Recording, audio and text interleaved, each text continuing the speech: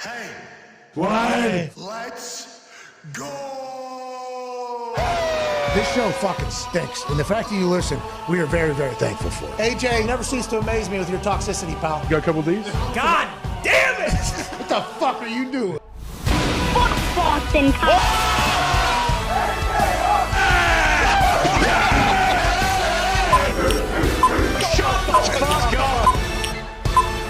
Hello, beautiful people. Welcome to our humble abode, the Thunderdome.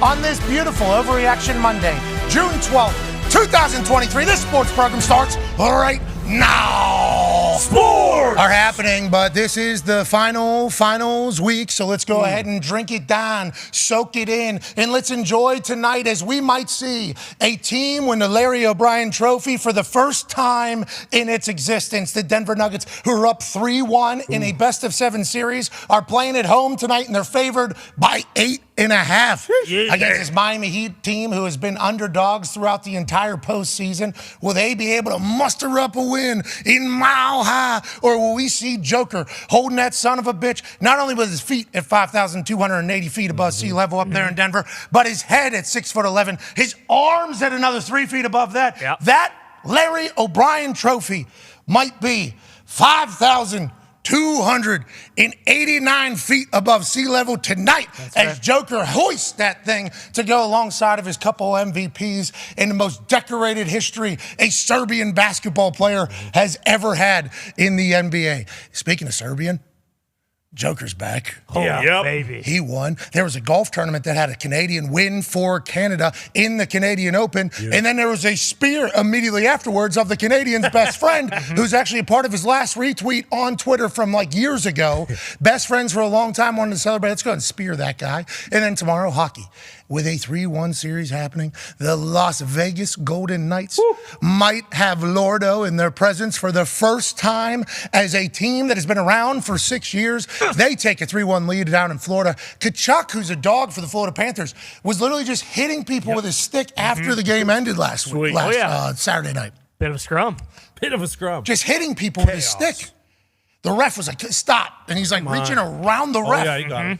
I think there's going to be a little something tonight. Tensions are high. Feels like there might be a little bit of carryover from the last games, hangover antics. Excited to see how that game starts tomorrow. But this is the finals week. Yep. Damn it. So let's enjoy it all. The Talks at Tables here at Boston Connor and at Ty Schmidt.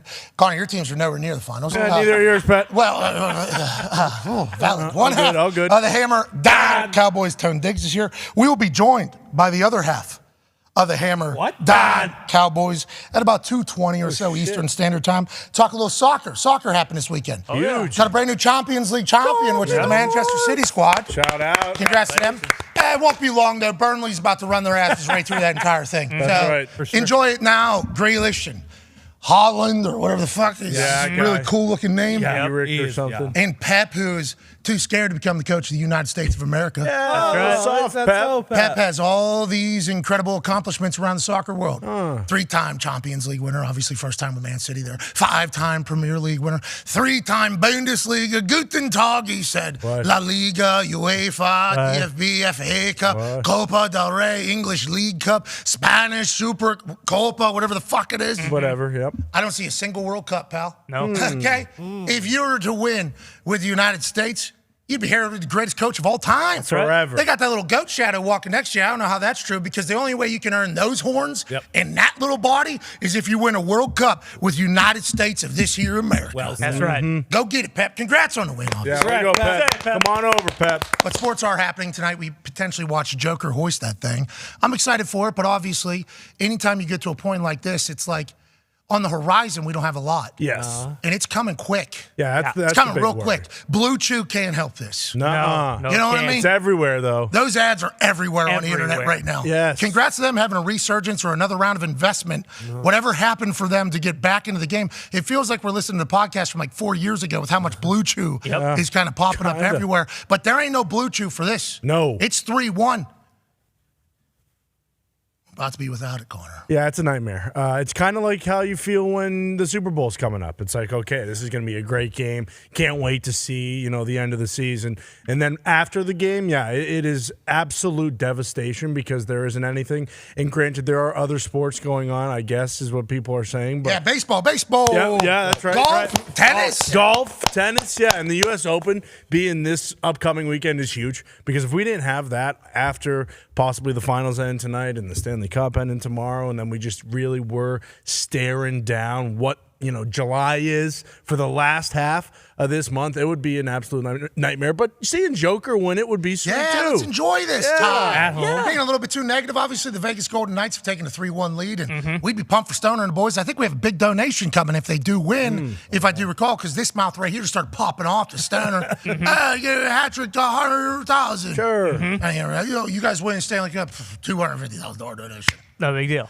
And Stoner's like, oh, really, for the boys? That's it. Okay. 3-1 right now. Here It's we go. close. Yeah, feeling pretty good, feeling pretty confident. But it is. I mean, now we talk about it. Hey, if they win tomorrow night, season's over. And Yeah, but you get to hoist Lordo all around town. Remember, like Ovechkin. Yeah, for sure. Which will be sweet. It will be. Are you just going to carry baby Lordo around with you? I'll probably have to. Yeah. I probably won't have a Necklace. choice. Drink your whiskey. Wide. Your beers. Wide. Whatever other concoction you come up with. Wide. Yeah, I mean that's a great idea, because it is going to be potentially the first Stanley Cup in the franchise's history, and I have been there since the birth of the franchise. Day zero. Day zero. I'm a day zero fan, so I'm really looking forward to it. But luckily with golf's kind of coming in now. I mean, we've had back-to-back weekends now with the playoff. Yes. And drama. Exactly. Drama. Yesterday's awesome. Yeah, so we really don't know what's going to happen with all that stuff still, but now is kind of the time where you can. It's like, hey, we don't have any of these team sports left,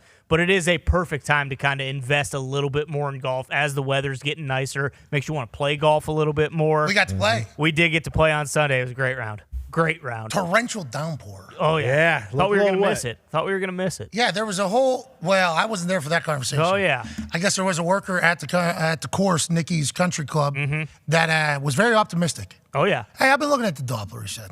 You guys should be able to avoid it. Maybe. Oh. What was it, hole 2? Maybe. Yeah. What time did you guys start? Hole 2, it started coming down. 8:40. Yeah, 8:40 tee time. Yeah, it was supposed to. I think it was always supposed to come down around 9. Nope. I thought it was 10. Yeah, 10 was the time that we saw. So we thought maybe we could sneak in there. You know what I mean? 8:40, you can at least run 7, 8 holes there. Yeah, I agree. If everybody has the same mindset. And then I think the Doppler was a little bit off, and the optimism from the worker in there was misguided, I believe. Because I was not in there for this conversation, but about hole 4, this guy was getting talked about pretty much every single shot. Well, we kind of went in there like, will we, won't we? Kind of played it up a little bit. Maybe we don't. I don't know. And I think he was trying to do his best to get us in the right mindset to get out there. Like, yeah, you're going to be okay. Don't worry, it's just rain. Good people at that course. Everybody was very nice to us. Course was nice. Got to play out in the elements for the first time. And it's hard not to watch golf and not want to play golf. Oh, yeah. For sure. The thing about golf, though, is it takes so much goddamn time. It does, but we played 9 holes in under an hour and a half. Like, we were moving out there, and the rain probably had a little bit to do with that. But wide open course. Wide open course. Nice. And when it's pouring like that, there's really no dilly-dally. There's no grab ass. It's like, hey, you address your shot, you take your shot, and let's go. And I think that actually contributed to, like, playing a little bit better, too. Yeah, we golfed out there. Oh, yeah. Hey, we did some golfing. We did some golfing. Hey, what if we played golf good this year? Yeah, here we go. That would be awesome. You know what I mean? I've been up in the sim in the lab working. Every day. For Tahoe, hashtag Road to Tahoe is still going. Yeah. We're doing our thing, shot at the full swing. Now, I think I have the simulator figured out as well. Okay. You know, it is learning the sim is a whole thing in itself. Right. That's huge, though. It is huge. Yeah, not freezing or anything like Boom. that. Yeah, user error, I guess they were saying. And as I've kind of done everything that they've kind of given me a checklist. Do this, do this, do this. You can do this. Updates and stuff. Yeah, updates and then like reset. Yeah, you know, blow on on the the game. cartridge. Yeah, do that whole thing. So we got it all figured out. But I didn't know if it was going to carry to the course. It did. Very happy to hear that. That's awesome. Very, very happy to hear that. In torrential downpour. So Tahoe is going to be You awesome. prepare for the worst. Boom. So that when you're in Tahoe and it's beautiful. Yeah, make practice hard so the game's easy. That's right. There it is. That's right. So every torrential downpour that comes, Let's get out there. let's get right to the course. And the hard parts that you really, you can kind of do up here, but you can't. Like, your wedges around the green and your putting. Like, I figured. Hey, we were golfing. for sure. For sure. I mean, for your first time out there, I was very impressed. Especially, I mean, when like it wasn't just sprinkling, like it was fucking pouring, and it is hard to like concentrate and a lot easier. You know, you're thinking about shit. Am I going to let go of the club every single time I hit it? Like you were tight around the greens. Where if you do that, like you will finish much better than you did last. Which is year. the only goal here. Need to move up the leaderboard a lot from last year's Tahoe. Yep, sure. Need to do that. Well, you know the course now too. Know the course. Understand what's coming. I'm gonna walk. Right. Okay. Sure. Yep. Never thought about walking before. Gonna walk. Never played 18 holes. Like from start. Haven't played 18 holes from start to finish probably since like 2010, maybe 2009. Jeez. So whenever I get to Tahoe, 18 straight, and you're walking all of them. Yeah. That was quite a culture shock. Well, on Thursday too. I mean, you don't have to walk on Thursday. See what I'm going to. Just to prepare yourself? Yeah. Okay. I'm going to get prepared beforehand. Yeah, smart. So going in, I'm walking on Thursday. I'm going to be one with that course on that Thursday. Comfortable golf shoes this time around. Different shoes, got two of them, got them breaking in. Yep, exactly. Perfect. See, like I feel like I've learned so much. You know, they say your biggest jump is from year 1 to year 2 in the NFL. That's do exactly say that. right. It feels like right now is kind of my biggest jump, but the reason is because A.J. Hawk is sandbagging. Yeah. Yeah, always. And we know that. 100%. Last year, he led me right into the fucking abyss. It's ridiculous. You know what I mean? Yeah, walk on Thursday. Nobody's good. Don't worry about it. Then he is a professional fucking golfer all of a sudden. Right. In all facets of the game. It Every wasn't- single one of It wasn't just because we talk about him hitting the ball far, and he does, but he's got soft hands too. Because Yeah. around the green, he's putting the ball, within 10 feet of the pin. Yeah, and for the good of the program, I've been saying this about some things, like the way Foxy looked on that trampoline yesterday in his Instagram story. Yeah. Not good for the program. I agree. Can't have it. Embarrassing the show. Jumping on a Big time. trampoline. Embarrassing the show. Yeah, we've had Having answer for fun, this on the enjoying internet. my night, enjoying my weekend. Yeah, embarrassing the program. Like this is a big thing behind off camera. Like, don't embarrass the program. Yeah, and- Okay, can't have it. Last year I embarrassed the program at that Tahoe thing, strictly because how good AJ was. Like, I didn't know he was. I thought we were going to be the same. AJ's was full of shit though. Bingo. He's fully sandbagged me going in there. So this year, like, not going to happen. Yeah. Can't be getting bamboozled by this man. While I got blisters all over, I'm in pain, Yeah, heard it. and I'm getting bamboozled. Can't happen again. So this year I'm working a little bit harder. Don't want to embarrass the program. That is a rule around here, though. Don't embarrass the program. Embarrassed, bro. Take note, Foxy. Foxy, need you. I If didn't you're gonna be embarrass jumping on a anyone. trampoline in boots, okay, which is what you were doing. Okay, well, I had my shoes on, and also that trampoline Can't had a have bunch of shoes on black the stuff trampoline. on it, so I couldn't do any cool tricks because I'd get the black stuff Every all trampoline over has black my stuff nice on it. shirt. That is what a trampoline's color is. Okay? That's wore not how shoes all of them on are. a It was literally trampoline. dirt on it because that was Boots. an old school trampoline. Would you not respect the trampoline? at Thought all your bones were Exactly. going to break every Dude, time you jumped It up. looks and down. Oh. it was an embarrassment to the program. No, it wasn't. As All you right, posted this it, I'm watching it. I'm like, okay, I'm going through the whole story. Foxy looks super handsome. He's at a wedding. Okay, love Foxy too. cool. Foxy Yeah, used to yeah. work these things. Now he's enjoying Yeah, them. you're right. Look at Foxy's come up. how I got here. Him and his lady having a good time. You know, course. here we go. I love it. And then I see him jump on a trampoline. I'm like, we can't be doing What that. the hell? I was just jumping The on a way- trampoline. It's What was the way you were embarrassing? doing it. The way it was. Just The way- enjoying myself. You didn't even, old buddy, what's his name? Star. Star literally took the armrest too. He was in the middle of the trampoline. You got alpha'd or beta'd, I guess, out to the side of the trampoline, first of all. Star's a big dude. I gotta give him some space. See, that's what I'm saying. And I'm an athlete, so I can go anywhere on that trampoline. I can Didn't move look and I like can it. You did groove. I not can look do. like it. Yeah, that's what I You do. set yourself up for failure. I'm a great trampoline You went to the side jumper. of that trampoline. It's like, yo, you're bouncing one leg. Yeah, exactly. You know what You I got think? no shot. You guys haven't jumped on a trampoline That's in not years. true. That's what I think. Boy, I got one in my house. Yeah. When's the last time you were on it? Yesterday? Years. Yeah, you know, you and I'm went to having a your good house last Saturday week. night, Listen, having a good time. I get on that thing that you were on there. We're going 3 wide on that. Well, you don't I'm doing count. backflips over Star. Yeah, and you landing don't on the other count side though. on top You of do that off the top rope at WWE, okay? So Listen. yes, maybe an embarrassment to you, but not to the rest of To these the guys. program. No, To the program. Yeah. no, To the no. program. Same All right? thing, Foxy. We're happy you had fun though. Was he holding his nose while he was jumping? Thank on? you. Pretty much. Yeah. That's what No, it all looked like. right? That's what it Tony, looked like. your bones would break on a trampoline right now. Okay? You know how much milk I drink? Yeah. I drank more milk than you. you And I climbed more hills than you. Both ways. All right? Only whole milk, and I only walk here up and down every hill. Yeah. Yeah, I don't go down, Tony. I only go uphill, okay? That's right. That's That's my right. point. Okay, so you Well, need it looked like you were downhill jumping for on that jumping, trampoline uphill. Yeah, with that Okay, being so said. let's. I'm a good jumper. All right, that's what we all thought. Yeah, you have a good jumper. Great. You're And not I'm a good jumper. Yeah, no. I am. He I can dunk. He can Yes. dunk. Yeah, He's a yeah. good jumper. Yeah, on That's why land. whenever I'm looking at you on this trampoline, I'm like, is this the same guy? I don't. What happened? I'm glad you're saying this because I thought the same thing. I was like, No, I know you Foxy didn't. is athletic. This makes no sense course the way now he's you jumping on the say trampoline. that. So here's the deal, Foxy. Yeah. Okay. All right. I think we all grew up in a. There's one kid that has the trampoline neighborhood. Bingo. Yeah. Sometimes has a basketball hoop next to it. Okay. We had that. Yep. I was on trampoline a lot down the street down there. Right. Pretty solid on trampoline. Feel good on trampoline. I didn't know then I was preparing for my WWE run on that trampoline, but I enjoyed it. I assume Nick was in a trampoline wrestling promotion on the other side of town. I had a trampoline myself. Boom. He was the trampoline. He was the He's trampoline the kid. backyard. Yeah. You think Frank Moraldo's laying cement and concrete all around Pittsburgh so that he can have a kid that has a trampoline who has a friend that jumps on a trampoline like you? I don't think so. No way. Apologize to Frank. I'm not apologizing. Come on, say no, sorry because to Frank Frank. wouldn't say it was embarrassing. Frank would say, hey, you know what, Foxy? I'm glad you were out there having a good time. 'Cause you Yeah. work your He'd ass say, get that kid the hell off my That's what he would trampoline. say.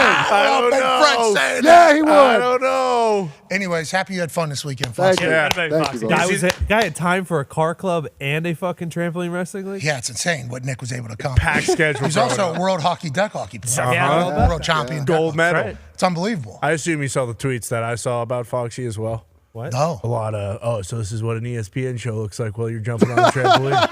Oh, they this said is that's what- how bad we got. Okay, now it makes sense because ESPN probably jumps on trampolines just like that too, Foxy. It was very cautious. It was like a very scared to death to be on the trampoline. duck-footed. See, I didn't even view it that way. I'm glad you guys broke it all down. I was just having a good time. That's all it was. Listen, you got to remember what my life is right now, Foxy. I Okay? know, I know. Got a lot of time to That rewatch big- stories. That baby falls asleep. That's right. We got about 20, 30 minutes probably without a sound. Yeah. Let's go ahead and just be quiet. Let's live in the moment. What's everybody up to? I'm going to go live vicariously through some people. Okay. Connor's playing video games. Okay. Shout out Zelda. Shout out. Tony's dad is in fucking Italy. Living. Coach Diggs. Coach Diggs is in Italy right now. Italy knows how to do it. He got a draft beer. Oh, my God. It's a bucket of ice. That was actually brilliant. Sweet. Yeah. With Lake Como, I believe, in the back there. Coach Diggs is just, Diggs gets it. oh my God. Living. What a life he's having. Okay, I'm having a good time. Oh, Foxy's at a wedding. Here we go. This is cool. Boom. Boom. Oh my God. Why is he jumping like that? Rewatch. Let me hit the left side of the screen Go here. back. See, I rode the ATVs before that. That was on the So story before. sweet. So that's why I was thinking, I'm like, cool.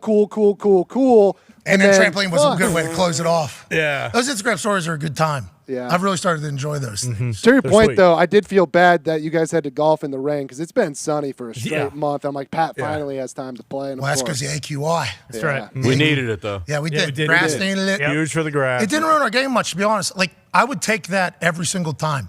If I knew the course was going to be wide open, A little drizzle. lightning wasn't going to come, I would have dressed a little differently. For sure. You know, I would have wore a little bit warmer. Got Yep. real chilly. It did. Got real, just that wind. I know. Yeah, Well, that's we were soaked by the end of the second hole. Yeah. Yeah, all the way through. And then that wind comes. Oh, Right. boy. I'm surprised you guys didn't just go to the clubhouse and buy some rain jackets. Well, see, that would have been the smart decision. But then we go in there longer. That's a whole. You gotta go and finish at that point.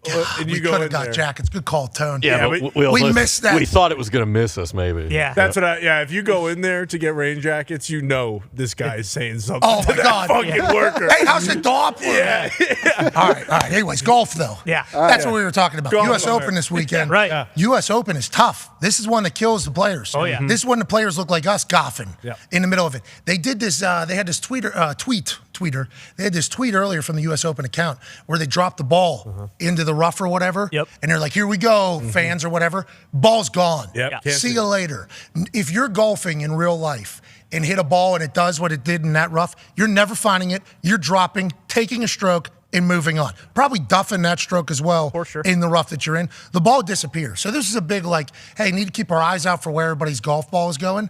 And then you'll see some shots out of the rough that is that are horrendous. We're going to see some really good golfers look like shit. That's kind of the story of the U.S. Open every single year. Yeah, and me. Boom, gone. Houdini, Chris Angel, ball is gone. You're walking right past that. You're driving your golf cart right past that. You're looking for that ball. If you have time and respect golf as much as like some purists do, you're looking for that ball for 40 fucking minutes. You're never finding it. Ever. That thing's gone. Not only is that the rough, the greens allegedly are literally the top of this table. The U.S. Open is like the toughest one if you win it, right? Yes, it is, and I was. That's why Oakmont's on the list. Our hometown course, one of the toughest in the nation, in the world. Yeah, so like they used to have one that we could go to right next to it. Oakmont East. Oakmont East, there it is. And that one was also a good time, mostly because 18th fairway was like this long decline down hills. Ooh. Boy, the amount of people that broke into that golf course to ride garbage bags, cardboard boxes, tubes, lunch trays, anything during the winter down there. So I always held that in a special place in my heart. And then, boom, tear it down, make Oakmont even bigger. Oakmont East is gone. Fuck the kids' snow ride. Yeah, that closed up. But for some reason, when I was looking, I said, oh, okay, where's the U.S. Open at this year? Oh, it's in L.A. Oh, that course isn't going to be hard enough. I don't know why that immediately went to my brain that L.A. isn't going to have a hard course. Maybe because L.A.'s soft. Yeah. Boom. And Is L.A. soft? But I don't know. I've been watching some videos out of L.A. Really? There's some real shit going on in L.A. Oh, yeah. Like what? Well, like I guess the same shit's going on everywhere. But they are just walking into stores, taking stuff, and see you later. Yep. Oh, you mean That's happening everywhere. when they're not allowed to call cops? Or You talking about Lululemon? Oh, yeah. That was a weird thing to kind of project publicly. Yeah. That was. They want to let everybody know we still feel as if we're getting robbed. We shouldn't tell anybody about anything. Shouldn't say anything. Should not call the cops. Nope. Should actually assist in the process and let them out of there. Yeah. Grab a couple extra shirts, throw them on top. Yeah, if that's going to be your policy, okay. I'm sure you learned in some school that that's the right play. Maybe you don't get your employees in shit because if they stand up for the company and they end up dying or something, Bingo. there's a real shit. Don't know if that's like it might be the company policy. I don't know if that should be like the public knowledge of the policy. Feels like it's a bird call. Yeah, actually, with this week, I got a whole mess of clothes for free. You did? Yeah, it was Like Tim Robinson in the wiener car. I don't know who did this. That's not me. What an episode. Did you look allegedly, with the way it was being talked about in my timeline, and I didn't watch any of this shit. In my timeline, though, it's like even no mask needed, nothing. It's absurd. Just fucking go Yeah, in so there. I walked in and I said, hey, you guys care if I take Just this take stuff for these- free? And they said, yeah, we can't do anything about it. And I just walked. That's wild that You guys in later. public. I assume they'll change it, but I think that's happening. I think like people were getting followed too from like airports. So allegedly people get like tracked from airport. Like somebody's house got robbed like 5 times, worth a lot of money, like $30 million house getting robbed like 5 times and like shit taken off. I think LA's still got a was, fastball if it needs it. I think. Wasn't it the boxer? Who, Gervonta Davis. He was in jail. Yeah. Yeah, but I think Drake's house. Also. Yeah, too. a bunch of people, like celebrity Actually, houses in LA. I got an alert this weekend on my iPad that an AirTag was following me around. I don't own any AirTags, so I'm gonna have to fucking figure that out. Was that the one that was on your shirt earlier when you walked in here? Oh, Like yeah. bird pooped It was on you? just a little sticker. Yeah, what's an AirTag? What is that? So like Apple has these things that you like put on your keys or something Like a that. tile, And right? it's like like a tile, and it's like, hey, where are my fucking keys at? But apparently people are using them and like put them in other people's cars, and then they follow them wherever it goes, and then they rob them. That's happening right now? That is next God level. damn it. Got to scan the whole car now. Every But time if you get in it. If you have an Apple device, it tells you, it says like, hey, an AirTag that's like not yours has been around you. So somebody was tracking you? Maybe. Tony made it, bud. Wow, Tony. Let's go. They aren't tracking nobodies. Nuh-uh. Hey, Tony made it. Yeah. Figure it You out. got from jumping on trampoline like an athlete to getting tracked around. Joining us now, a man who was one of the faces of the golf coverage on ESPN. Obviously, he was live at the Masters, has been live at the Masters, and covers the PGA. He's also the host of a podcast called Maddie and the Caddy. Caddy of Golf is obviously what we're speaking of. One of the hosts of the Emmy Award-winning Sports Center. Ladies and gentlemen, Matt Barrie. How you doing, man? You got By any the air way, tags?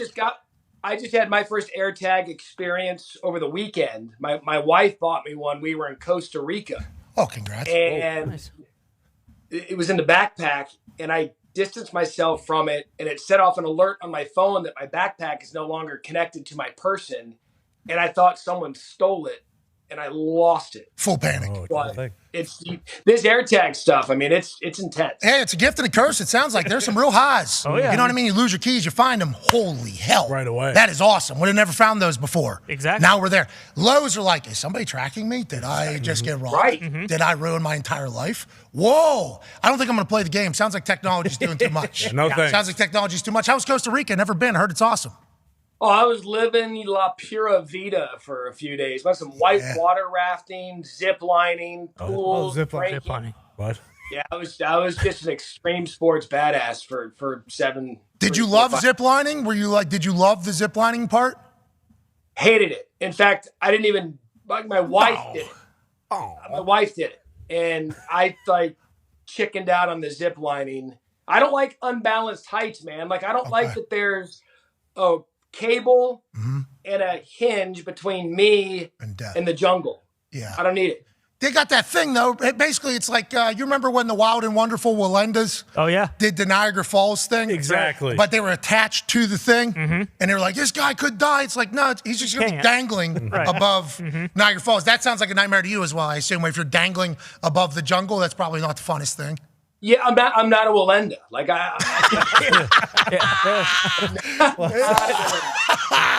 Oh, Matt. All right. Respect. I appreciate that. Let's talk about what happened over there at the Royal Bank of Canada's Canadian Open.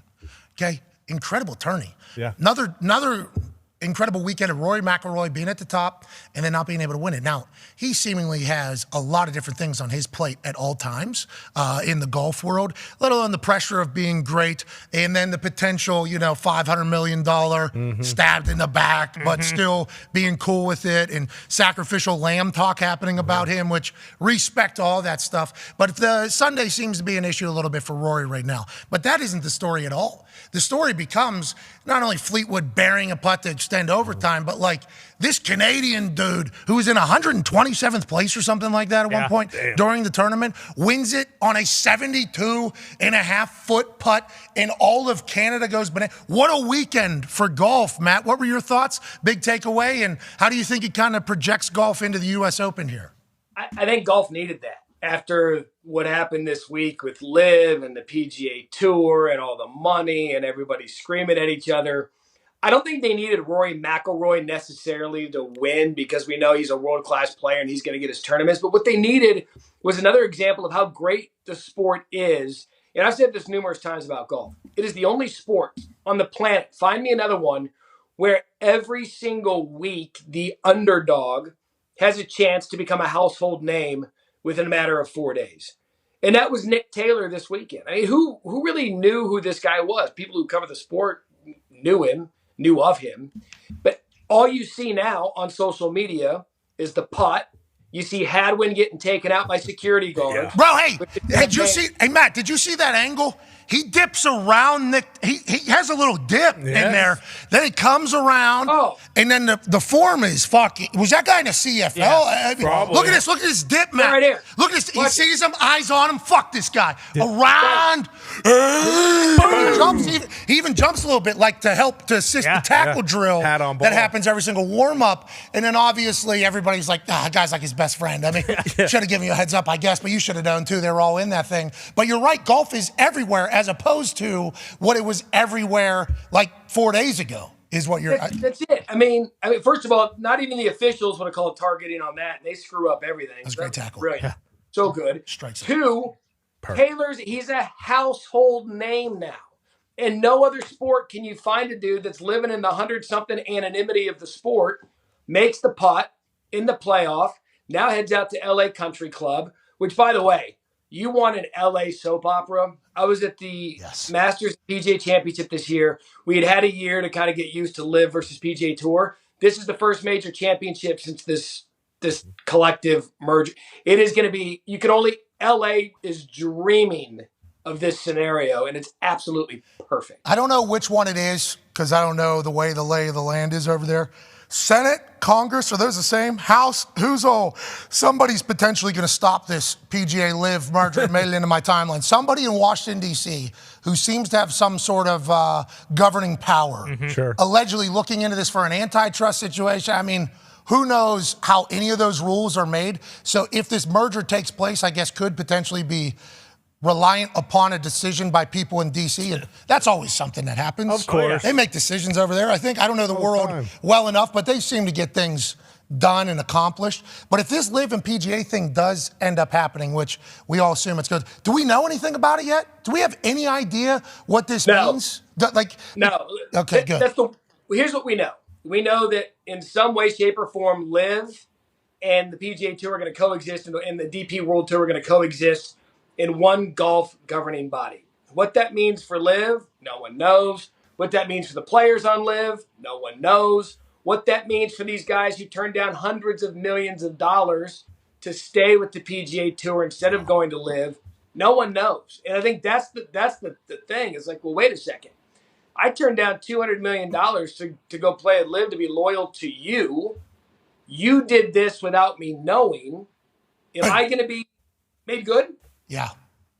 How about the $30 million guy? Like everybody we talked about Tiger, 800, 750 million allegedly. Rory, 500 million allegedly. Zalatoris, like 130 million. Now he's got a back thing going on. Scooty Scheffler, Matsuyama, like we've talked about all those ones. I would assume the guy's a little bit lower in the Nick Taylors in them.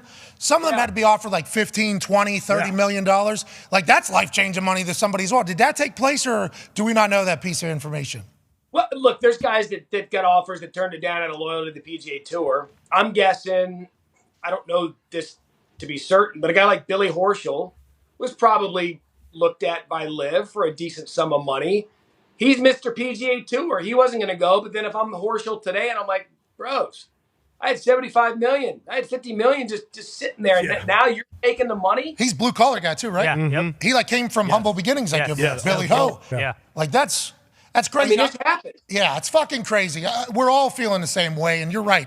LA being the home of the first big one after this entire thing is perfect. We assume because it's in LA, the amount of attention it'll get, there will be enough people that will ask questions, hopefully, that will get answers. I saw that Rory canceled his press. Is that because we were supposed to, Victor Hovland was supposed to come on Wednesday on our show.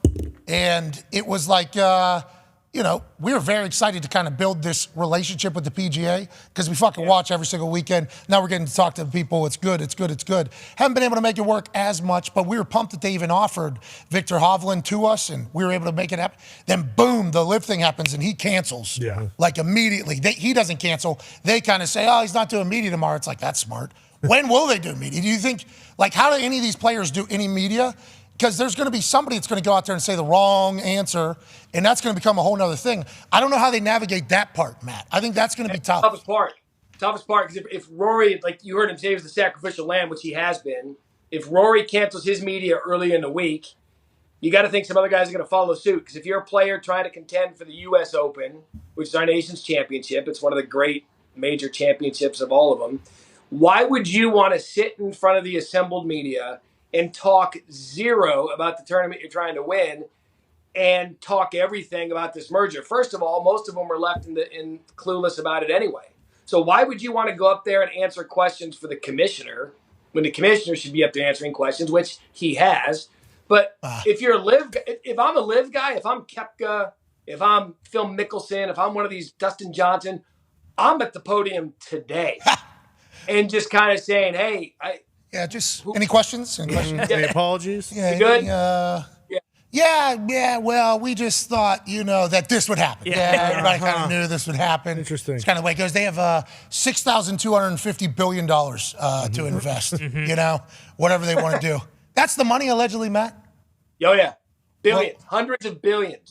And you know the business, I assume, the world, because of all the people you've met. I mean, you cover the Masters every single year. No big deal. Those people that have all that money, and granted, they're the only ones that have that much money, but the people that have a lot of money, they just throw it, they dump it into stuff. Like, they're like, I will spend $10 billion if over 50 years this makes us 20 billion, 30 billion. Like, that is how they actually view it. Could you imagine having 6,250 billion or whatever just in one pool? We're going to be able to do whatever. They're going to make golf better, right? We assume?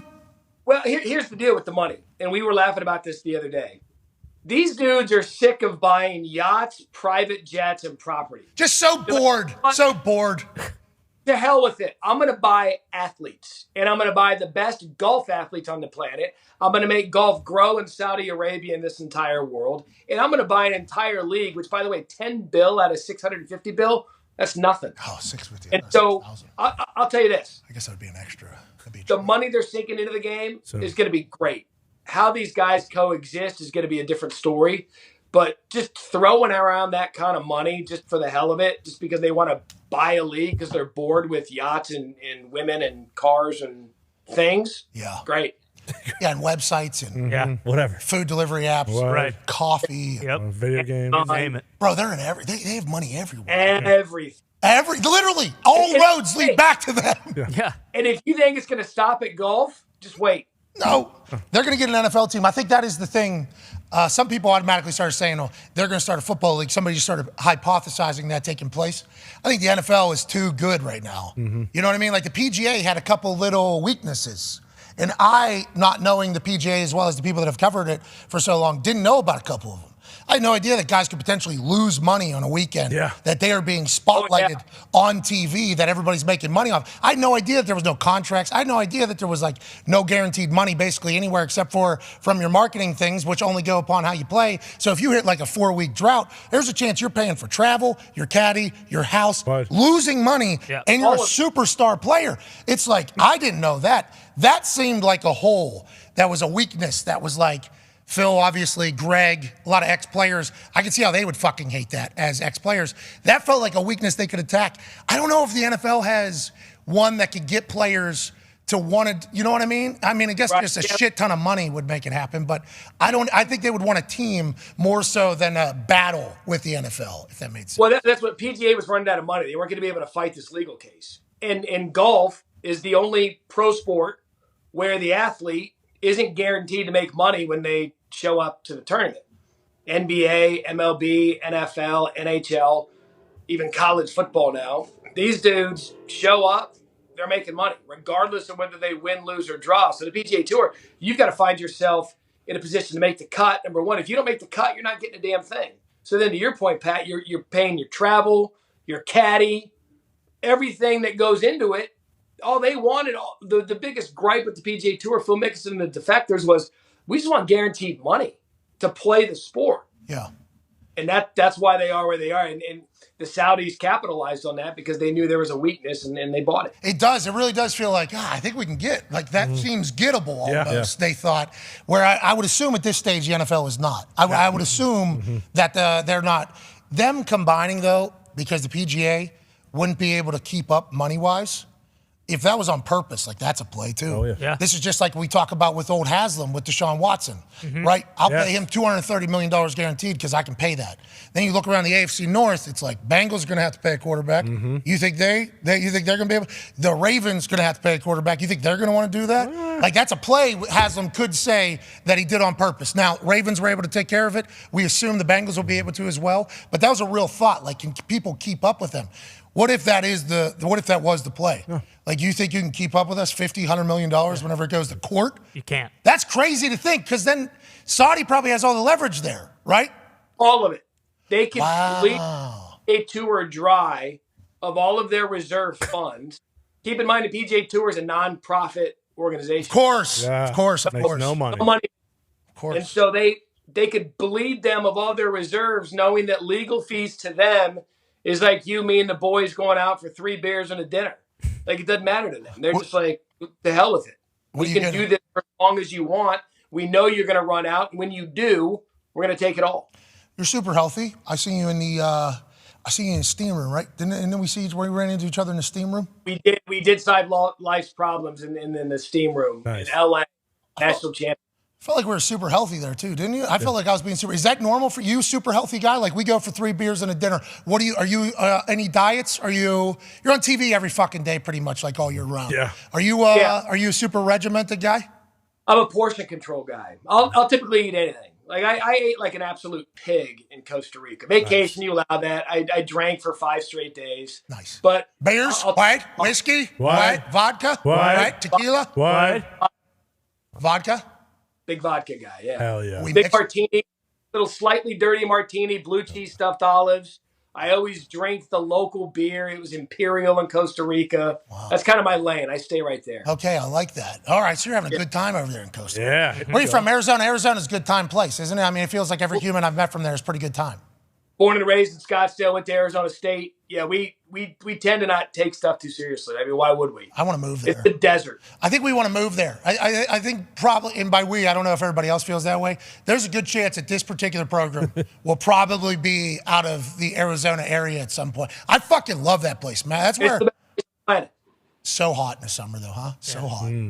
Well, look, there's 3 months of shit wherever you like. There's 3 months of bad weather wherever you go, right? You can find minus San Diego. San Diego's an anomaly, but you don't want to live there.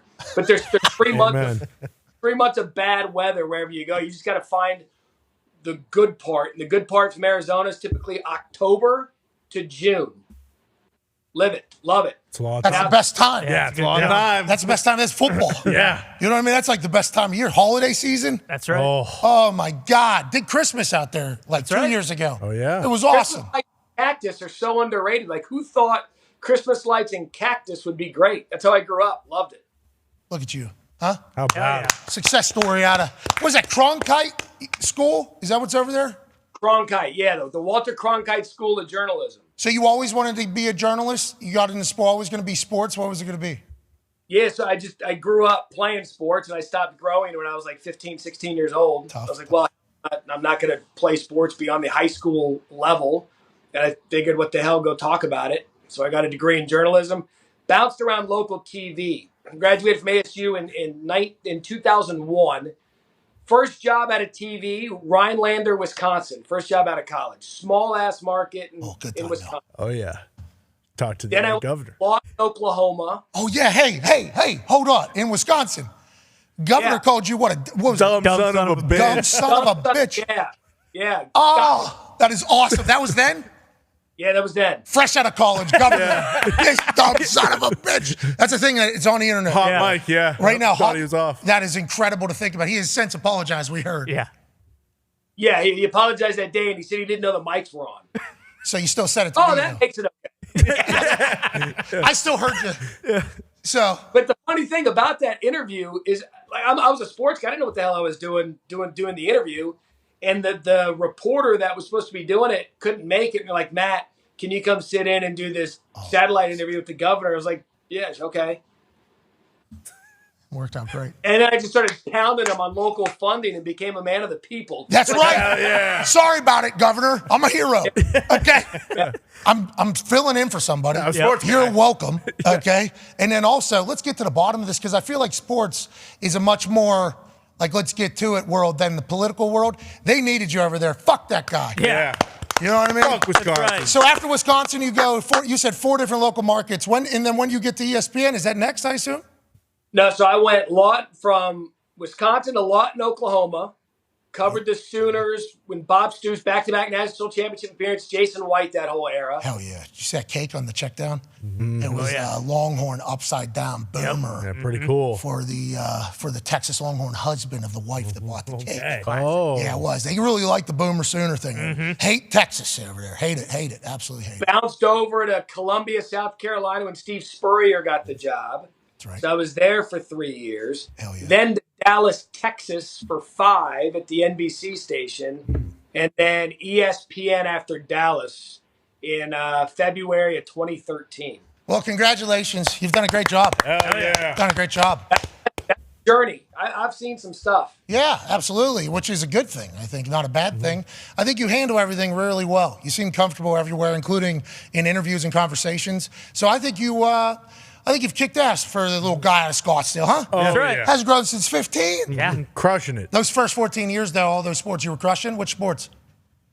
Played baseball and football. I could show you a Meathead Matt picture that would make your head spin. Oh, Ian Rappaport type? Hey, we saw a photo of Ian Rappaport when he was a member of the crew team at Columbia. Is it Columbia? Yeah, Columbia. Columbia, he's fully roided up. He is double the size of every other one of his teammates. There he is. Yeah, a little bit. That's Ian Rappaport right there in the front. I was 195 my senior year. How tall? No, you don't have to. 5'10". Oh. Pretty jock. Yeah, you're 5'10", 195. You could have played sports. Yeah. That's baseball. You can play that. Beefy, A lot yeah. of jam. Can't you play baseball there? Oh, yeah. Yeah, oh yeah. Why'd you give up? He said, once I learned I wanted to stop growing at 15. Yeah, there it is. Look at this guy. Wow. Look at that. Holy shit, dude. Great number. Who's messing with me right there? Nobody. I mean, nobody. AJ Hawk might have came through there Yeah. and just said, all right, who's this guy? Especially because you're from Arizona. Yep. He's from a 4-season climate. Mm-hmm. Automatically think they're tougher than you because you're from Arizona. So, like, everybody from Ohio thinks that, let alone the president of Ohio, AJ Hawk. But I would have loved to see you two do a nice Boomer Sooner Oklahoma drill right there. Yeah. That'd be cool. You know what I mean? That would be great. We do it 2 days in the heat, in the desert heat. Oh. Good point. Good turn. That's a good counter. Yeah. Hey, that's a good counter right there. Fine, winter, great. Go get me in pads with that brick shit house right there. 115 degrees yeah, see, I'm crushing him. Oh! He was a freshman. This is a freshman. This is a freshman AJ Hawk.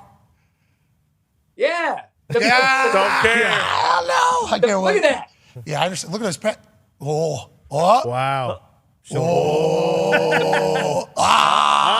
I don't know. We don't know. All right, let's move on. I appreciate you joining us. Great story. I didn't know all that. Yeah. Connor has a question for you. Yeah, Maddie, first off, if you see a zip line going into a pool, apparently that is probably what you should do. Good times. Yeah, that's one of the greatest things of all time. So if you do see that, hop on it. I highly recommend it. But in regards to the golf, especially with Rory being the, sacrificial lamb right now, going back to when everything was happening, I believe it was kind of, alluded to that Tiger was a huge reason why a lot of guys stayed, especially because of the history of the PGA and everything.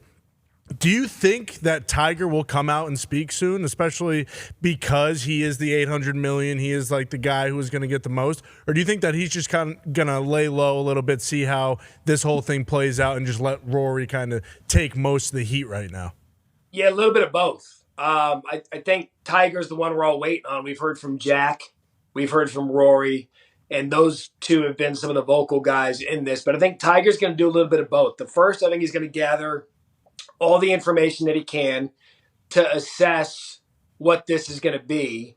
He's going to let it play out a little bit, and then he'll eventually speak. He's the one guy who is still the needle in golf.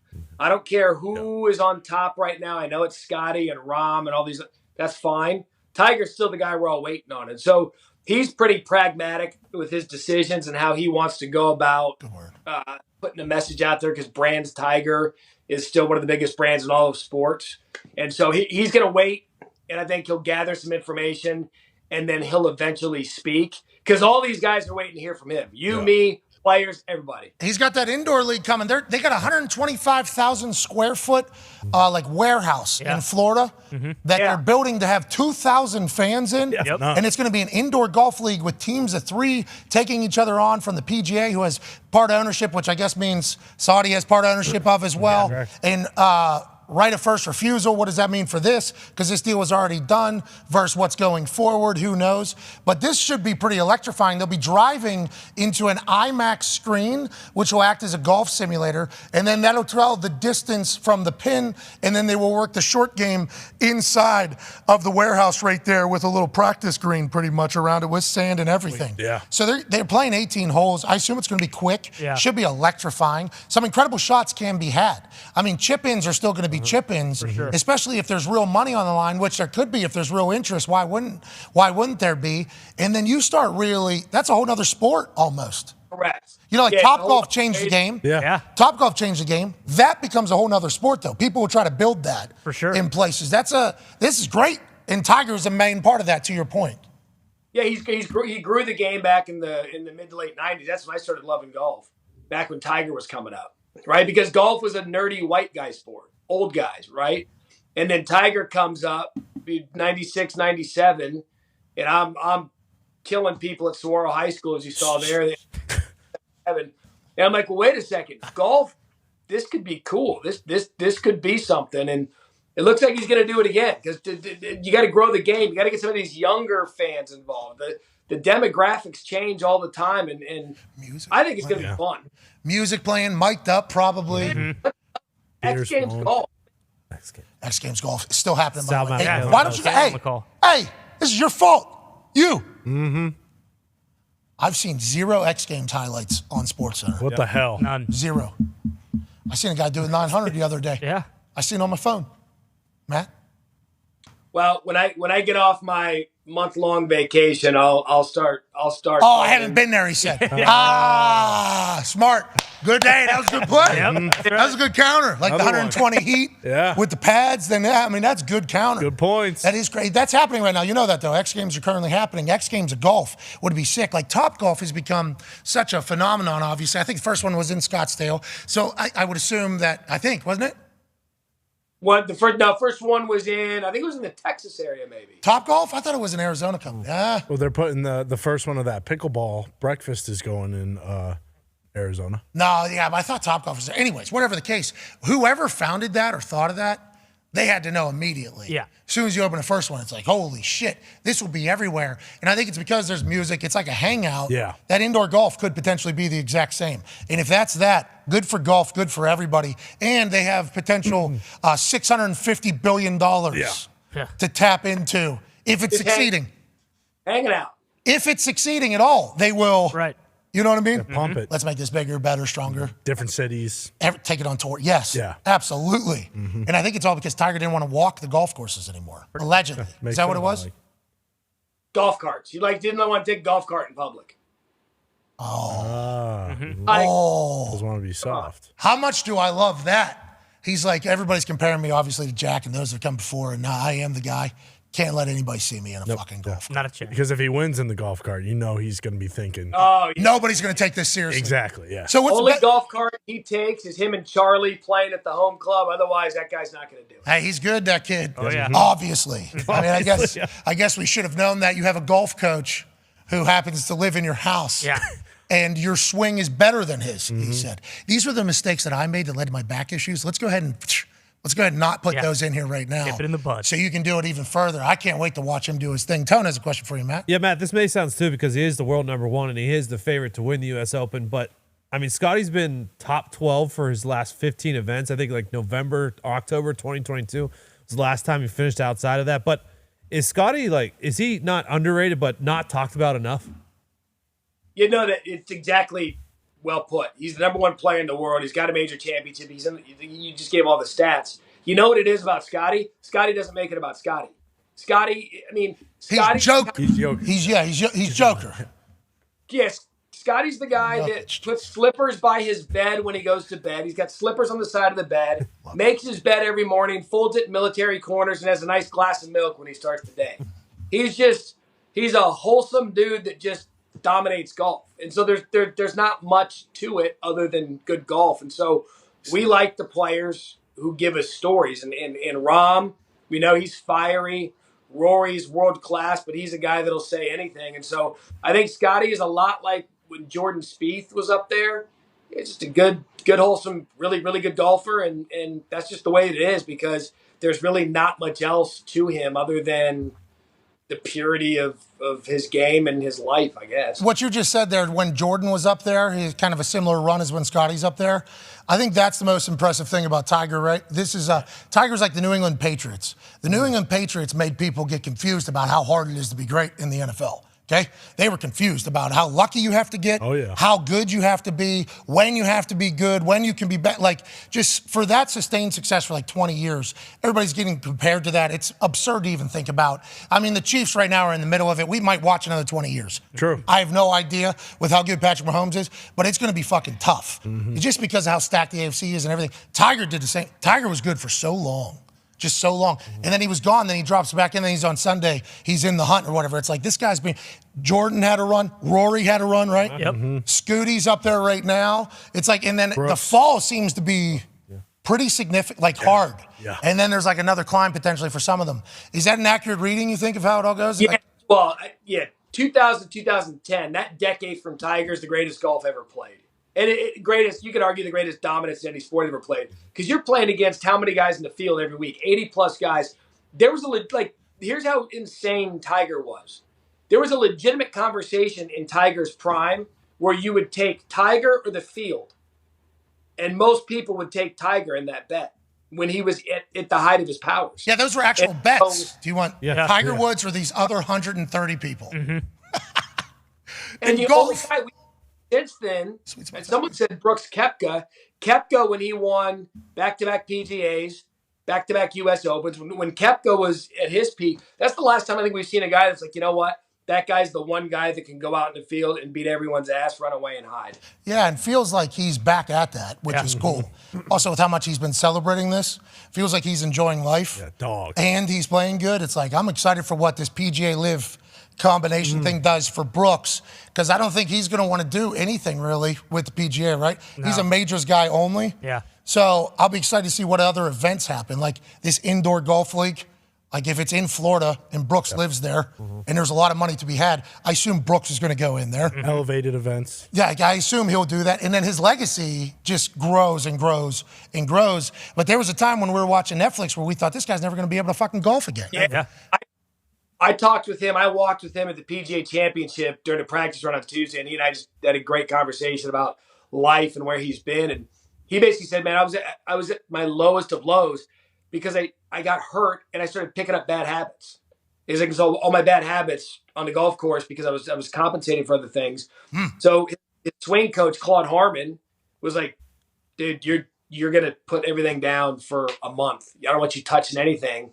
And then they let him heal, but then they started building him up one by one to get out of the bad habits. And now, I mean, I think Koepka was the tipping point in all of this, because these guys that stayed on the PGA Tour are like, well, wait a second. He got paid hundreds of millions of dollars. He plays in all these courses, and he's still coming and beating us. So what am I doing? Yeah. Smart question. I think people should ask that. I just love that it's happening for Brooks because he was Dahn in that Netflix thing. Big time. He's such a good personality. He was such a good personality for golf. Happy he's back. Ty has a question for you, Matt. Matt, you mentioned how, golf's the only sport where a nobody can become a household name, through the course of 4 days. When you look at the US Open, considering how tough the course conditions always are, do you think there's like a Michael Block or a Nick Taylor out there who's going to maybe run away and put together like a hell of a weekend? Or do you think it's going to be the same list of usual suspects there on Sunday? Yeah, I think you'll get a name or two on the first couple of days. We typically get that in a major championship where you'll have a couple of guys that are hovering around the leaderboard. We start looking at those stories and saying, hey, wouldn't it be great if Kurt Kitayama ran away with this? Michael Block is certainly someone you alluded to at the PGA Championship. But when you look at a course the way the LA Country Club is set up, it is going to favor the guys. There's two things. The one stat, the one really nerdy golf stat I can give you to watch this week when you're putting in your bets, which I'm about to do here probably Tuesday. Whoa! Here we go. You have to look at greens in regulation. Greens in regulation, because the way that this place is cut, everything outside of the greens, the rough is so thick, you're going to lose at least a stroke on the field if you're not hitting greens in regulation. That's the one you got to look at. And so I think the guys that do that the best coming in, the Victor Hovland, the John Rahms, the Colin Morikawas, Max Homa, certainly you got to keep an eye on. Those are the guys you got to watch. Hey, and LACC is down with the thickness. Yeah. You know what I mean? Oh, yeah. Hey, did you see that video? Yep. Yeah, They look at are. You could miss your approach. Dahn. The ball was in that By- last shot at the beginning. We were at the end of the video. The ball was already in the shot. Didn't see it. Yeah. Right? We were waiting where the fuck the ball was dropping. Yep. It's gone. It's gone, Matt. The ball's gone. Like, I'm sculling that shot into someone's forehead or duffing it 1 foot. Hey, almost happened in Canada there. You know what I mean? They put that in the stands there, Fleetwood did. And I enjoyed that. That guy had it in his hand for the original high five that was on camera.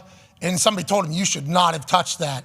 In the smoothness with how drunk that guy probably was. Yeah. To just kind of, let's not overreact. Yeah. All eyes are on us right now. Okay, and then the ball ends up on the ground. Then somebody else picks it up. Ooh. That person was shot on camera. Then they put it down. And then the one guy was like, it's right here. And then the guy goes, should I pick it up? And he's like, the whole world saw you. Your entire suite just picked this ball up. That was an interesting thing. I feel like one of those happened every single week during golf as well. Like when that ball was rolling down that fucking creek that was on the sidewalk. That was awesome. That thing was gone. Like, well, he's going to have to take it back to the point that is no closer than where he was. Like, learning the rules throughout these golf tourneys every single weekend is fascinating. When those guys sculled two of them into the fucking side of the sand trap, that was awesome. Just, golf is awesome, Matt. Golf is it's the only thing that there's a point in time where some of the world's best will go out there and you're like, man, I did that exact same thing. Yeah. That's this weekend. That's this weekend. Yeah. A lot of that. Can't wait. All right. US Open. Come on. Let's Who's go. going to win it? Rom. Sound like you said. Rom probably will be there at the end, but I'm going to go Victor Hovland. Oh. Okay. It's supposed to be Frank. How about it? First major championship. All right, sweet. We appreciate the hell out of you, ladies and gentlemen. Matt Barrie. Thank you, buddy. Hey, thank you, buddy. All right, good convo. Great convo. Isn't Homa unbelievable in California? Yeah, That's like his thing. Yeah, he's from California. Yeah. Hometown. And he threw Homa out there. I feel like that might be That's a nice why he little- played very well earlier this year when they were doing the California swing. Okay, let's go. Made me think about Max. Max, Homa. great for golf, too. Yeah. Yeah. There's a lot. Golf is doing it. To your point from earlier, this is the finals week. Yeah. It is. The NHL and the NBA will end this week. Okay, potentially tonight, the NBA. Oh, no. Potentially tomorrow, the NHL. Jeez. Could get extended, could see massive comeback, could see colossal comeback that we could talk about for the coming decade or so. That's right.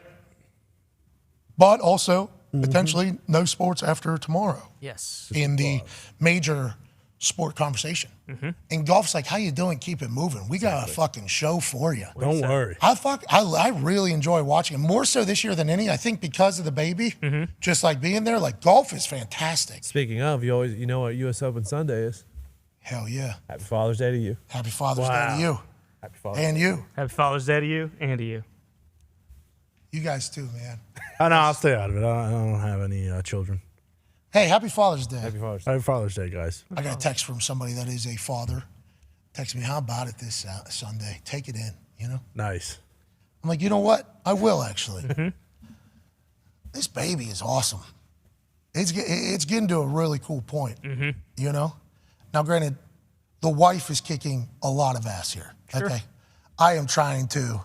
I'm just there, you know what I mean? I'm in there. And then when the baby comes on your chest, you hold her, you feed her, and it like kind of spits up on you. Oh, yeah. It's like such a cool moment. And the mom, you know, Sam's like, excuse me, can you please, you got it. Let me, all ears here. This baby that you're watching her grow, starting to see a little personality here. Oh, yeah. Oh, yeah. Starting to learn a little bit about it. It's awesome. Just keeps getting better and better. We were staring eye to eye. She was on my chest. We're eye to eye. I'm like, there's no way she can really, you know, understand anything that's going on. But I love you a little bit. You know what I mean? It's a cool thing. It's a very cool thing. I've enjoyed the hell out of it. So happy Father's Day. Happy Father's Day. And thank you guys for the advice and the conversation through it all. I Anytime. really appreciate that. Homa has a course record 61 at LACC. Here we go. That's what Bruce Brown just put that information in our brains. Max Homa. All right. Okay. That's what I'm talking Here about. we go, Max. Well, you know, why do they do par 70 sometimes?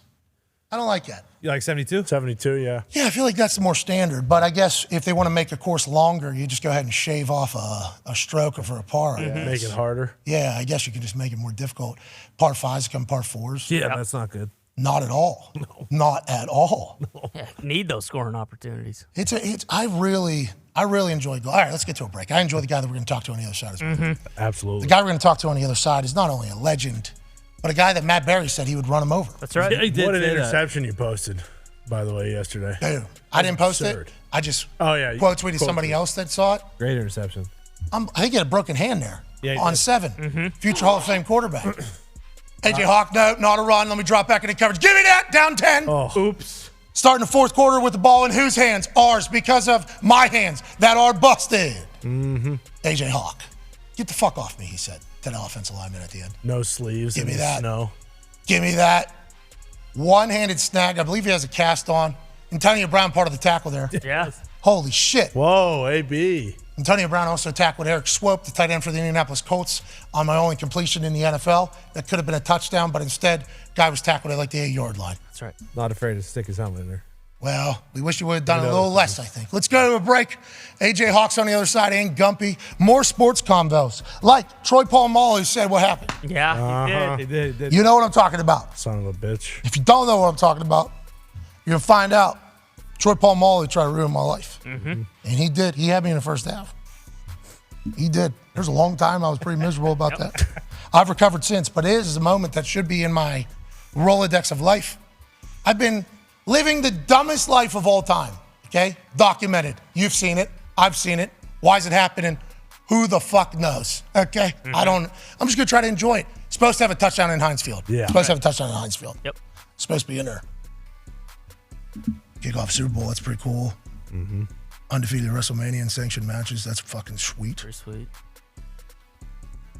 Behind the scenes. Doing after this that. show is super cool. It's cool. Sure. Game day. Game day's super cool. This is just professional life. So much cool stuff. Imagine if I had a fucking touchdown in there Oh, my God. in Pittsburgh. Yeah, Are exactly. you kidding me? Whole family in the stands. Everybody in the fuck. What are we talking about? Yeah. Every human. Yeah. Me walking around Pittsburgh later in life. Oh my God. Completion on Thanksgiving against the Steelers. Mm-hmm. How you doing? Biggest turkey bowl of all time. Boom.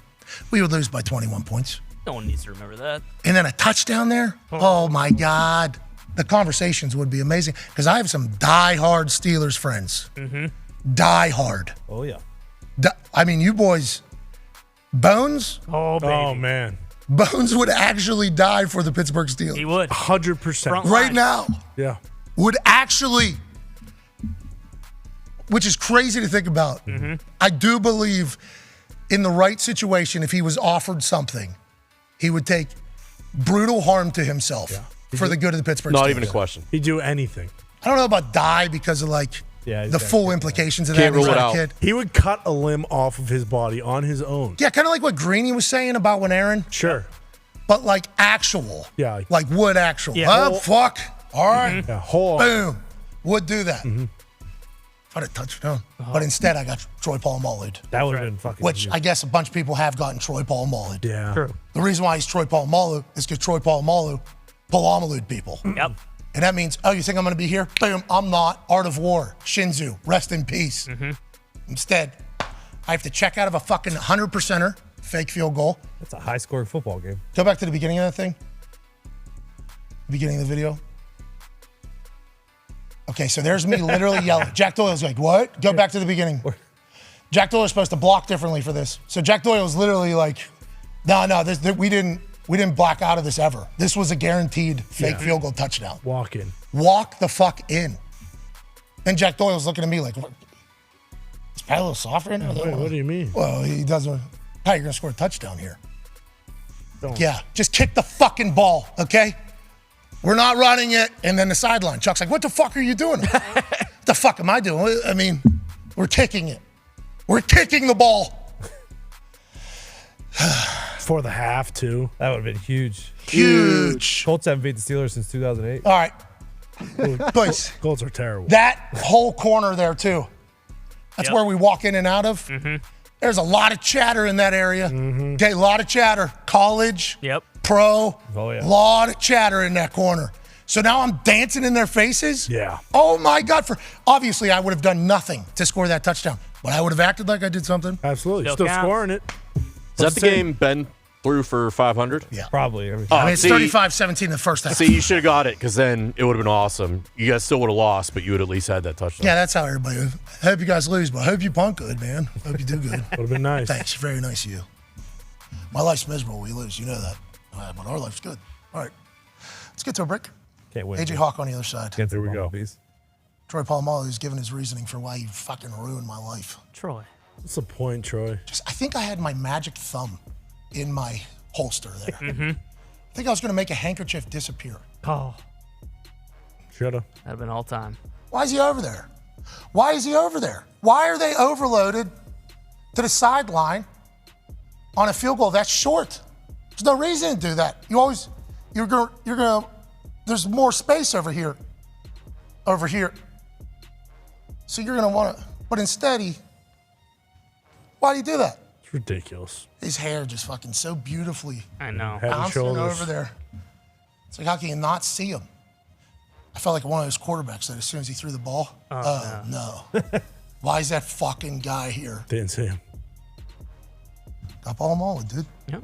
That Take a happens. break. AJ Hawk's on the other side. Matt Barrie might get AJ Hawked. I don't know if He might. Feels He like might. it. We'll also answer some phone calls on the 500 phone line, 1-833-432-3663 or 1-833-4-DOME. Y'all are the best. Be a friend, tell a friend something nice. Take 5.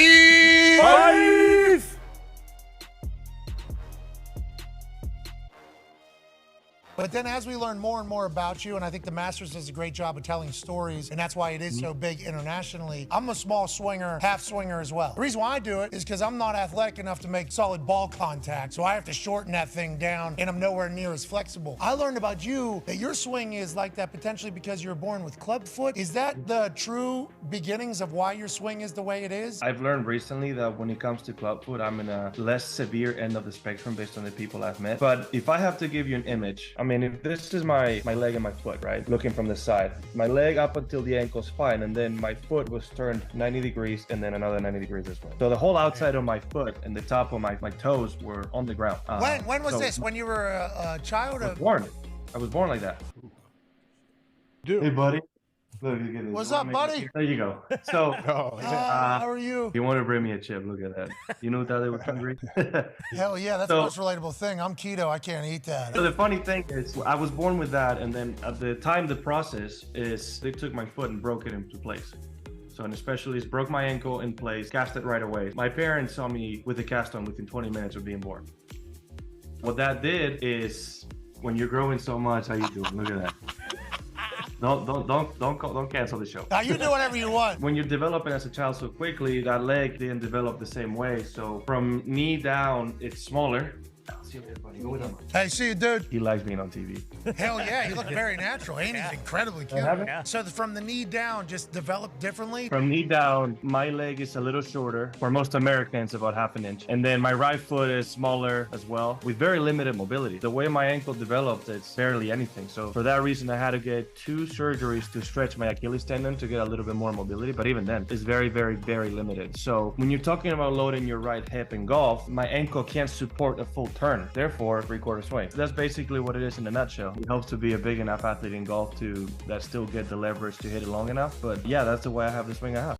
He's the new head coach of the Indianapolis Colts. Yep. Obviously, one of the magic minds behind the Philadelphia Eagles' incredible run and offense last year, Coach Shane Steichen. Yeah! Coach, how are you, pal? Good. Thanks for having me. Now that you're getting a chance to kind of shape a team for the first time in your complete vision, is there a way you're asking questions of people? Is there something you're looking for a player? I just want guys that love ball, guys that are just football guys. I mean, those guys that are really love the game of football, you know, those are the guys that have a lot of success in this league. And high character guys, the guys that I've been around, been fortunate enough to been around. One, they're really talented players, but really good people and do it the right way. Those guys that stick around for 10 plus years, they all kind of have that trait in common. If we can find that as coaches and as scouts and get those guys in our building, I think you got a chance to have a really good team. You love ball, normally do more work because you're enjoying it. If you love what you do, you don't work a day in your life. Well, that also accounts for like extra reps, extra jugs machine, extra recovery, extra rehab. It's like that one thing helps out so much other shit if they love the game. Yeah, there's no question. I will say that's one of the questions I do ask all these players. I want to know their weekly process. I want to know these college guys, their Sunday, they play on a Saturday. I want to know their Sunday through Friday,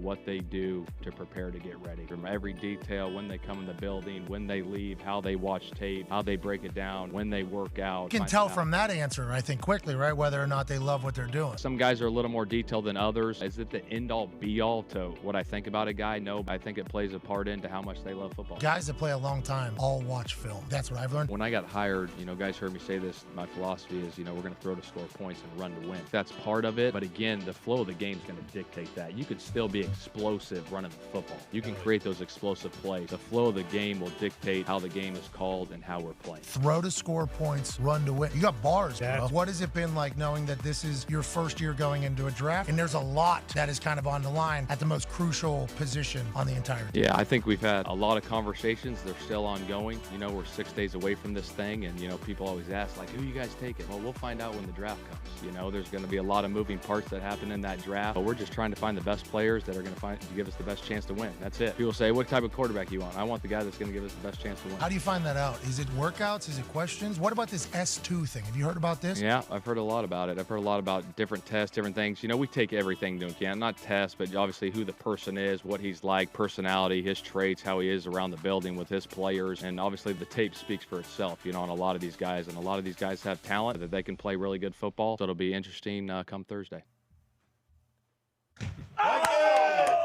Let's go.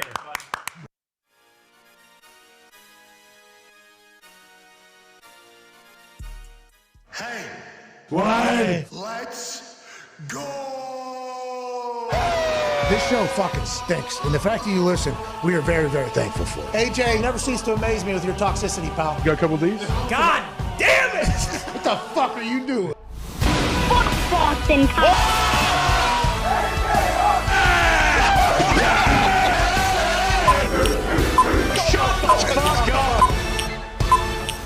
Hello, beautiful people.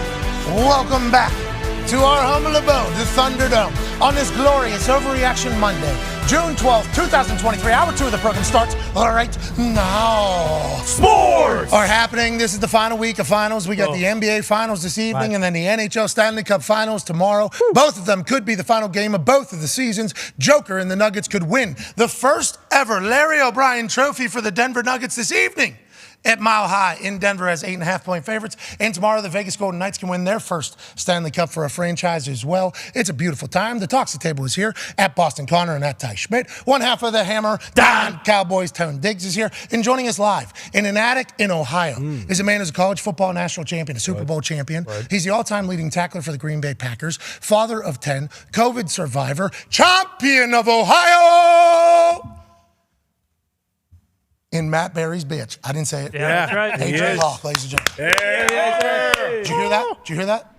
I did hear that. What exactly did Matt Barrie say? Well, I saw pictures of him. He looks good. Freshman you versus senior him. 5'10", 195. I don't know what Kirk Herbstreit's size was. No. But we do know that from that era of AJ Hawk, retired Kirk Herbstreit as a full-grown adult with a spear to temple, putting him out of his misery. This A.J. Hawk right here was Rydell to temple on an adult Kirk Herbstreit in an alumni game for those Centerville Elks. Yes, that was happening in Centerville. That happens in Ohio. So whenever you talk about states that love football, Ohio has full-grown adults in full pads playing against our high school team in some places. Why? Okay? Remember that. Herbstreit was one of them. AJ was young on the team. It was either kill or be killed. He killed Herbstreit's career. Herbstreit popped that helmet off that he had to take the straps off. Popped that helmet off and said, I ain't doing it ever again. Nope. Retired from football and the alumni game. Matt Barrie, who looks like this, says he's running over AJ Hawk. I don't know, Matt. AJ, I don't know. But he does seem to have some pretty good properly jockness to him. You know what I mean?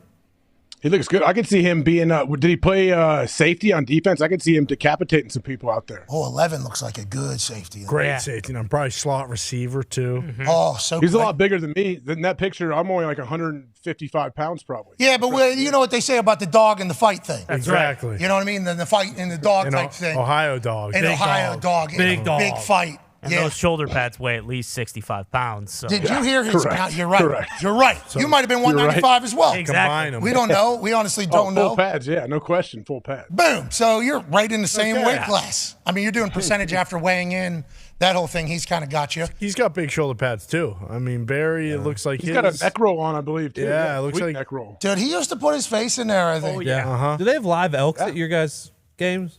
Yeah, has one come running out?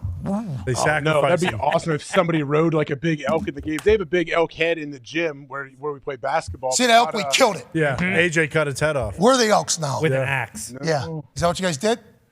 I don't know who killed the elk. I don't know who mounted the elk, but it's been up there for years. People are mounting elks. Jeez, don't a wild time over there in Centerville, but I don't think Matt Barrie. Whoa! I don't think Matt Barrie fully understood the assignment there. You know, just with the type of humor we're talking about. But he was great on the program. He said something to me, AJ, that I had not heard, and I think I probably should have heard it, or maybe I did hear it, and I just because I didn't want to hear it because it is a good argument. You know, those of us who grew up in cold weather climates where it gets cold, we are naturally, no offense to Warren, we think we're tougher than you. Yeah, more grit. That's just how it goes. Okay?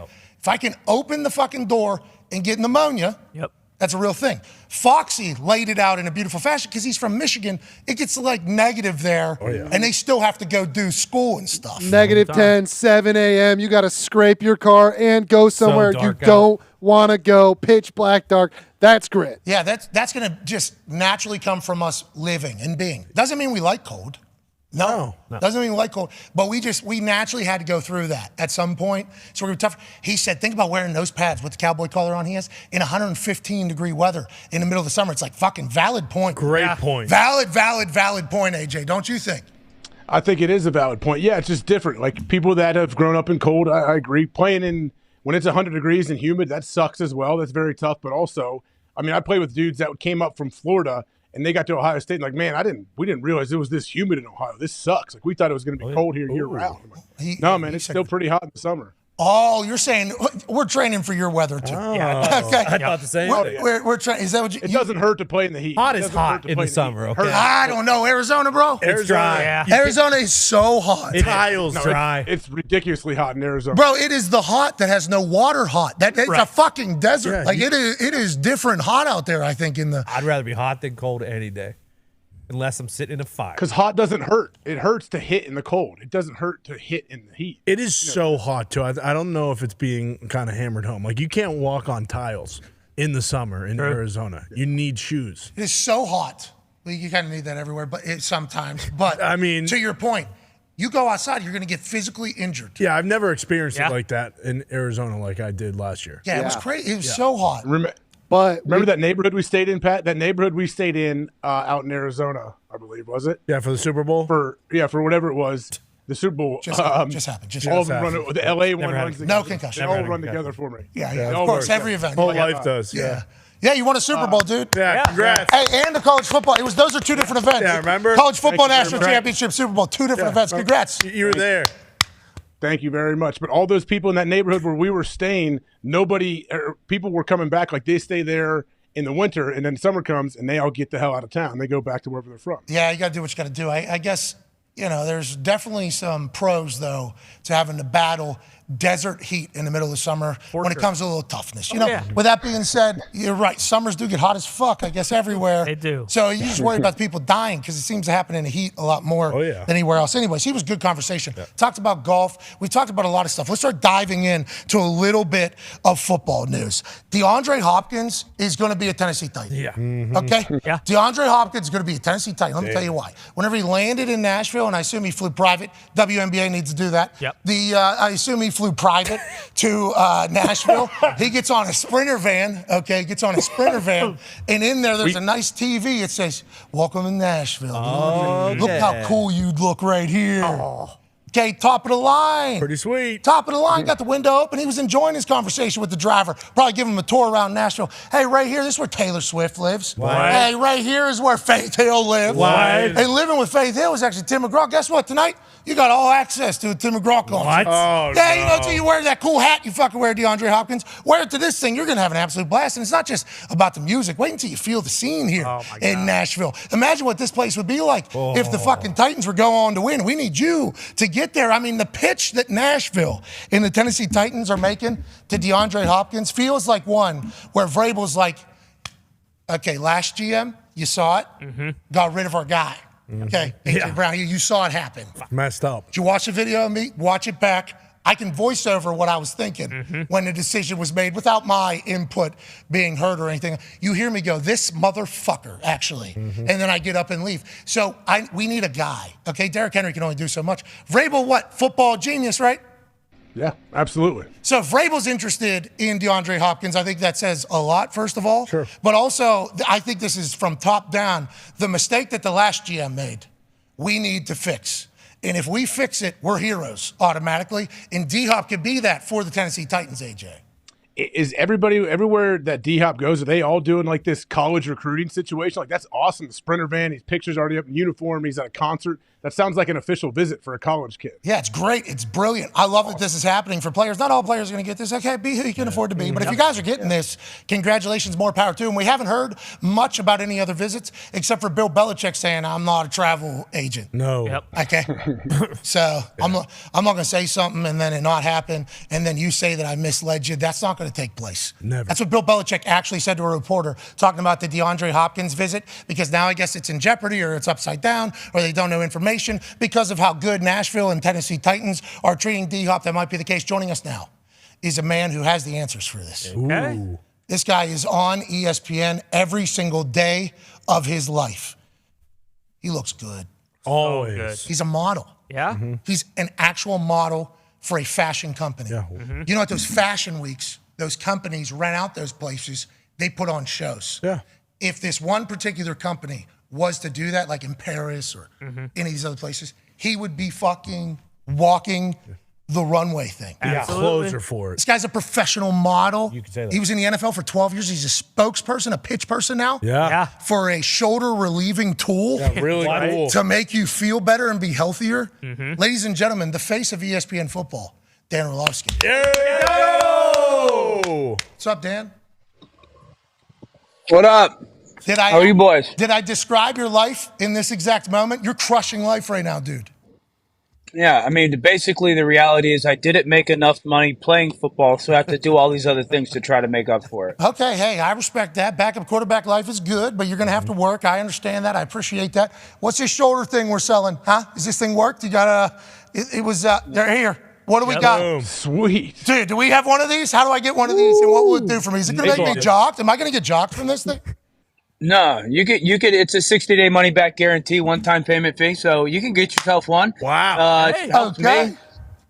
It's helped me. It's helped. I've got my kids on a little bit, so if you got some shoulder discomfort, it'll give you good shoulder relief, bub. I do have shoulder discomfort. What is it going to make me jocked, or what is it going to make it more flexible? What should I be doing? Both arms?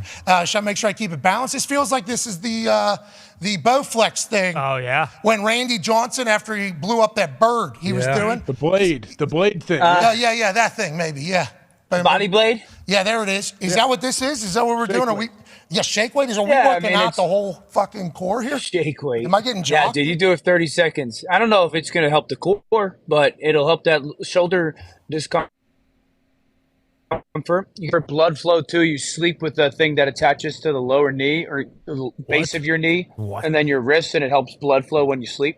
Oh, I'm sleeping with this thing too? Okay, welcome to the bed. Well, I did not know that was happening. Tying them Hey, let's together? go. Hey, let's go, Dan. Oh! Come on, Yeah. Dan. Did you invent this thing? Gotta get the shoulders loose, boys. Yeah, I agree. Okay, let's dive into some sports. Gotta get the shoulders loose. We were just talking about D-Hop was down in Tennessee. A.J. Brown gone. Their offense kind of gets stagnant. Obviously, the Jacksonville Jaguars, the new king of the town, might not be playing in their stadium for a couple of years, but they're the new king of a new town, hour and a half down the road, Daytona, where they might be playing in fucking Daytona. Be sweet. Oh my God. Okay? Daytona. They might be playing in Daytona. Unbelievable. For 2 years, that's a long time. Shout out to the Jaguars fans who have been there. Team gets good. All right, hour and a half down the road. Yeah. Down Daytona. Just for 2 years. You make the trip once a year. You know the deal. Go ahead and do that. But anyways, the Jacksonville Jaguars, top of the AFC South. Tennessee Titans were that there for a bit. Then they lose a weapon and everything stinks. D-Hop is a major priority for them. And how will it work if it does work out, Dano? I think, first of all, Tennessee needs D-Hop more than D-Hop needs Tennessee. Tennessee's got bottom. I say the same thing about like New England and maybe Houston, Indies. Like they've got those bottom 3 or 4 skill groups in the conference. And so if Tennessee, that's just the reality. So if Tennessee wants to have the chance to compete, scoring points wise, they need someone on the perimeter that's going to really kind of put fear in defenses. Now, I think the thing for Hop is, does Hop want to go to another place that has not elite level quarterback play? Tannehill's a good quarterback. They obviously have Will Levis as likelihood to be their future. And D-Hop's had a lot of years now that he hasn't had the benefit of playing with one of those elite quarterbacks outside of that time that he had with Deshaun Watson. When he had Deshaun Watson, he was in that conversation to be, is DeAndre Hopkins best wide receiver in the NFL? So, even at the age of 31, he's got to be sitting there going, is Tennessee the ideal place for him? I don't think it is. I understand why Tennessee's very interested, but I don't see D-Hop choosing Tennessee over some of the other options. They got country concerts. He was at Tim McGraw. Yeah. Where the green grass grows. You ever heard it? Back when? Wake up. Huh? Tim McGraw. What? Live like You you don't were know dying? Tim McGraw? Yeah. Fu Manchu, the bowl. His dad was a pitcher. Tug. It's a great song, but that's not gonna get you what you want.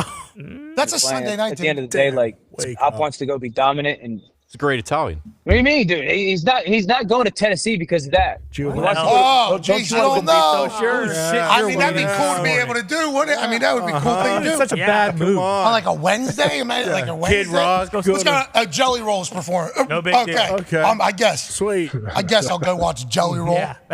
Stapleton's on tonight. Okay. They throw the ball 25 times a game, 30 times a game. Don't you think he wants to go to a place like... Where are they all going? D-Hop. All 25 times. Where are they going? I disagree with you. I just don't see how he looks at Tennessee if the conversation is, hey, New England's interested and Baltimore's interested and Detroit or Philly are interested. And he's like, you know what? Maybe even Cleveland. I'm going to pick Tennessee. I don't see that, given the quarterbacks that he could play with elsewise. Bro, Luke Bryan on a Tuesday. Yeah. You know what I mean? But New England. Does he even like country music? Are we confirmed? I assume. Yeah, I'm thinking he does. Check his story. Okay. Yeah. You think he's just posting anything he doesn't like? I don't think so. No chance. Oh, you're saying D-Hop is just like Fugazi? Is that he would post something he doesn't? He like Come country, on. Dan? What are you talking about, Dan? You're just assuming that he does because he put up a picture. He just might have been invited to the event and asked to post a picture. He could have paid for it. You never know. Everybody loves Tim McGraw. In the car, he had Tennessee Whiskey playing by Chris Stapleton. Boom. How about that, man? Hey, Stapleton, by the way, guys, sings this song Thursday. Just go ahead and see him right down there. Wow. D-Hop takes his hat. He's not going to Tennessee. He fucking. I just don't think he's going to Tennessee. You asked me, do I think he's going to Tennessee? I don't think he's going to Tennessee. We made a compelling argument. Yeah. Let the record show. Shit on McGraw during it. Which isn't good for the Colts, by the way. We don't want to see D-Hop in the AFC South again. Okay? No. I seen him do a Hail Mary against us one time. Just, what are we even doing? Why is that guy's hands so fucking big? I don't know. Anyways, AJ, go ahead, pal. Dan, let's say you were D-Hop right now in that situation. Where are you going? Where's the best fit? If I was D-Hop and I could choose to where I would go, and I think realistic teams that potentially in the conversation, number one, New England, as long as he thinks Mac Jones is a good player. New England has nobody on the perimeter that's really going to scare you. What do you think about Mac Jones? I think that it's a huge he's a huge year for Mac. I think Bill O'Brien's got a great feel for, what Hop excels at. He doesn't have to get him open. He just has to get him one-on-ones. Let's live in the world where he doesn't want to go play in New England. He wants to go play with an elite level quarterback. I would say like the two would be Baltimore and Philadelphia. Nah. But Cleveland. The connection just said. And OBJ hanging for a full year. And that's Cleveland. Cleveland's solid. I still think Philadelphia would be a better situation. Okay. We heard some of it. Yeah. New England. We heard some. No, he didn't say New England. Yeah, he said New England first. But then he said if you want to play with an elite quarterback, you go to Philadelphia or Baltimore. That would mean much less money, right? So what you're saying you think that you don't know what the decision is coming down to? I think the decision has to come down to like playing with an elite quarterback and having a real chance to play, Super Bowl championship football, like playing like a contending Super Bowl champion football. He's made a ton of money. He's been at the top of, I'm the best receiver in the NFL. I'm sure he wants to continue to get paid well and play for a long time. But for a guy who's kind of done it all, over the last 8 or 9 years in the NFL at wide receiver, like go play for a quarterback that's a star. Yeah, and it would be cool to watch him in a program that was going on a run because we'll see him on prime time on a bad team. He'll have 12 catches in like 4 minutes. Yep. Dog. It'll make no sense at all, and they'll all be highlight catches. It won't just be basic-ass catches. It's fantastic. Connor has a question for you, Dano. Yeah, Dan, I mean, you said bottom 4 New England position group skill-wise. You can make that argument with wide receivers, but, slow your roll on Ramondre Stevenson. He's one of the best running backs in the NFL. But he was a fantasy running back for my team last year. We did not come in last. And how did he do? We did not come in last. No, so he's not one of the best running backs in the NFL right now either. You can make the argument he's the best running back in the AFC East. What, you just get off a fucking photo shoot that made you stand around? What's the deal? Why you hate everything? Yeah. Well, you all right? Everything That's not, dude, first of all, Breece Hall led the NFL in yards from scrimmage. Yeah, coming off a torn ACL. Boom. Right, but like to sit here and say one of the best running backs in the NFL and then clearly the best running back in the AFC East, I just don't agree with. Okay. Well, I just don't agree with you either, but that's fine. Breece Hall's a dog, though. Breece Hall is a dog. Absolutely. Love good player. Breece Hall. Good player. Stevenson's a good player. Yeah, okay, whatever, Dan. Speaking of him and the Jets, Bob Saleh canceling the last week of minicamp. Does that mean things are just unbelievable? And should we just not even play the season and just let the Jets go to the Super Bowl? Because all we're hearing this entire time this offseason. You hear that? Oh, look how great the Jets are. Everyone's having so much fun. What's the deal? Okay, Dan?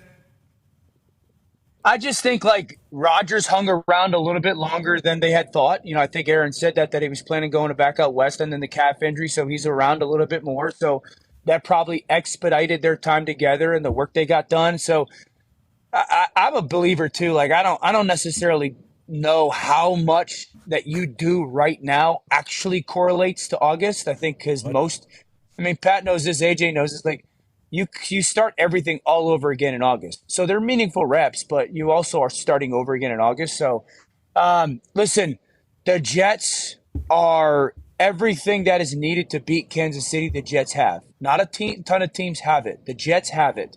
And I think that absolutely they got to go do it. The expectations are different nowadays. Everyone understands that.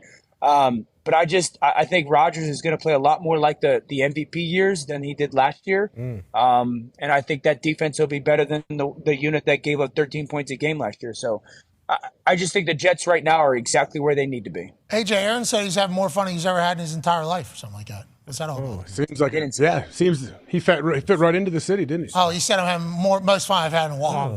Long time, like since long time. And what's that all about? AJ, I thought you guys hung out a lot. Doesn't like you. He's in New York City, sitting courtside at games and going to plays and different things. He was at an award show, I think. Tony. He's at Tony Awards. Look at this guy. Tony Awards. Tony Awards. Does he have a shirt on underneath? No, I think he's doing I actually tried to zoom in, only had this shot available on the internet of him and CJ who's on. Wait, he went shirtless? Yep. Maybe a tank, bro. He has a pinky ring on, too. I don't think he's wearing underwear either. Bro, if he went with a tank right now, I don't think so either. I mean, nope. His legs are so big, you can't really do that type of thing. No point. What about the zipper, though, with the no undies? That's a tough pull-off. Yeah, you just got to be careful. Tip of that meat. Yeah, you got to dip down there. You got to dip and dive. Yeah. Or just pee your pants. It's much more comfortable, though, ain't it? I mean, it really is. Oh, yeah. It's a game changer. I'm not wearing any right now. Oh, it's just an open shirt. Oh, he's got a shirt on. Just an open shirt. Is that golf polo? Huh. Or does it come like sewn into the suit so it looks like you're wearing a shirt? So it is the jacket. Yes. The jacket is the shirt as well. Bingo. Comes together. It's just right here where the shirt is popping out. That's why we need a couple of those. Yeah, absolutely. Let me just put the shirt jacket on. Easy. And then you just... It's a great life. Yeah, it is. It's like a onesie. All right. Anyways, Tone has a question for you. Yeah, Donald. There's some Broncos offensive linemen who tell me I'm going to eat fucking crow because Russ Wilson's going to come back and he's going to be the best quarterback ever. Garrett Bowles. Yep, thank you. Is he right or is some other people right that he maybe just stinks now? Jeez. Whoa! I think it's hard. I think it's hard to go from. That was aggressive. I think it's hard to go from like really good, borderline great, trending Hall of Famer to stink without some significant injury or, just basically totally shutting down when it comes to work ethic wise. So Russ hasn't shut it down work ethic wise. It just didn't work last year. I would be very surprised if he does not play much better football this year, like significantly improved. He said he was out of shape last year, though. A lot of people said he was potentially out of shape, and then he lost. That's what he said in so many different ways. They were saying lean and mean. What's that? He said he looks lean and mean right now, or feels lean and mean. Yeah, but visible difference, right? Yes. Yeah. I mean, okay, was that a thing? Because he was high kneeing on the plane, and then he was in Monaco with the pads on. Yeah, we saw it. So did he think he had to be bigger, you think, or what do you think? I think that's always who Russ. No, I think Russ has always been kind of a person that tries to put forth the work. At least publicly, that's what we know about him.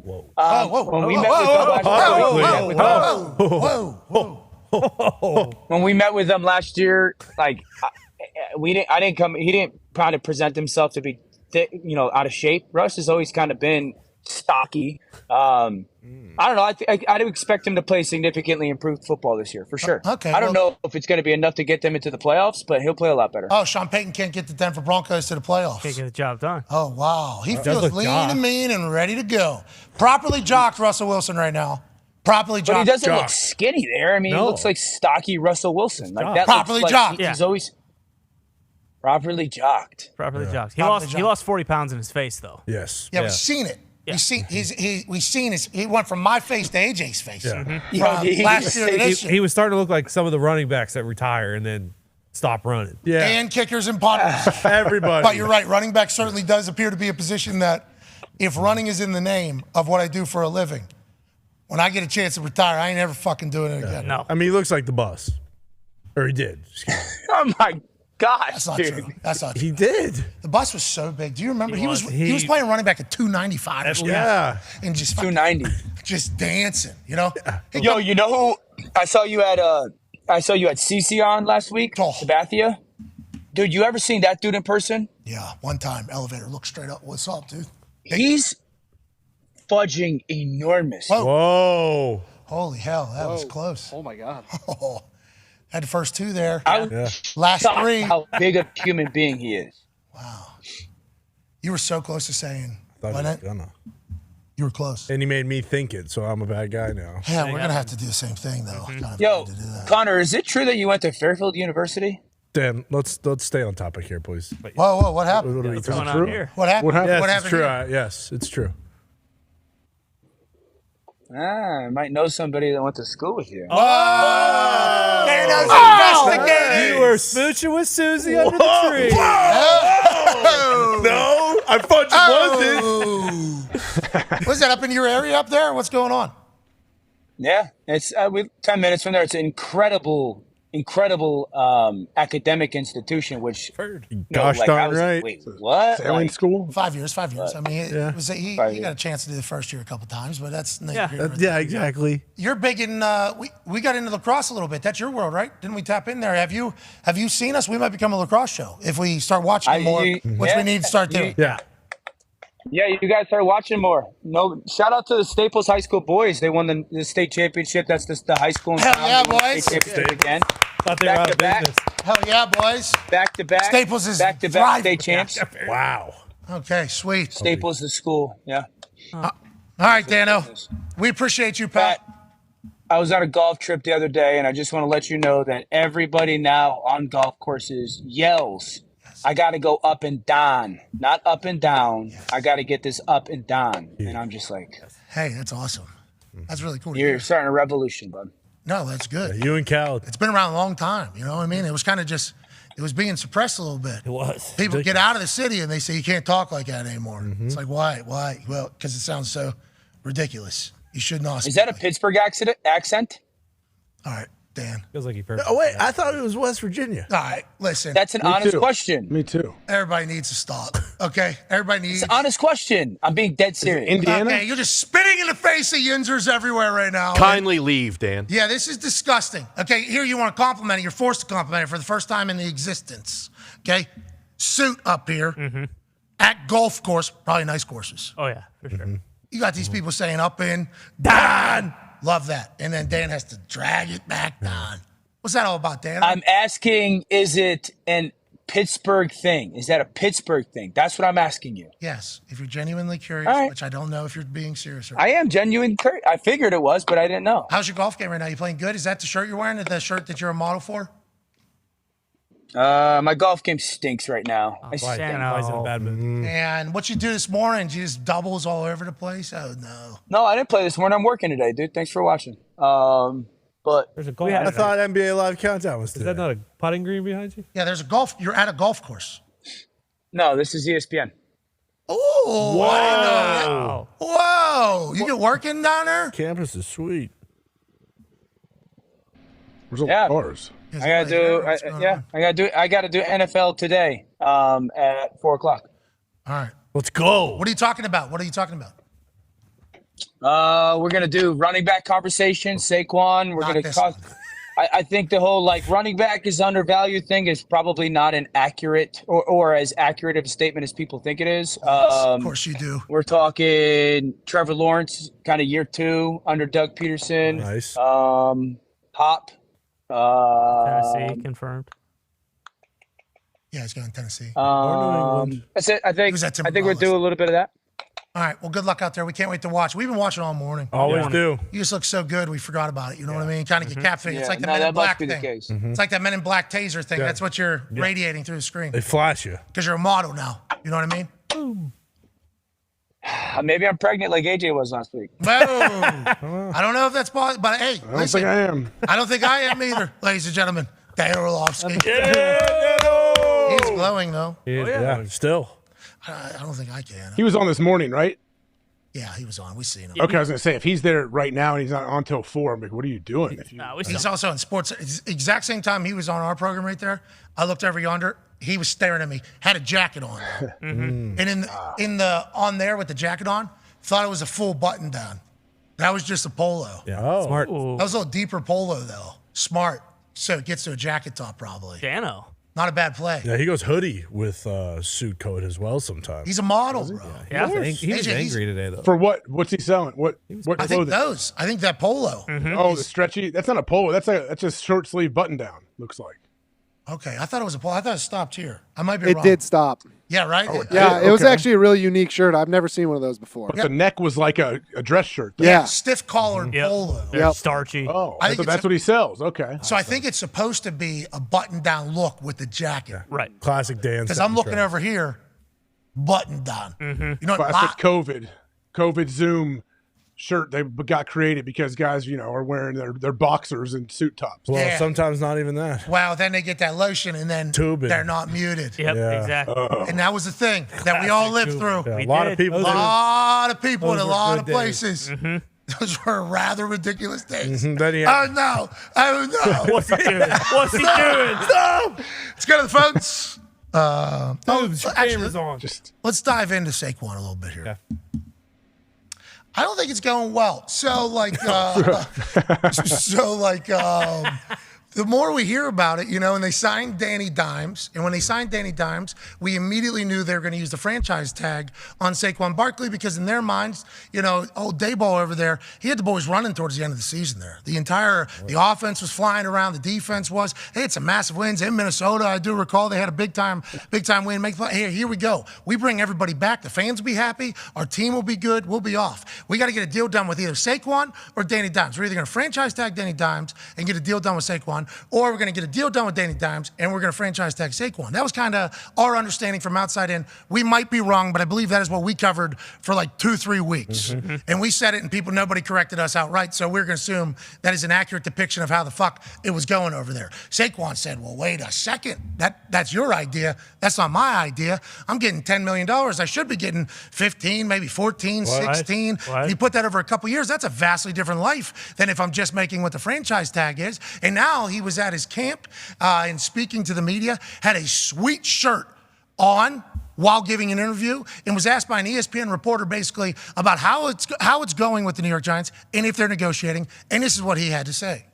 I think they're open to talking. I think I'm open to talking.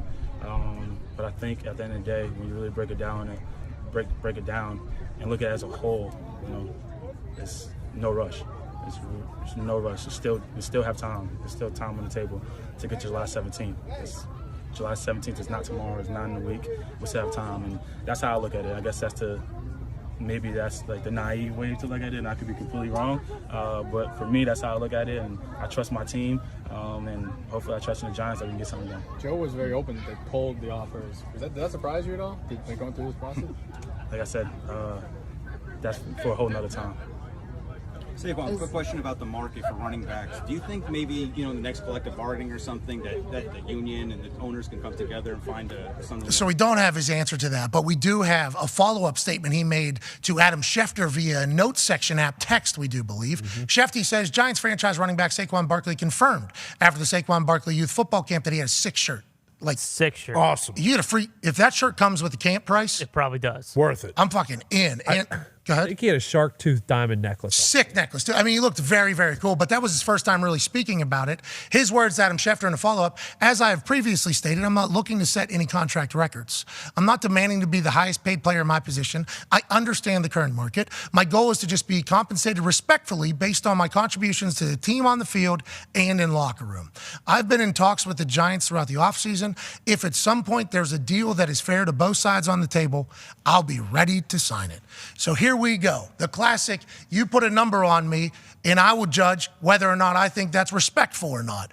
And I think that is an interesting way to go into a negotiation. He said July 17th is still a long way away when they have to get the deal done. That is when the franchise tag thing has to be signed or whatever. So whenever he dives into that date, he's saying deadlines kind of spur action and compromises. Yes. When people compromise things, normally a deadline comes. So his number right now might be, boom, this is what I need. This is what this person's making. You're telling me I'm not fucking better than this person? No way. But in July 16th, July 15th, is there a chance that an offer is made and it's kind of laid out like, do you want to throw away $30 million what you have for an extra $6 million right now? Do you 36, you want to get that? So maybe that's what he's talking about. Maybe that's what he's alluding to. Seems to be in great shape. I think all Giants fans probably want this over as fast as possible, AJ. Yeah, it doesn't seem to be going great right now, but I think what he's saying is so true. It's June 12th right now. You have till July 17th to figure it out. So why would they, like you said, like once the deadline gets closer, then that's when it's going to become real. But did the Zeke contract that Jerry gave him, did that ruin the running back market for a while because people don't be stuck with giant running back contracts? Well, I'm excited to hear what Dan Orlovsky has to say here at 4 o'clock on NFL Live because he said, I don't think that's necessarily true because you look at like Christian McCaffrey got paid a lot of money. Kamara. Still playing. Alvin Kamara got paid a lot of money. Still playing. Derrick Henry now, that offense had to change because A.J. Brown leaves and they just literally packed the box. And I think he was injured a little bit. I don't remember. Did they arrest him or was he injured? I remember they arrested him right before the Jags last game. I didn't know if that was because of an injury or not. Yeah, I don't know either. Didn't he break his foot early in the season and then they waited to bring him back because they wanted him to be healthy for the playoff push? Yeah, so whatever the case, I guess people could view that as a negative, but if he's back and healthy, I assume the defensive end that plays running back really good is going to be able to be good. So I don't know if I don't know why it has become no way we're spending actual capital in the public thought because it feels like there have been guys that have been paid. Oh, yeah. And they played pretty good, AJ. Yeah, there is. I mean, I don't know. It's got to be the structure, the length of the deal, something like that has to be holding it up, I would imagine. The team obviously wants to protect themselves if he's hurt, if it doesn't really work out. A lot of hits, right? I guess that's the thing. Yeah. They know he's a workhorse, man. They need him. Their offense, will run through Saquon. So he knows that. He has leverage because of that, but the team also has to think of that and be like, okay, how long do we think we can sustain the production this guy has and keep him healthy? That's an interesting convo, especially when it's a new GM, right? Than the one that drafted him. Yeah. And a new operation. It's what an interesting personal, because he's talking about respectful. All it would like to be is compensated respectfully. Yeah. That's an interesting... different on both sides. Each side has different numbers for respectful offers, I think. Respectfully, imagine them saying that. Yeah, this is the offer. That's a hilarious thing. Respectfully, this is why we are viewing it this way. That's like D-Hop's contract, same thing. How's that going to end up panning out? Yeah, exactly. Especially if what Orlovsky said, doesn't really matter what the money is. He's more so looking to win. Championships. And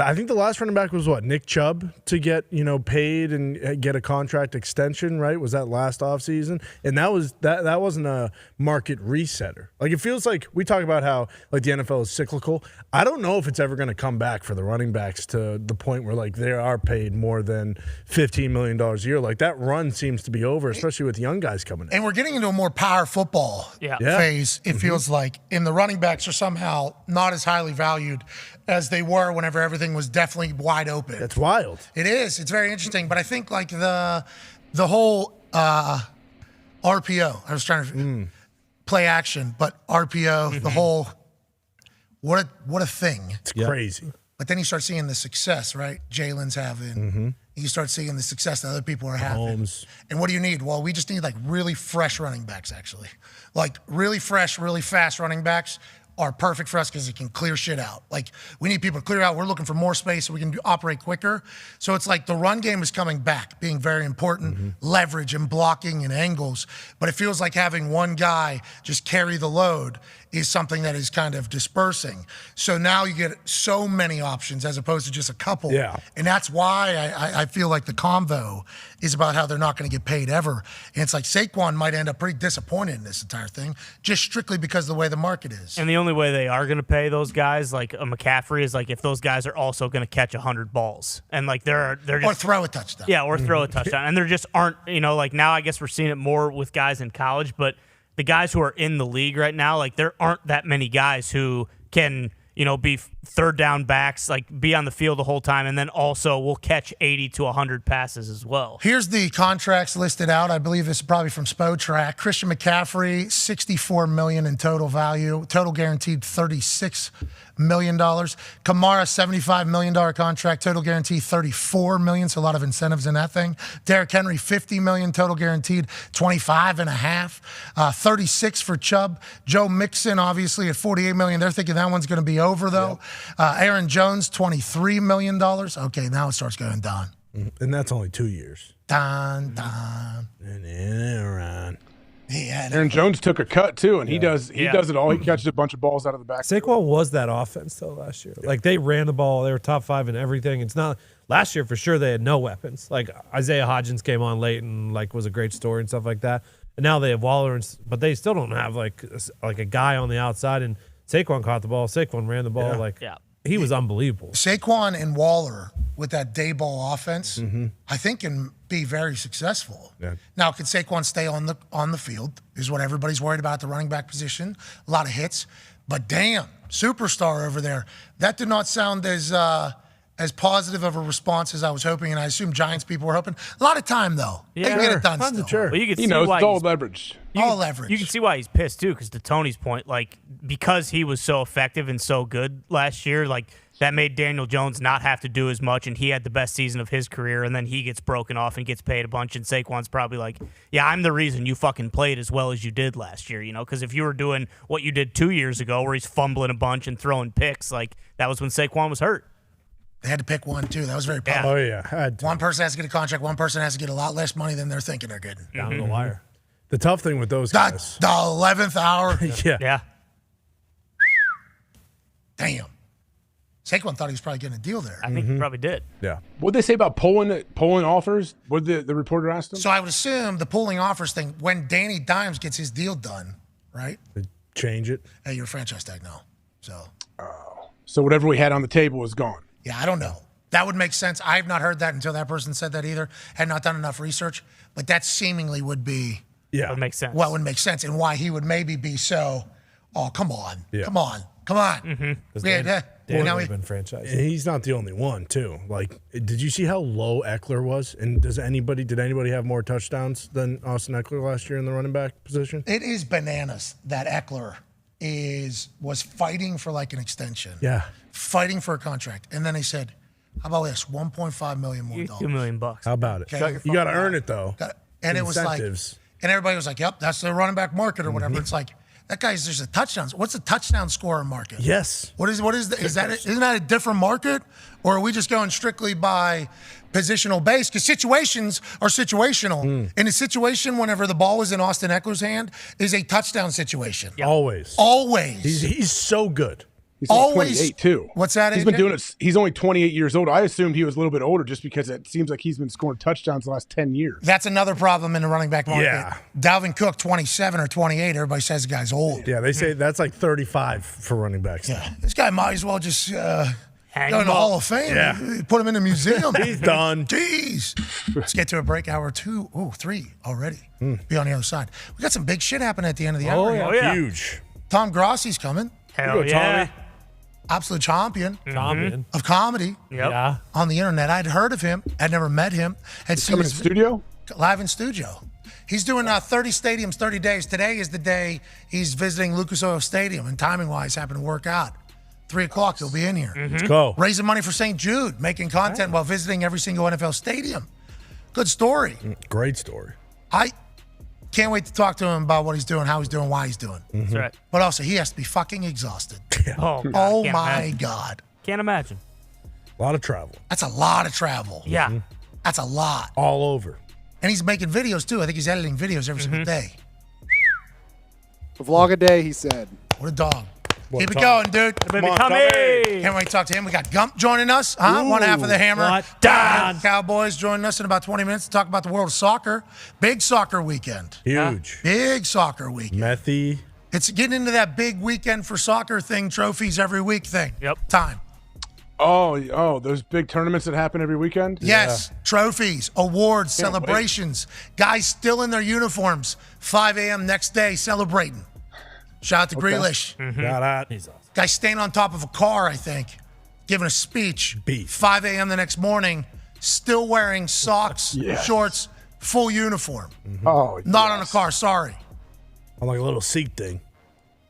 Imagine football guys doing this, full pads the morning after the Oh, game. awesome. Bro, he lost his shin guard somewhere, but everything else still intact. Yep. It is a fantastic run Man City's on. And Gumpy will talk about it. How historic. How great. What's next, Gump? Huh? What's next? The MLS tourney? Ooh. That Lionel Messi's on? Here we go. He doesn't start till July something. Yeah, they need to try to move that up. Yeah. Yeah, because we're all thinking it. Exactly. But they did have Tony Miola on the call They did. Great on decision. Fox Sports 1. Did you see that? I did not know. That's awesome. Does he always do it? We don't know. First time I've seen Yeah, it. step in the right Should direction. now. They knew. Feed us Miola. Please. Okay, please. Talk to Gumpy about that. And then also we have a massive breaking news from the NFL world. Huge. What? Huge news. You're not going to believe it. Earth-shattering. Great Huge tease. news. Yeah. What's that, AJ? It's a great tease. Great tease. It's a big deal. It is. It's going to shake the NFL world. It will. Yeah. Is this like when Glazer had one early on, the coronavirus? There'll be a couple, brah. I You think know? you can say, yeah, I'm thinking it is. Yeah, we're thinking exactly that. Let's get to a break. Brian Allen having COVID was a huge deal. Yes, the NFL world had dabbled into the COVID world that the rest of the world was experiencing. That's right. It was scary days. We're happy he survived. Terrible. We also were just introduced to that man during that announcement. Yep. And we're happy to hear that he is okay. That's right. It Hell was of a football player. Great player. unfortunate that Von Miller tested positive, 4 hours before that. Yeah. You get a superstar and then a guy who's, on the practice squad test positive. It's just bad timing. Jay could have never known. Happy everybody's okay. Exactly. Yeah, everyone survived. Everyone did. In that story, they did. Yeah, not everyone, sure.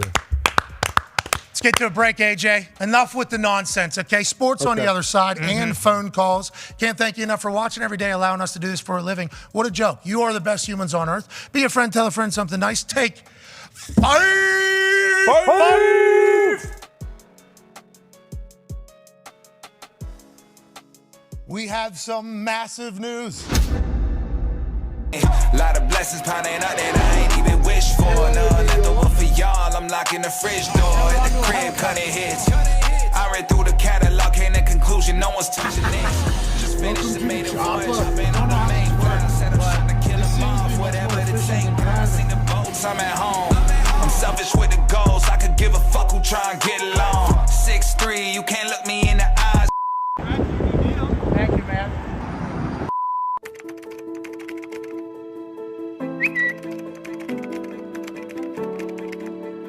Welcome the incomparable Pat McAfee. But as soon as we get backstage, I see Serena Williams like 6 feet from me.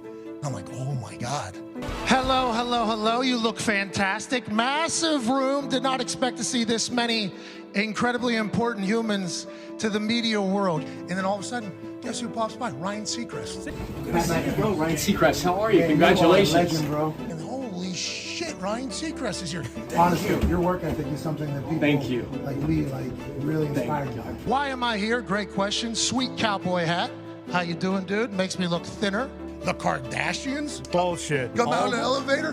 Hey, good luck out there. Thank you. My show, my guys and I will be joining the ESPN universe. And we are so incredibly pumped, honored, and thankful to be doing that. And a lot of people are wondering, why would you ever want to do that when you run a couple $100 million valued company with full independence and the ability to kind of do whatever I want, whenever I want, with my crew that is one of the hardest working group of men on this earth. And it's because I had the incredible opportunity over the last 2 months to chit chat with the leadership at ESPN. I go up to a lounge, Alex Honnold, the guy that was climbing? Yeah. I'm like, holy fuck, that's that guy who just hangs off the side of cliffs or whatever. And I think the future of sports media is certainly something that we're kind of creeping in on. Digital has become an influence. It has the structure. It has the ability to reach millions and millions of people. Dan Orlovsky, after his riveting performance on the stage, which it was, gets a Shirley Temple. He comes, no, he got wine. Okay. Wow. The future obviously says that linear television is going to be dead. ESPN, the channel, won't be able to exist. But when is that? Is that a year from now? 10 years from now? 20 years from now? Can we get to 25, maybe 30, 35, 40? By that time, I'm 65, 70 years old, and I've completely missed out on the powerhouse that is ESPN Linear. So when I was talking to Jimmy and Burt Magnus and the Bob father, Bob Iger, somehow got a chance to be in his office for an hour and a half in Burbank. That was bananas. He's now talking, I think, to the leader of France. Dumbest life of all time continues. But they all very much understood that we need to embrace both what tomorrow is and what today is. And I have the exact same vision. Then Joe Buck, Troy Aikman come walking in. I'm very thankful to announce that we'll be on ESPN, ESPN Plus, the ESPN app, and for the first time, I do believe in all of sports media, we'll be live on ESPN's YouTube at the exact same time. Jimmy, Burke, Bob understood that 98% of male Gen Zers use YouTube on a daily basis. So being live there and on ESPN, we should be able to reach the entire world, hopefully, if I don't fuck it up, which I might have just did by saying the F word in this room right here. You met the real DeMar Hamlin, not Michael B. Jordan. Are you sure? Not the actor, not the clone. How's the upfronts? He is in Disney movies. Because clones look exactly the same as real people. That's the actual clone type. It is an incredibly special time for me. This is my first time out of my house in 2 weeks. My wife and I actually, boom, first baby. She just started farting 2 days ago. Real deal. That was a game changer. But my wife, my baby, my guys, and everybody that I know are honored to be a part of the ESPN family, and we hope that we'll be able to work with all of you. Cheers, and have an incredible day. Good, man. How you doing? You good? Don't keep running the world, though. Hey, no, that's you, dude. That's you. That's you. Trip to New York, I think, was a success. The upfront was hilarious. I had no idea that room was going to be that big. This is awesome, isn't it? That was the most suits I've ever seen in my entire life. We're pumped to join the family, and I am very grateful that they're going to let us do it our way. And I said, fuck it at Disney upfront. So. This should be a pretty legendary thing later in life. You can probably look at it and say, wow, that was a pretty good decision. All right, the next chapter begins. Ain't that right, Mickey? Hell yeah. Hey. What? Let's go. This show fucking stinks, and the fact that you listen, we are very, very thankful for it. AJ, never cease to amaze me with your toxicity, pal. You got a couple of these? God damn it! What the fuck are you doing? Fuck Boston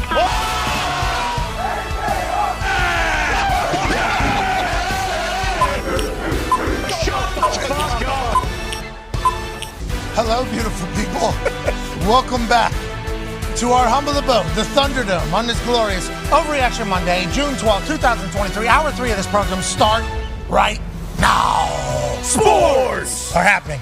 Conversations are as well. That's what we're having here with a man in an attic in Ohio that is a college football national champion and a Super Bowl champion, AJ Hawk. Hey. The Talks table is here at Boston Connor and at Ty Schmidt. One half of the Hammer, Dahn Cowboys, Tone Digits here. The other half of the Hammer, Dahn Cowboys, will be joining us in about 12 minutes to talk about the soccer world. There was a race this week in Belmont. Yeah, huge race. Okay, big race, obviously with the AQI. Right. We didn't know if this race was going to take place, especially in the Northeast, with the way the smog was coming from Canada. Yep, bad. Out of fires that were burning brighter and bigger than they had for like 4 years combined. Just taking over. Hope everybody's okay. Obviously, not everybody's going to be okay in that situation.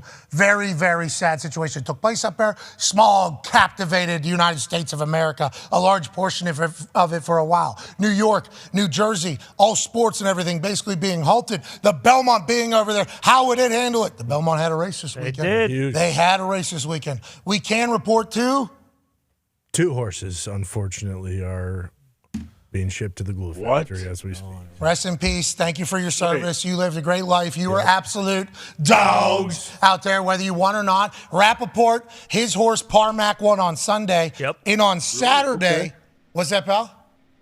I didn't know his horse actually won the race. Yeah, won. Parnac. Yeah, not Jace. Parmac. Parnac. Okay. Parmac, Knack, I think. like Karnacki. Yeah. How do you know two horses got killed? Parnac, the internet. Parnac. Parnac. Like Patty Whack. You spell it?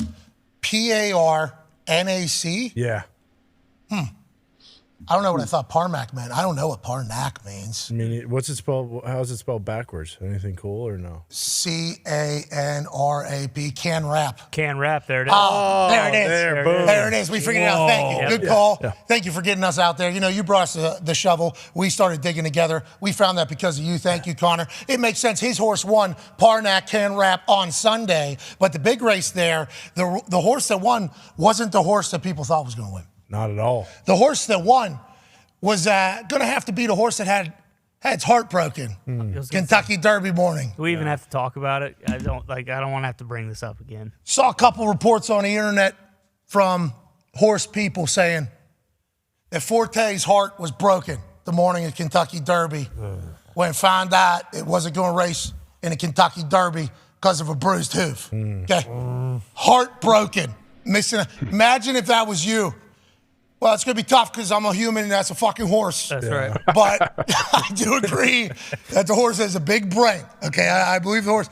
But that led me to do some research on old Forte.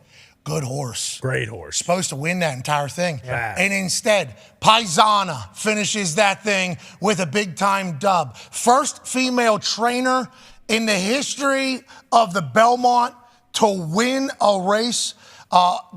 Gina or Jenna? Jenna. Jenna Antucci. Antonucci. Antonucci. Jenna Antonucci training Arcangelo.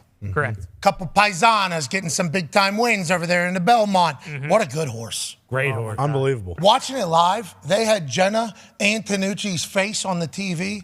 Her reaction and pure emotion and celebration and excitement oozed through the TV to me in my living room. And then I watched her get all the way down to the track, and whenever she runs right to the horse, Arcangelo, big nose slap, big brush, I'm proud of you. And I'm like, God damn, I heard earlier that Forte's heart was broken.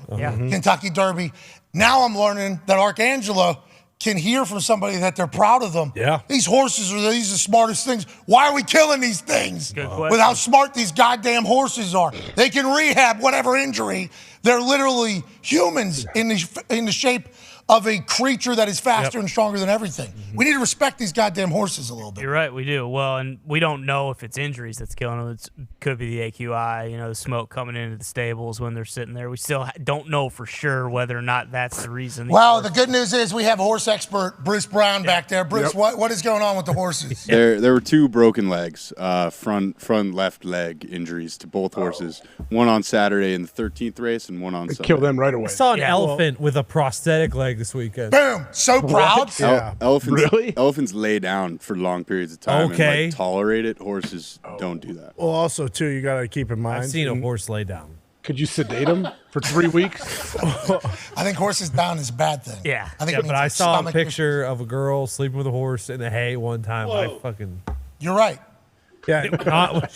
What happened? What happened, Diggs? You get rocked up? What happened? Whoa. What the hell? I knew I shouldn't have said that on this program. We're trying to have a fucking real horse conversation. You guys taking this to Tijuana. What is your guys' problem? What is your problem? What is your problem? From what you two just said about, heartbroken and knowing that they're proud, I'm not so sure these horses are like, hey, fucking kill me if I break my leg because I only race. That's all I want to do in my So these horses are so impressive. I enjoy watching them run. And whenever they go get a dub, I'm so happy for them. I want to know if they're happy. With all this talk about heartbreaking this horse. They definitely know. They definitely know when they win a big race. Yeah, for sure. You think so? No, not at all. What? They're horses. They're majestic creatures. They're beautiful, but we're throwing humans on them and riding them around in a circle. I don't think they understand the magnitude of what they've just done. They have to. They know. They know when there's a giant crowd at the racetrack versus a normal they get all morning. spooked and they get scared and run faster. They do get skittish. I think they understand they fuck a lot after, right? I don't know if they know that that's a potential benefit of winning this thing. No. But I have heard, well, not all of them, but the ones that win do. But I have heard that like some horses are very much like, nah, fuck that horse. Like that's why they're good closers at the end because they like don't want a horse to outrun them, pretty much. So I guess they do have competitive, right? I guess that is. Yeah. So in the wild, they will run to the front of the herd and then basically chill. So that's why you see a lot of horses get on the lead and then get run down because once they get the lead, they kind of lose that incentive to go forward. So basically, like these horses, like they understand the magnitude of the races, but personally, like basically, I think all they care about is like eating a couple baby carrots or maybe an apple after the race is over, and like everything else doesn't really matter. I thought that's what you were trying to get to. I thought that's what you were trying to get to there, Bruce, because that's a win, right? We have a never-ending carrot supply. Yeah, exactly. That's a win. Sugar cubes for days. Bro, that is the long. That is the. That is Why the don't they put the Lombardi. little deal like they do the Greyhound dogs in? When they get out front, give them something to chase. Yeah, a little rabbit up there. Blood. Hey, those Greyhounds, I think they're really good dogs, too. Nobody ever gets to experience them. I walked in one. One was fucking, paws were up on top You can adopt them. We've almost adopted like old racing. We thought about doing that a while ago, like adopting the Greyhounds that they put out to pasture, basically. Yeah, you think what they do to the horses is bad. What are we talking about? And you said, fuck it, nah. When they can't race anymore. They don't kill them. They want to adopt them out when they don't race. Okay, so they're real tall, though. Yeah, you got to buy them a parka, too. Yeah, because they're used to it with a little jacket on. Yeah, they need the body heat. Yeah, need a little jacket on.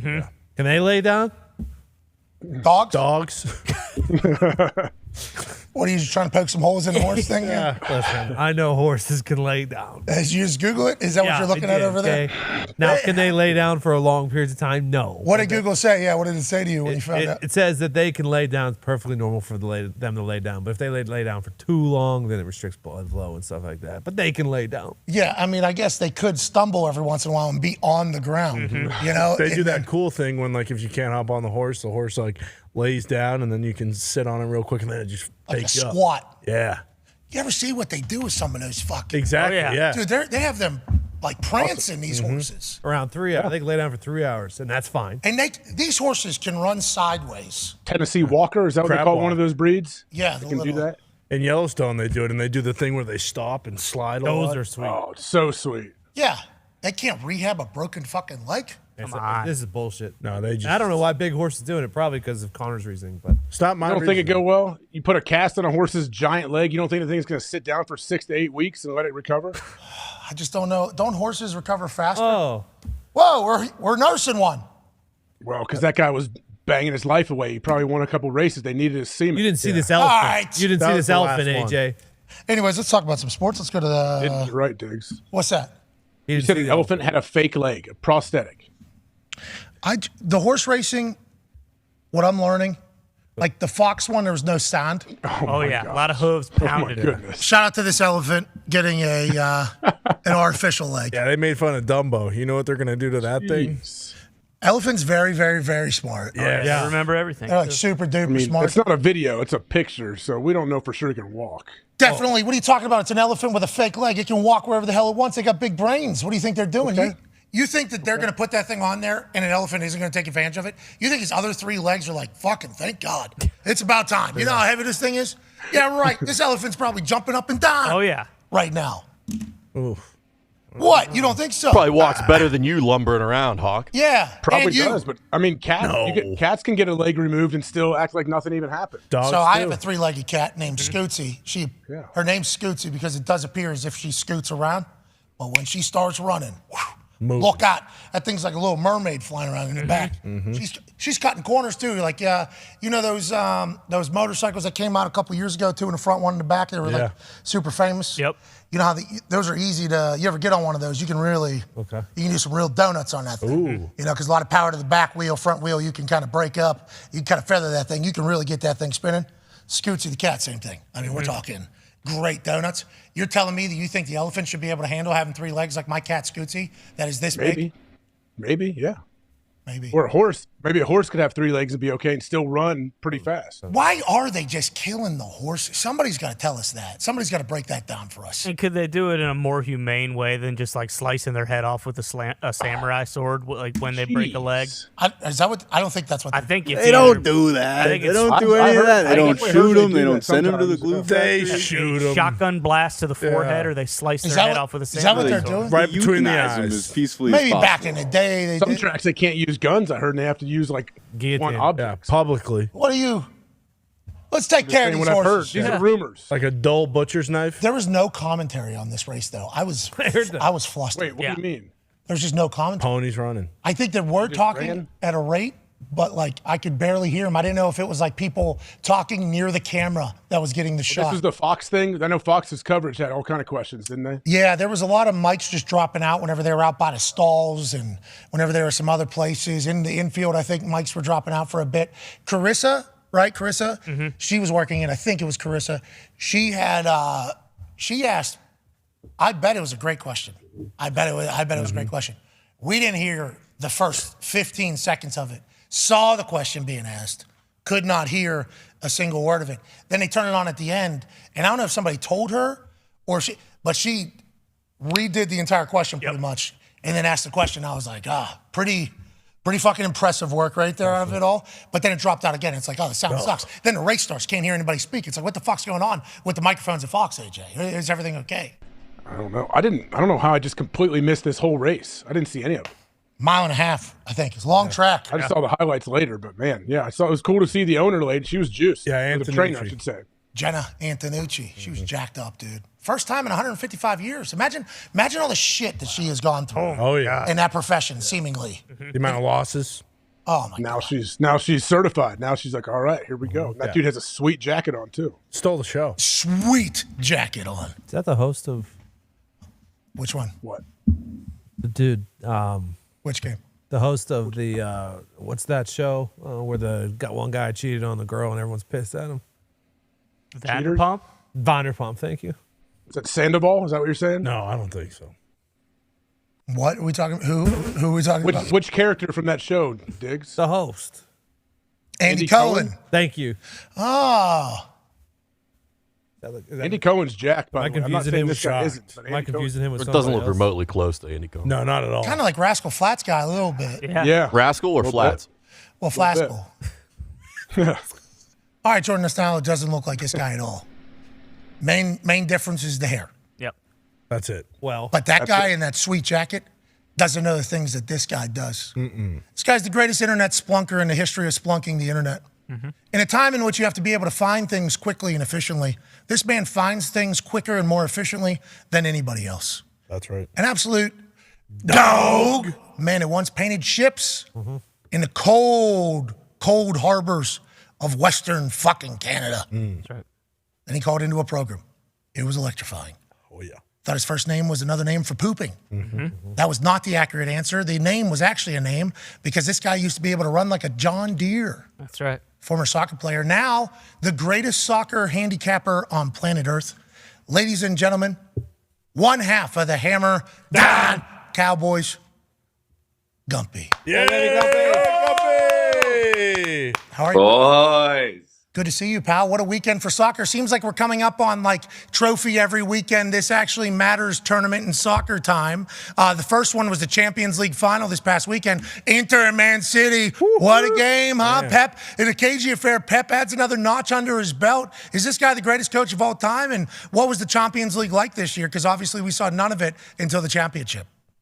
Inter actually really impressed me. They put up a pretty good fight, I thought. Almost tied it late if Lukaku didn't have bricks for feet. Oh, Lukaku! That's right. It's always in the right place. But, yeah, I mean, Pep is the GOAT now. This is absurd. Man City just couldn't win the Champions League. They won the league, FA Cup, Carabao Cup, everything every year.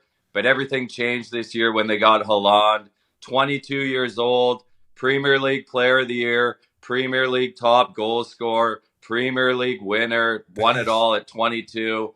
And now the real question is Ballon d'Or. Will it be Messi for the World Cup or Haaland for what he did for Man City this year? Oh, what do you think they're going to lean? Because Messi went to the MLS, which is obviously a superior product. They're probably going to stay with Haaland, do you think?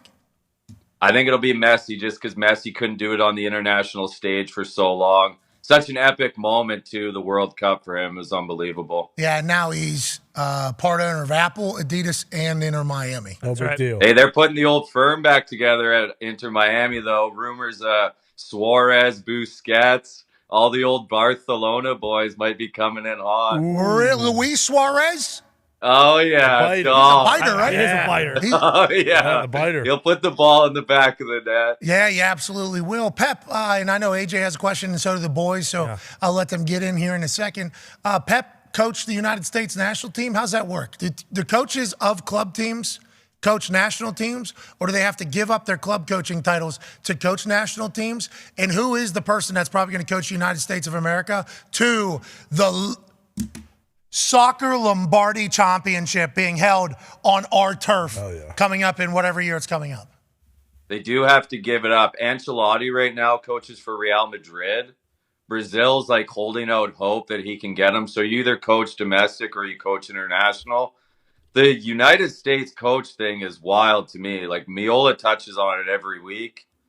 There's no like rumors of anybody out there to come in. The only guy is Marsh, who coached at Leeds United. That's it. That's all we've heard. Bull. And Just give me all of it. There was rumblings of Thierry Henry. He was But in he's Ted Lasso. unbelievable. He's unbelievable on TV though. I don't know if he'd give that up. Yeah, I watched him this weekend on the coverage, I do believe. He looked very, very cool. Number 14 used to score goals all the time. I would number 14 used to score goals, not as much as all the time, but a pretty good amount of time. Always been a big fan of the way he goes about it. He wants to coach the team, right? Didn't that come out and been said? He coached at Monaco for a bit in League. That was it, but it has been rumored. Did you see the interaction between Jackie and Thierry in the postgame? No. So Jackie played his whole career since like a kid, Aston Villa, right? Goes to Man City, big money move, 100 million pounds. Congrats. His first year, bad. Oh, no. Goes to World Cup, plays well for England, comes back from World Cup, plays unbelievable the rest of this year. So Henry actually said, I got to apologize to you. I doubted you. Like, I didn't think you were who you are. Wow. And now Jackie's been up for about 3 days. Hell yeah, having a great time. Wearing his actual kit out and about while singing things. What a legend. Go ahead, AJ. Good. What's going on with the whole Saudi situation? I know Messi turned down a bunch of money, like billions of dollars, whatever it might be. Other guys have taken big-time contracts. What are they doing? Is their team going to be good? Are they good? How's it work? There's the last one that got signed was Conte. He's 32, like defensive midfielder, played for Chelsea. He got $100 million a year, AJ. So like, if anybody wants to go to Saudi, it's just the money's there. It depends if you want to do it. Like Messi just said he didn't want to take. Are they his getting a hard family time there. going? Sorry to cut you off. What's Are they that? getting a hard time? Are they getting a hard time from other people like golfers would when they go to live? No, not at all. Once Ronaldo went, like no one said anything about Ronaldo. They're not going to say anything about anybody else. Ronaldo's Messi turning down $1 billion is wow. 1.6. Yeah, they said it was 1.6 potentially for Dude. Jeez. That's hilarious. But yeah, they can pretty much the thing that sucks about it, and you guys have touched on it, like we could have had Messi, Benzema, Cristiano, like all those lads could be in the MLS right now if it wasn't for the Saudi league. Oh, come on. Really? Like that's the one thing that really sucks about it. Like you could have Cristiano somewhere, Messi somewhere, like that could have carried on in the MLS. Portland that's where, Timbers. Yeah. Vancouver like Columbus older Crew. players, Seattle older Sounders, players, Pittsburgh like, go to Riverhounds. MLS. New England Revolution. Beat them. The Rams, the Yeah, Rams I mean, are a good squad this year. They're Yeah, not sorry, here. Riverhounds. Yeah. Okay, welcome to Hand Time. They're All not right. in the MLS because they know what it takes. The last question from me and then the boys, obviously. What's next? We have a tournament this weekend that's bigger than obviously what Champions League was, or We're cooked. we're done? Oh, no. We're cooked. We got MLS only, my friend. No. I thought we were getting into the season. Yeah, This is your guys' Copa. season. This is soccer season when we just. Oh, my apologies. Actually, I'm completely wrong. The CONCACAF Nations League is this week. So there's US plays Mexico. Win. Canada plays Panama, I think Thursday, Friday, and the finals on Sunday. All in Vegas. Okay, so we got the CONCACAF. Yeah. Here we go. This is the premier title in soccer, okay? Yeah. If you're playing soccer, you want to win the CONCACAF. Yep. The CONCACAF is ours. We win it. It's our tournament.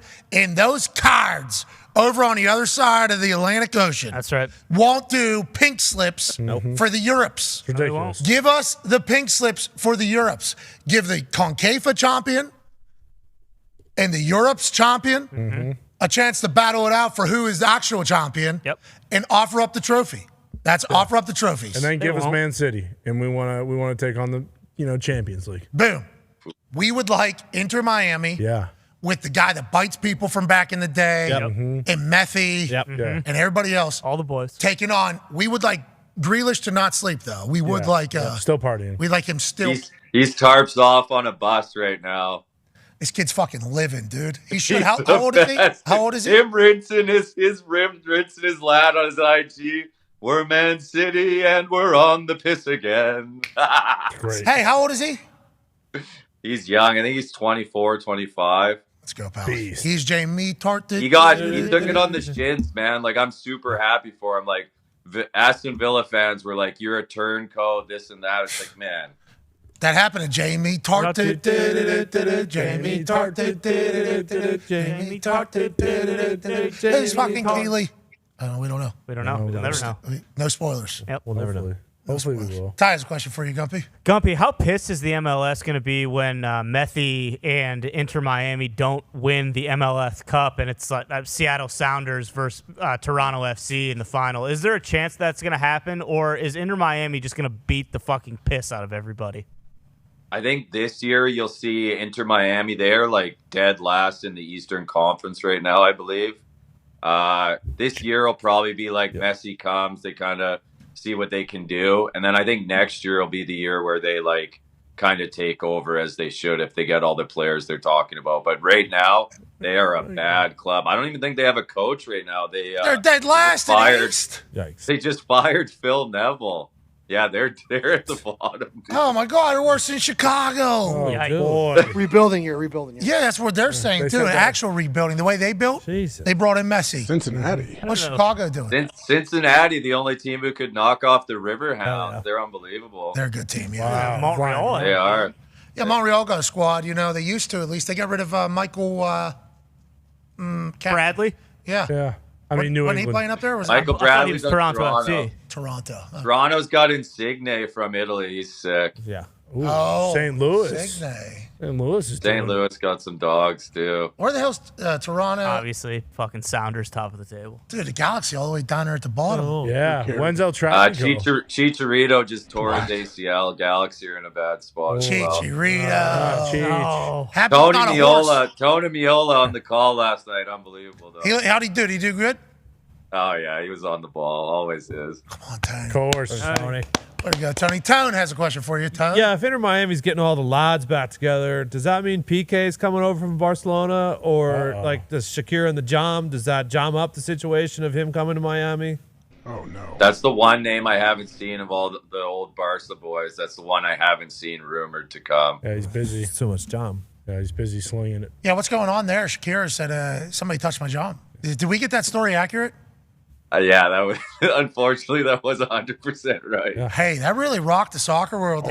Now she's dating Sergio Dude, Lewis. they were like, if you watch the Netflix thing on Barcelona, like her and her kids like celebrating when they won the Champions League and shit. Like, man, that was cold, dude. Yeah, there's just the Jam situation. Exactly. When the Jam dropped, Yep. that's when everybody knew. Exactly. Imagine how Shakira felt. Oh, my God. She knew.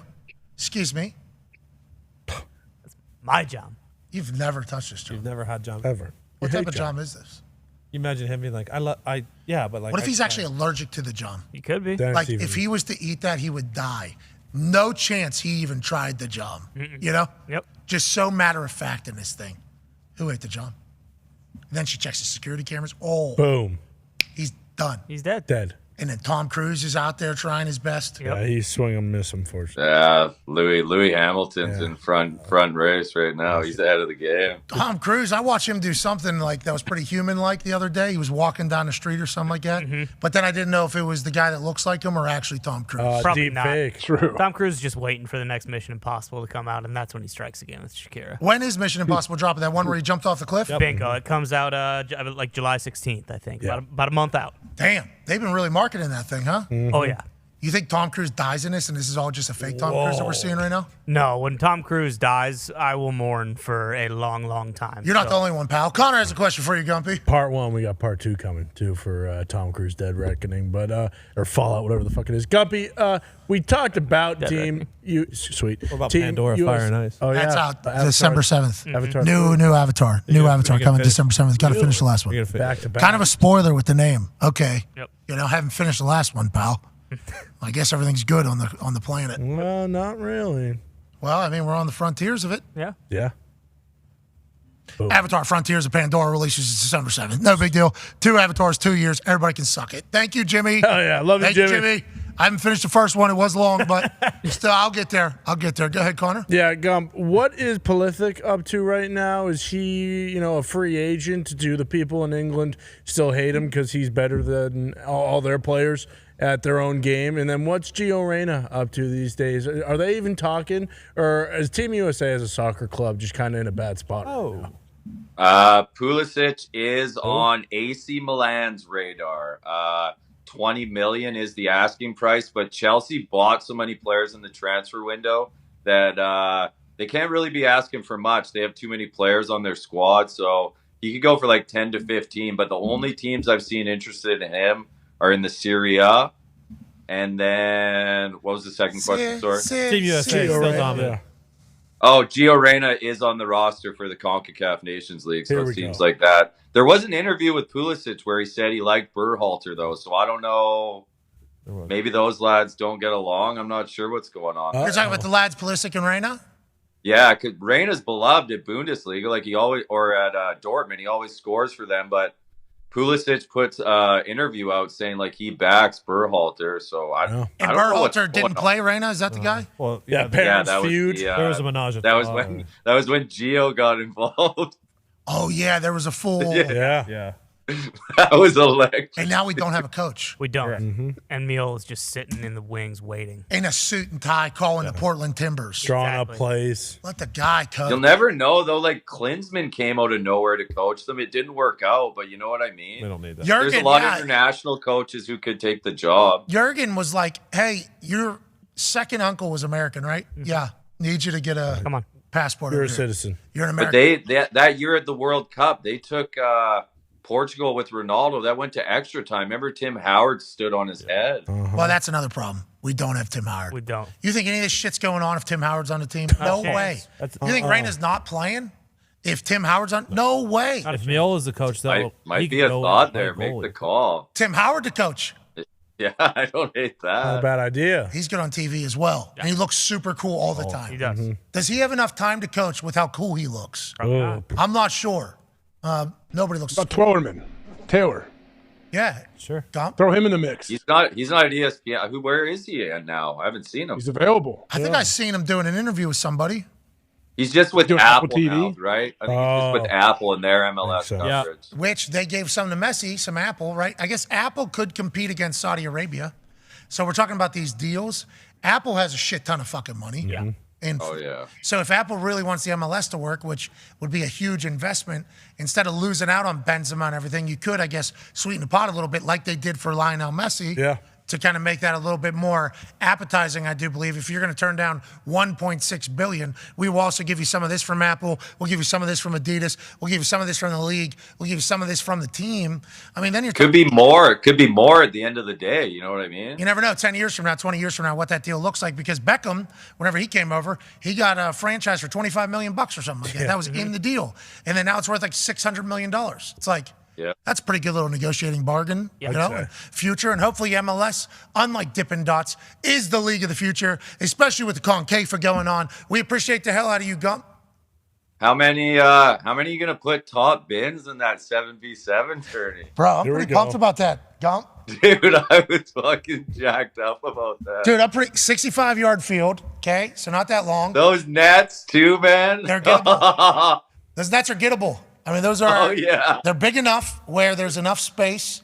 You know, goalies, there's still some good goalies out there playing or whatever, but there's enough movement that you could possibly have. I was watching that thing play. It was Newtown. They ended up going on to be the champs, and they were taking on, I forget the other team, but I was watching. I'm like, what the fuck is this? And it was for $1 million. And then I was looking at some of the guys that were over there. It's like, oh, I used to play soccer against some of these guys. Like this is like looks like an alumni game almost. High level. They're playing good soccer. You know, obviously good players were playing in it, but it felt like it was like an alumni game almost. And I started looking into it. It's the same as the basketball tournament, which is an alumni tournament for basketball around March Madness. West Virginia, the guys that I kind of watched whenever I was in school that played basketball, they are the team that plays in a basketball tournament, trying to win $1 million every year. It seemed awesome. And then I saw it for soccer, and I'm like, whoa, wait a minute. This looks like a good tourney. I think I can get in there. And now it's my cardio. Do I want to work on cardio as much as it would be needed? But they have fluid substitutions pretty much. And 7v7, 20 minutes, you'll be all right. Dude, that is gettable. I just need one clip of me fucking. Oh, yeah. You know I'd love to see it. Just one. It's all forever. One of them. Yeah. And it's like, all right, I will. You guys do what you got to do out there. This is fun. They're playing some real, there's some real talent out there, the ex-national team players, yeah, obviously. It's good to watch. I only saw the highlights on like NBC Soccer Twitter. I never really saw a full match. It was good. Dudes played for $1 million. Lando Donovan playing? They started taking players off the field. So it was like 6-on-6, 5-on-5. If it was tied. Oh, that's kind of cool. Yeah, so they like opened it up towards the end there. Yeah, it was really awesome. Like NHL overtime. Yeah, it was pretty good. Regular season though, not in playoffs, right? Yeah. What do they get, 4-on-4 in regular season? 3-on-3. 3-on-3, yeah. That's awesome. 5-on-5. We should think about instituting that so we don't have maybe some things about. That'd be cool. But also, play real hockey. Play the game the way it's supposed to be. If you're going to win Lordo, you got to do what you got to do. Exactly. Yeah, I think I'm going to try to get in that, though, Gump. I think I'm going to try to get in that next year. Hell yeah. These knees aren't going to hold up. That goal's going to have to be in the first game. Yeah, that's no problem. That goal's going to have to be in the first game. We shall see. Ladies and gentlemen, Gumpy.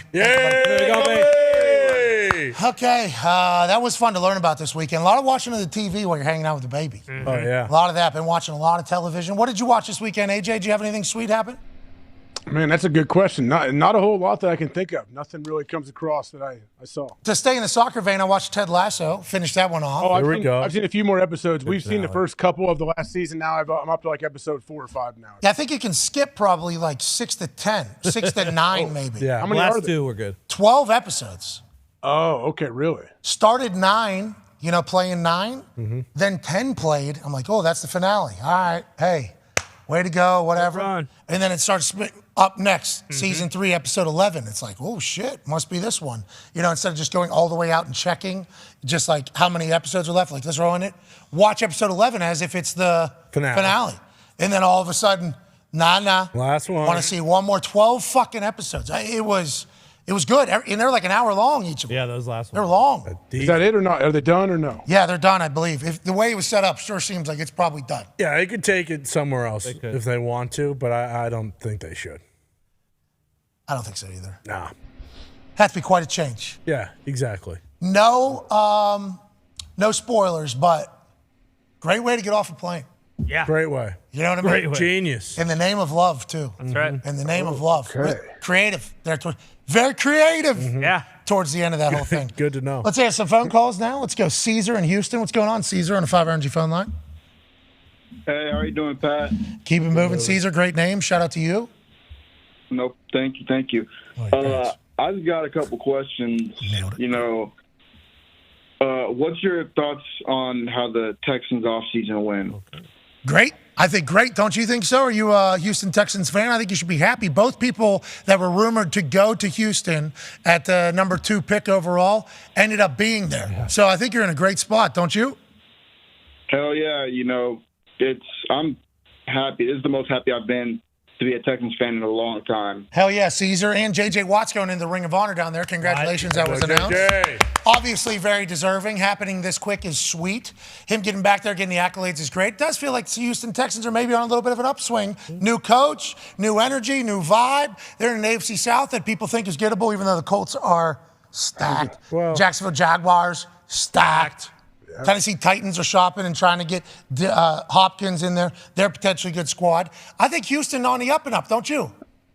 I mean, yeah, compared to what they have been the last few years and like the national attention they've gotten, you think about now, everyone seems to love bringing in D'Amico to be the head coach, and your draft seemed to go very well. Let's see if they can produce on the field. It might not be immediate, but they definitely look like they're getting better. Yeah, I think if I was a Texans fan, I'd be happy. Yeah, for sure. A lot of excitement. JJ's coming back. Yeah. Much happier this offseason than you were last season coming into it. What's the deal? No Easter bee though. Yeah, no Easter No. bee. I don't know. No Brandon Cooks. Where is he? No Coach Dave. Oh, that's what everybody's saying. Yeah. They didn't know if they're going to be able to go.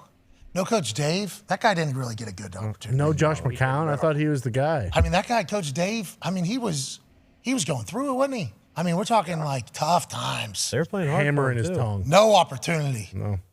at all to succeed. Coach Lovey's gone. They're screwed. They actually told him, right? Josh McCown is going to be the head coach. Yeah. Yes, like a year. while he's there. He was a lame duck. Yeah, and he knew it. First time getting a head coaching gig. Yep. Yeah, I got no shot. Well, signed you to 4 years or whatever. This is a 1 year thing. Just need you. We both know. Next couple of years are going to suck for us. So you'll be here, and then Lovey will be here, and then Jack Eastby will go, and then We'll get our guy. we'll be Start off over. and running. You know what I mean? And now it's all in the up and up. Good for them. Congratulations. Hell yeah. Not easy to do. Let's take a break. Guess that we were going to have at 3 o'clock here a little bit early. Cannot wait to chat about the story that is this man who's traveling to 30 stadiums in 30 days. Hell yeah. Currently in the middle of it right now. He's got to be fucking exhausted. All doing it to raise money for St. Jude, which is sweet. And I assume some great stories have come out along the way. We'll take 5, and then we'll have a great conversation with him. Be a friend, tell a friend something nice. Take 5. 5.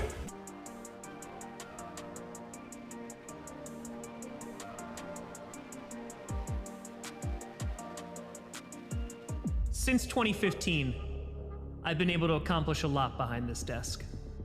But over 2 months ago, I had my greatest and grandest idea yet. And so, on night 1 of the 2023 NFL Draft, it is finally time to show you what I've been working on.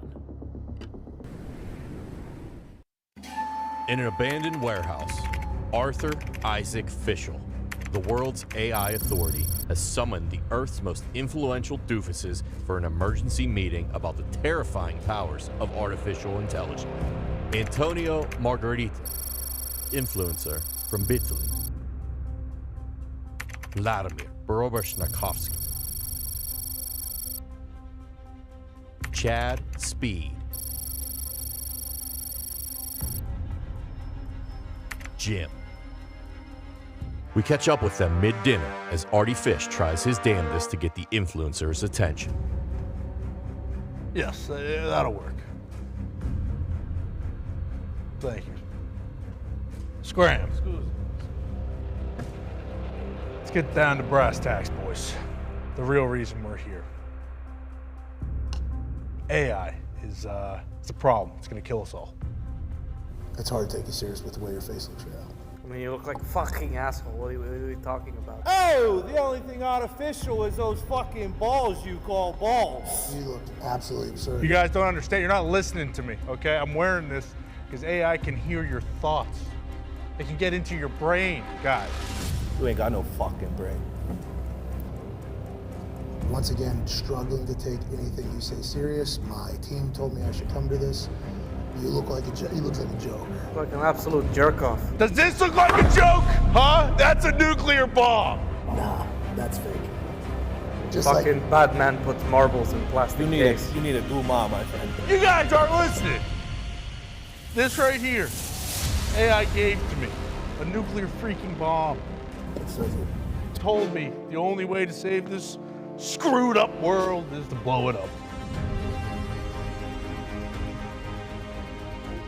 This guy awake? Idiot. Wake up, asswipe. You wouldn't hit somebody with a nuclear No, yeah, fuck. No, don't you worry. This one is foolproof. I doubt it. I brought it here, boys. Not just for show. What? But because I'm gonna blow up the world right now!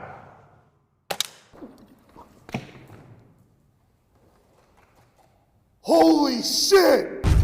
That's Jack Carr!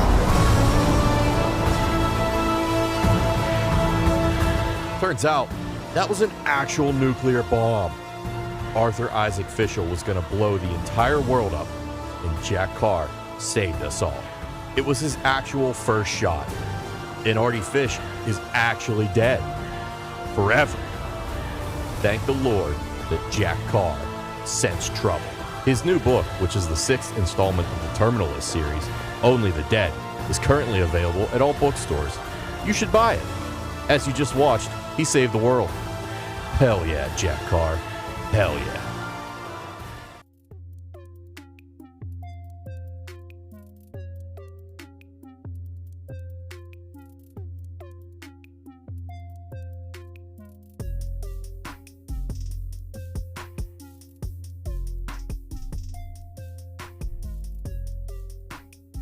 Hey, What? let's go.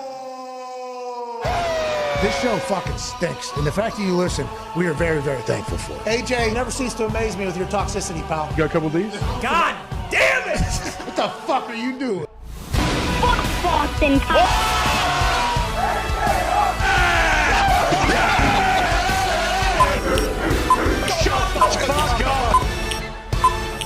Hello, beautiful people.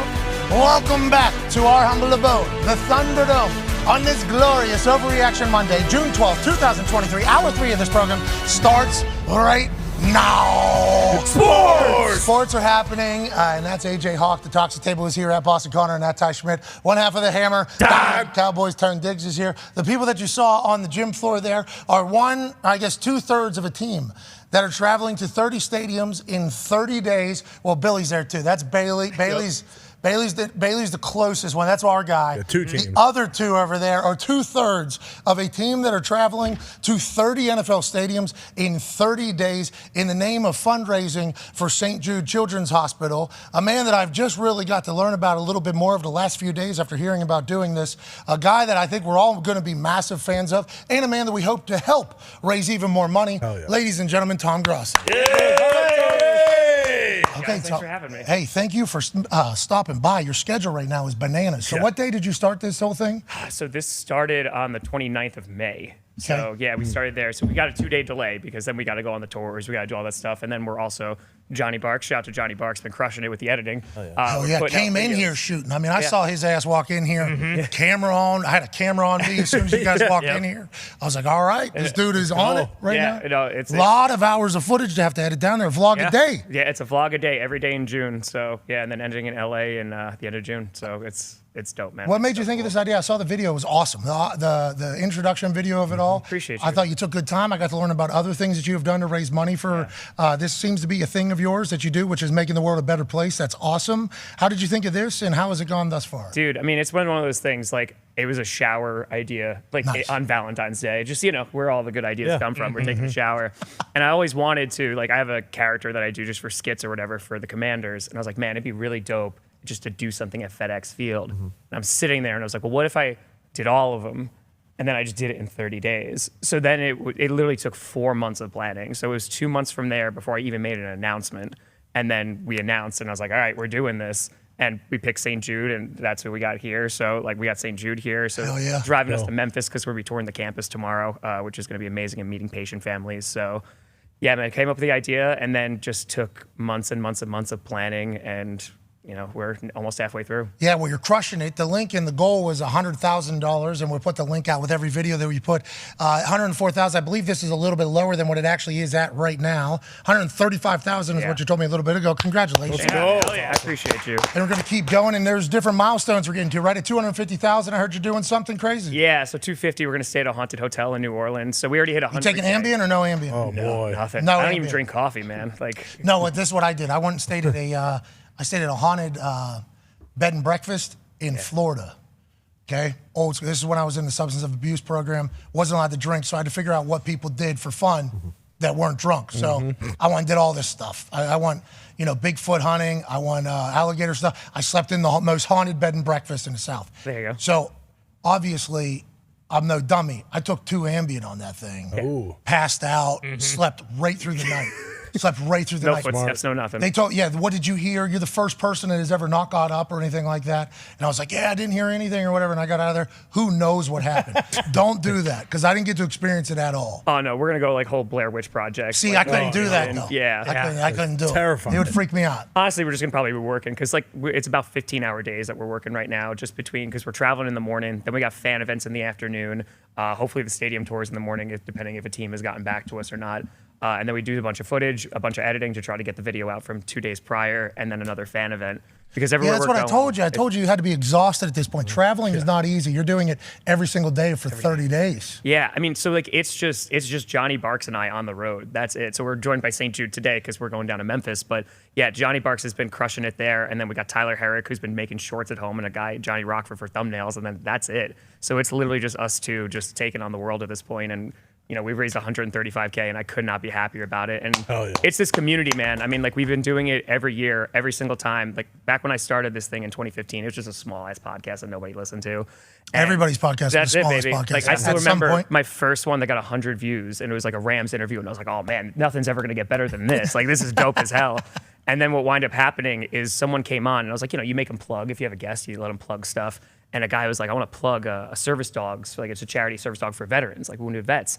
And I had no money at that point. So I was like, you know what? Here's $50. And I was like, if I ever get to a point where I can give back, I'm going to do it. And so now we do massive fundraisers. We did $102,000 for various charities last year, including 62K and 9-hour streams. So we're doing that. And those are like the lesser known charities, the ones that don't have the name. Yeah. And I just, scout the crap out of them, and they're needy. And, we wanted to work with St. Jude because they just do great work. Man, always wanted to be philanthropical, always wanted to give back. How do you think that is? Yeah, man, I think it's a mix of two things. So I was a full-time teacher for 6 years. So I was teaching high school social studies and went through That's fun. Yeah, it was a time, man. History. I couldn't even, social studies? Come on. History's a mystery, baby. That's it. Yeah, but we did that for 6 years, and the podcast, literally the whole reason this started was because the NFC Championship game against Seattle. Mm-hmm. And I made a video like 2 days later, and like back in 2015, it went viral, which was like 60,000 like views, and I was like, oh man, this is crazy. I think I made like $3 on it. And then I was like, all right, well, let's just do a podcast, and I just interviewed fans from opposing teams for years and just did that, and then started doing it on YouTube and just growing slowly. A Jordan Love reaction went viral, so like that helped a lot. And it just got to a point, and I was telling you right before we're off air, that the 2020 to 2021, I was doing both of these like hardcore full time. And so I was getting 3 hours of sleep every night for a full year. So like you're asking like, how am I doing this? Like, because I've done, so, like I wasn't happy or what have you, because it was during COVID. I didn't know what 90% of my kids looked like, because it was all virtual. So like this is a cakewalk. Yeah, well, I'm excited to hear that because there's not a lot of people that'll be able to pull off what you're doing right now. Sleeping in hotels, I assume, motels, a lot of cars. Yeah. Yeah. Listen. Hey, listen, the St. Jude, I know that obviously a lot of people do incredible things for it because they're doing incredible things for people. So shout out to you guys, honestly, and families and everything like that. But this is one where you're fully committed to it. So I think we have massive respect for it. Dude, so thank you for working us into your schedule. No, I appreciate you having us. Like, this is amazing. Yeah, I mean, like we've already had a lot of bumps in the road. We missed our flight. It was a 5:09 flight. I was on around 90 minutes of sleep. We had to go to Boston, then to go down to Foxborough. Nice. So like we weren't gonna make it. Like the fan event was 1:30, and I was like, dude, like we're renting a car. 6 a.m. We go there, we rent it, and I drove 6 hours and 48 minutes there. Stopped once for gas, and this was after jumping through a table. Like you're peeing in bottles? Not yet. We haven't peed in any. I saw that at Buffalo. You looked awesome. Yeah. No, good thumbnail. You flying, dude? Like, come on, man. We have to drop an elbow. Yeah. They told me like they didn't tell me. I thought it was grass. I was just like, oh man, it's gonna be a little bruise, like no big deal. It's gravel. It was gravel's the worst. That's the worst. Oh, it got in there. Oh yeah, no, we were bleeding the whole nines. But if you're gonna jump through a table, and you're gonna do it for charity, you gotta on gravel. You just gotta go for it. Yeah, especially if you're going to the stadiums. Okay, last question for me, and I know the boys probably have some, and I couldn't even fathom what AJ is wanting to ask about this entire thing. I'm excited for it, and I know you're a massive Packers fan, so I'm excited for you and Ty to kind of dive into it all. What has been the thing? So you take a tour at every single stadium. Has there been a story or something you learned at one of these stadiums that you've been to thus far that you were like, damn, they should either make that more known or more public, and you didn't know it? Yeah, so there's a few things. I mean, there's just the things off the top of my head. So here's the thing. I'm just like a small YouTuber. Like, that's it, right? Like, we have no, you're not, dude. The amount of people that tweeted us about you is huge. We have an amazing you have a great community, man. Like, I've worked really, really hard to do that. Like, every single Friday, we do Friday night Q&As, and I've done that every single Friday since 2018. I streamed every playoff game, every single primetime game last year, because that's what it is. It's community. And you guys know your community loves you guys. Wow, right? not all. Not right now. Well, they turned on us quick, Tom. They turned on us quick. I think that comes from, I know that, listen, negativity sucks on the internet, but I think it comes down to, like, there's a lot of love for you guys. Like, you guys built something from absolutely nothing, and people are afraid that that's going to change, and they love you so much, and they don't want to see that go away. It's very cool of you to explain it that way, man. and you did the same exact thing, though. You need to know that. Thank you for the compliment. I appreciate But you it. got a big community, pal. Dude, you got a lot of motherfuckers behind you. 135 grand, dude. Yeah. Dude, that's not easy to do, man. And that's the thing. $50 donation you said you were doing. Now you got $135,000 in how many fucking days? 29th to the 12th, 13 days? Yeah. You should be proud, buddy. You're kicking ass. It's amazing. Like, it's just a shout out to this community and how great they are. But to answer your question, so I reached out to every single team, and not all of them got back to me. So that's awesome. Who? Well, I mean, like, 'cause we got some beef with some teams. I mean, you too. could go watch like some of them that, we've already not been able to go to some teams, and like there's some ahead of us that like they just haven't gotten back to me. Like, listen, it's all good. Like, I'm an outsider. They don't know who I am. It's all good. So we're gonna make the content when we get there. You're raising money for St. Jude. You're trying to market their stadium. Yeah. Good business says. Keeping the NFL in the conversation. Listen, there's been some great teams like the Pats, the Ravens, the course. Steelers, Cincy, Indy today. Indy, Like, great team. they Yes. were phenomenal. Pick number 4 this year. I was trying to work. To answer your question about the best, All of our teams were great. That's right. No big deal. Yeah. Almost all the AFC North teams. Almost. Who was it? There was one who didn't let us in. The Browns, they didn't let stink. us in. But so, NFC North. Despite that, though, I instead bought a ticket to Monster Jam because it was $25, and I did a stadium tour while people were watching monster trucks. So I just did it myself, man. That's awesome. How was Gravedigger? Was he? Dude, it was amazing. He flipped over at the end, so he didn't wind up. Oh, that's a winner. I thought that's what his goal was. No, he looked like he couldn't get up, and it was the crowd was. Oh, was it running while he's upside down like exactly like a turtle? corgi? Exactly. Turtle. So when we were in Lambeau, our tour guide Tom, who's been there like forever, his dad was at the first ever Packers game at 11 years old. Gets hit in the back with a football. This guy runs up to him. He's like, "Hey, kid, get out of there," because there's no stadium. And it was Curly Lambeau who threw the ball and hit him. Wow. So like this guy, like he literally has taken a bunch of his collector stuff and put it in the halls of Lambeau because it's all just retired guys who are like in the area. And so, like I never knew that, and obviously that story. But dude, there's been so many. The Steelers, for example, we were there.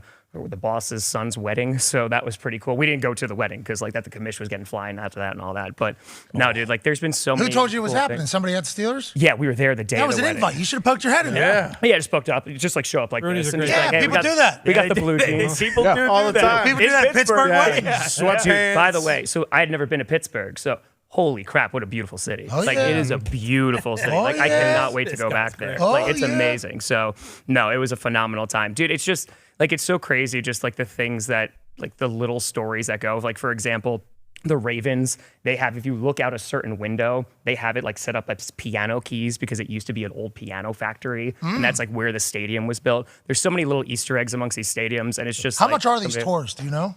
Have you? So most have not charged you. So, oh, no, I pay for a bunch of them. Yeah, like, I booked That money ahead could of go time. to St. Jude. Yeah, Yeah. come on. Not What our are we teams, doing? though. Not our teams, though. Yeah, you're just right, you're right. You're right. So that's the thing too, because people are like, "Oh, the NFL's helping you out." So I held off on buying a house this year and putting it down instead to do this because like I wanted to do this instead. So no, like this is all coming from me. It's all self-funded, like paying for Johnny and all that. And I'm happy to do it. Tom. Yeah, I love that. I do. The commitment is fucking awesome. Okay.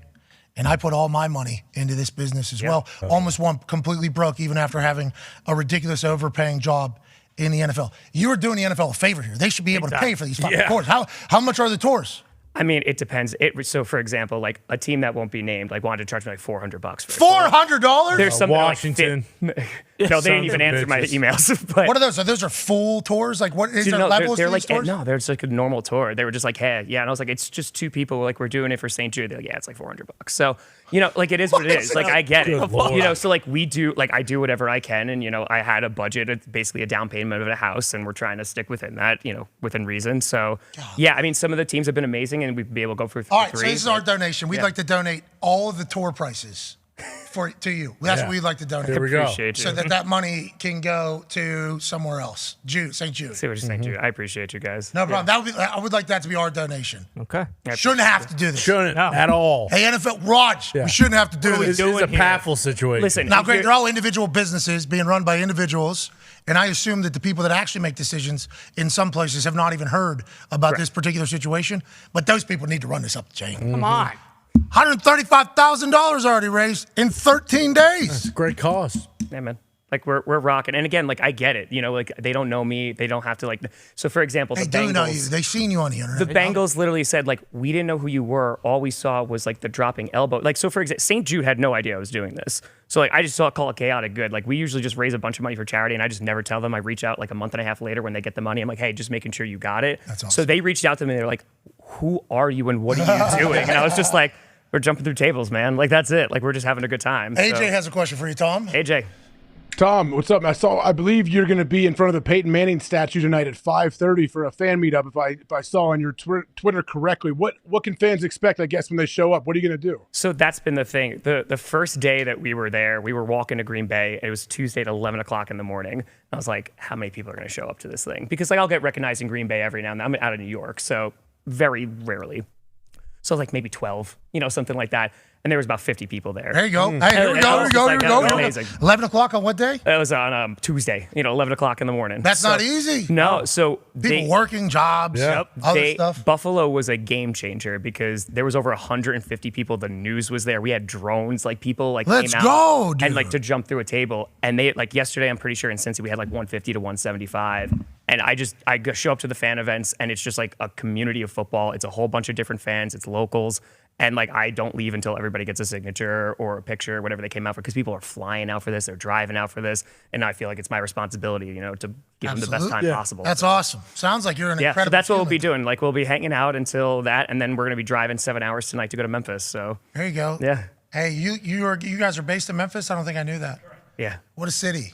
What a city. Great city. What a city. Yeah. Gorgeous. Have you been to Memphis before? Dude, I haven't been to like 24 of these cities. Like, so it's just an awesome experience for me. Are you going to enjoy them at all, or is it in and out? I am. No, like, because we stay there like a good 12, 18 hours, depending on, what we're doing. Like I've taken Ubers at 12:30 in the morning to get to Baltimore. So, we try, and it's kind of like a bucket list thing where I'm like, okay, like I want to go back to Pittsburgh. I want to go back to Cincinnati. Detroit had the time of my life. And I think that's been the best part. So you're the amount of people who are like, hey, like, be careful of this city, be careful of this city. You're going to have a bad time here. And we just rock it there. Yeah. Because, listen, there's some tough cities. Baltimore's a tough-ass city, but there's some amazing people there, and they're so passionate. We packed out Jimmy's Seafood. Like, we packed it out. I saw the photos, yeah. Dude, and it was amazing. They're a big wrestling town, too. So, they were going wild. So, yeah, I heard you're an Adam Cole guy. I mean... Is that not the worst decision you make? You sound like such a good guy. Raising money, hustling, grinding, all I'm teacher saying. and YouTube. Adam Cole's a nice guy, though. We know that. Listen, what's that? He's a rat fuck. What you say, Jay? Adam Cole was a very nice guy. I understand. No, he's not. He gave Ty colitis. Boom. He did. How you recovering? I'm still battling. Yeah, but couple it's years a fight, later. man. Yeah, It's a exactly. fight. Baby, it's just listen. I respect them a lot. It's good stuff. Him and MJF should be electrifying. Oh yeah, dude, it'll be great. Dude, that's the thing.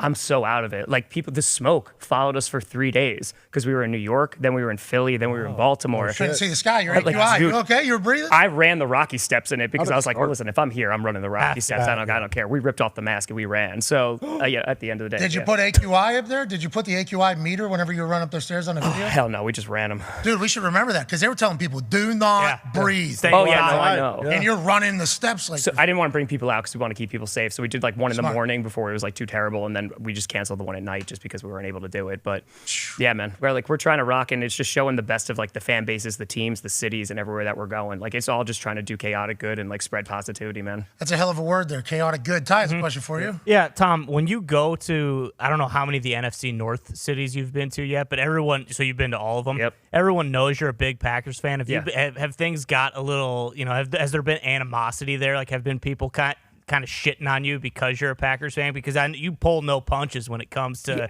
ripping on the Vikings and the Bears. Yeah. Lions are, this year maybe they'll be good, but they've been and also ran for about 50 years, so no one really cares. Your video about them sports gambling was good. Yeah, exactly. But have people showed up to these fan events almost, like not tongue in cheek, like where you think, oh, I mean, someone's listen, gonna throw on me? They're a bunch of smart asses, right? Like I've signed Anthony Barr jerseys, like we had to go through that, but I also was like doing protests to save the birds outside the Viking Stadium. So it's all it's out of love, man, because it's just, they're all part of the community. And just to experience it in person, as you guys know, right? Like online is a completely different beast, right? You can log off and then it's kind of quiet, right? But when you see it in person and people are out there, and I disassociate a lot from that. I'm like, oh, they're here to rep the team. They're here to like rep the city. And they're like chanting Grossi. And I'm like, this is weird, Look at man. you, man. I'm like, this Teacher. is so weird. Yeah. You? Teaching. That's it. Were you a teacher and then a comedian as well, or you just say comedy because you want people to know that this No. is meant to be funny? I started up doing improv in college. I actually almost was able to be a cast member on SNL, but I turned it down to go teach. And then did stand up like the week that Robin Williams passed away, and was just like, let me just try that. Did an album, and like I still dabble in every now and then, but then I just sunk all my time and energy into this. Good for you, man. Oh, yeah. Congratulations. Thank Tone you. has a question for you. You been to a Wawa or a Sheetz? Not yet, no. Okay. I'm so sorry. You're not going to be to a Sheetz, I don't think. No. What's the nicest airport you've been through? Dude, we've gotten lost at a lot of airports, like a lot of airports. You know what though? Like a shout out to the Detroit airport. I just know it really well, but I love that airport, man. Good airport. It's like so clean. It's so easy to get. They got the Sky Train or whatever. Yeah, I tripping do balls. love that. Sweet. Walk through that moving sidewalk. It's so funny because like Green Bay, like Austin Struble is like this big, right? They got like 6 flights going out of it, and that's it. Like, Indy, yeah. We're gonna go to like Atlanta, and it's gonna be insane. show. So yeah, man, like there's. It's been some really amazing nice that you airports. said you missed that 509 flight or whatever after 90 minutes of sleep. It's amazing you haven't missed more flights with the way travel is. Yes. Especially now. It's not reliable, right? No, At all. Allegedly. No, I don't know if it is or not. No, it's not great because that's the thing. Like we even from Pittsburgh to Cincy, we had to like go over to Detroit and over to come back here. And I'm just like crossing my fingers because like if there's one thing that goes wrong, like we're screwed. Yeah. Like I planned this for 4 months, but if one flight gets missed or one thing, like we could be completely gone. You're not buying a house right now because you planned this. Correct. Yeah. No, Yeah, so instead of we the down payment. Yeah. Now you're putting it down on flights and travel and food. Yeah. Oh, so back end we got a little bit more to deal. Still got the house? No. Like I legit like I said I'm not getting a house to do this, like to fund this. Did you instead. Zillow? You had a house? You looked at Like a house? so I have a realtor because I like trying to move to Wisconsin, and then just like, hey, we got to hold off because it ain't gonna happen. AJ has a house there. You go get. Yeah, AJ still lives there. Yeah. Aaron's got a house there too. Yeah, Right. I'll just extra hop on one. over. How about Yeah, buy Aaron's old house. Yeah, maybe and go to the country club that he goes to. Oh, yeah. You know what I mean? There you go. You're just getting free tickets. It's How about fine. Aaron coming to New York City now? That's good. Your neighbors. Yeah, exactly. He's in Jersey too. That was the one place we could not go at all because Ed Sheeran was in town. So they were like, you can't even film on the property because they're set. It was like all production. So I filmed on the side of a highway. That's our photo on this. No, it's all good, dude. So I filmed on the side of a highway to make sure that I still like went. The MetLife? Yeah. We had a mishap there at the MetLife. I've been there a bunch of times, but yeah. We took the top off an RV there. And Sorry about it. By we, I mean Zeke was told to go in a general direction and then didn't know the clearance. And we just hit the nose going into that. Yeah. an overhang outside of MetLife Stadium. Took the top all the way off. Thought we could make it through after hitting it. $45,000 in damage to that RV. Had to drive it all the way back to Indianapolis through a rainstorm with no roof. Yeah, nothing. Garbage bags on the top. So not only was the top ruined, the inside was also ruined with water damage. So that Yeah, was a little twofer there. MetLife. Great airflow in there on the way back, though. Yeah, good. Yeah, you're right with the rain. Exactly. Lady we rented it from, her only request was just don't make it too dirty in here. Yeah, because she had to take her family the week afterwards. Yeah, so it wasn't just too dirty, lady. It was completely tough. It got the dirt out though. I mean, like it just sucked it right You're out. right. So, Didn't even it think worked about out. that. Yeah, it just works out. Never got to thank you either. No, she a lot of tears though. Yeah, she was not happy. I mean, she was very sad, devastated. But hey, sometimes you got to take the roof off at the MetLife. Now, Tom. Yeah. Next is the fan event at 5:30. Yeah, So you already did the Indianapolis Colts tour. I did. Okay, then you're off to Memphis. Yeah. And then what? To Nashville, we're hopping over. So like we're literally D going Hop there. might be there. You gonna go? You gonna try to find D Hop? Yeah, we'll say hi. We'll stop in and say hello. Yeah, I mean, like, listen, there's been some teams that have just been so fantastic, and then the ones that haven't even responded, like, it's all good. Like, we hold nothing about it. Like, we're still gonna make your cities and people look great because they are. So, like, we're just showing Hell the best yeah. of every single one. So, if we can hop on a stadium tour, that's cool. The Steelers were the first team to donate to St. Jude. They donated $1,000, which was freaking awesome. It was amazing to have them. How much they charge you for the tour then? Nothing. That one was free. So we were. Wow. Yeah, we were. Wow. Just we were first class. we were good. I will say They got it like $1,400. Yeah, they get it. I will say that there were a lot of teams that were very quiet and didn't respond for a few months, and then we started raising money, and all of a sudden they're like, oh, hey, how's it going, man? So back then they didn't like me. Now I'm hot. Yeah, they all on me. Listen, it's all for kids, you and man. Mike Jones, bro. That's unbelievable. That's the it. world. We'll put the link out. We would like to donate. I don't know what we will. We'll kind of watch it through this entirety. See where it's at. Because if you get 250,000, you're doing a haunted thing down in Louisiana. 500,000, you're doing what? We're eating the hottest thing in KC. That's where they make Da Bomb, that hot sauce from Hot Ones. So, yeah, that'll hurt. And then 750, you're jumping off a hotel building. It's 800 feet high. Sky jump in Vegas, and then $1 million will be a tattoo if we get it. So tattoo. Where at? What do we? So I was just gonna AJ, would you like to brainstorm a little bit about this tattoo? Have you heard he's got? I mean, I got a lot of questions, but is Chris Angel? Are you going to team up with him when you get to Vegas? Yeah, right. We'll just hover over some things. Yeah, I mean, listen, it's going to be crazy. Even the fact that we hit $100,000, I'm just so grateful for this community, man. It's just a lot of hard work, and I'm just trying to do the best I can to put out the best things that we can. Yeah, but could you fucking fathom you raised $750,000 with this? No, I mean, again, that'd be amazing. And then you're jumping out of a fucking building because of it. Chris Angel putting Johnny's legs on your legs, maybe. Yeah, slicing and dicing and then jumping. Yeah, taking his legs, put them on your body. His legs are running you off. Yep. And then you're jumping and dangling out there. That's Chris Angel night in Vegas. Boom. $750,000 going to a great cause as well. I mean, let's go, dude. Yeah. You're doing it. You're doing a great job. I appreciate you guys, and thank you for having me. This is freaking awesome. I appreciate you taking the time. No, thank you, bro. We appreciate the hell out of you. Enjoy the rest of your journeys. Safe travels, obviously. Hope everything goes copacetically, too, with every team. Yeah. They should be paying for that. They should. I think ridiculous. Hopefully, maybe after this, maybe some teams will reach out who haven't yet. And again, it's just open the door. We're here to film. We're here to make it look great, and that's it, man. Yeah, I mean, that guy, as soon as you open the door, will film. That's right. That's Johnny Bucks, man. He's been crushing it. As soon as I saw him come through that door, he had the camera on there. Oh, yeah. It was face. It was ready to go. Real quick, I mean, just before we head out, I apologize. No, take your time, bro. When we get there too, so when we have time, we've been doing 2 fan events because we're trying to support local businesses when we're there and doing the fan events there. So whether we were in Buffalo, they raised over $1,100. That's going to help the community. We packed out a place in Detroit with 40 people, which was amazing. They were there for 40 years. And so that's what we're trying to do here. Yeah, Baltimore, you're at Jimmy's. Yeah, so we're bringing out creators too, in this space. Raven came out; he's a huge Ravens fan, so got him out there, so he got to go on the tour and kind of experience it and go through the locker and stuff, because that's what it's about, right? We're all fans of this game that we love, and so we're going to be collaborating with other creators in the space and everything like that. So the Brandon Pernas of the world, the RBTs, the Brett Colemans, we're going to do all of these guys that just fly out and just make So you're it going work. west right now because Perna right Denver, right? Dude, him and I have been friends since 2015, and we've never met. We do a show together, and we've never met because something has gone wrong. So yeah. And you guys are going left right now from here, so that's. So we're going down, and then we're going to the south, and then we're going over. All right, so dude. It's gonna be amazing, man. Enjoy the hell out of it, man. Appreciate you. You're doing good work. Oh yeah. We You try, should be man. proud of yourself, dude. You made the right decision whenever you said, I'm going to teach and I'm not going to sleep because I'm going to make content. Yeah. And now look at you, man. It's cool. That's it. We're trying, man. And just trying to do some good. Keep inspiring us, bro. Keep Yeah. going. Yeah. Ladies and gentlemen, Tom Grossi. Appreciate you guys. All right, let's get to a break. On the other side, we have massive NFL breaking news. Here we go. Huge. AJ, you hear this? Can't wait. You've been teasing it for an hour and a half. That's right. I don't do a lot of teasing either, do I? No. You don't. You definitely got probed in that haunted hotel, though, by the way. That's why you were such a deep sleeper. Yes, I can't wait to hear what the news is after the break. No, I was having Ambien dreams. That's how I know I was on Ambien. Yeah. I didn't get probed. Couldn't Nobody feel a thing. did anything Couldn't with my feel a mouth. thing, could you? Couldn't feel a thing. Nope. No, they didn't know. Your mouth was second. Mouth was second. Oh, jeez. Come on. What is Hawker. wrong with you? Relax. This ain't a movie, bro. This ain't a fucking movie. This is my life. Okay? Okay? I know. Your life is a movie. You say that all the time. No ghost was doing me. Yeah. In any bed and breakfast. He was just fishing for information. That's all. Get to a break, please. Good Lord. You're a pig. Yeah. Get your head out of the gutter.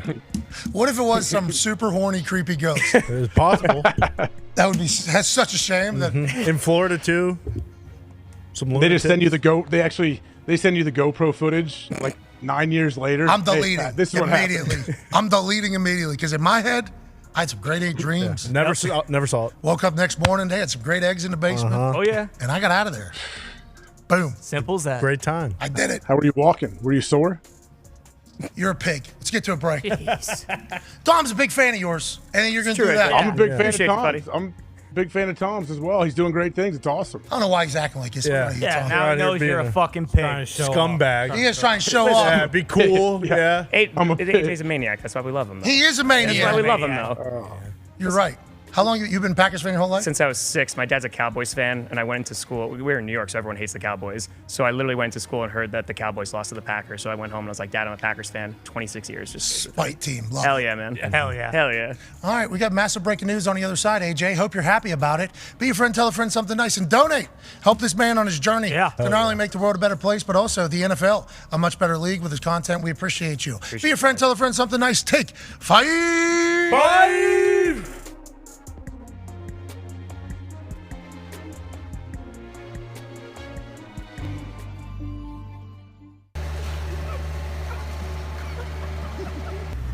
Ain't nothing Lady Grey can't handle. Turn left onto 33rd Street.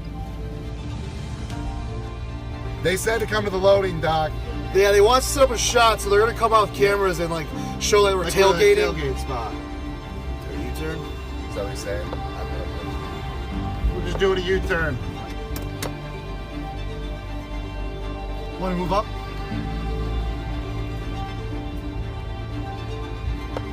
And this guy tells Z, yeah, hey, just follow that car right down that way. And so we're thinking, okay, no problem. Backing up. So Z moseys on down this way and just fucking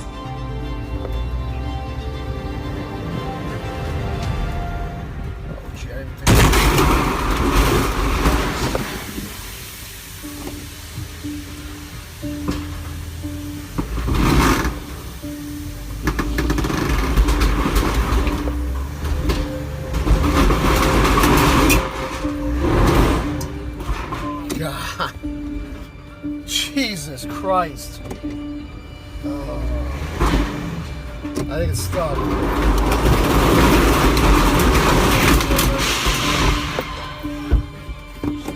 Fuck.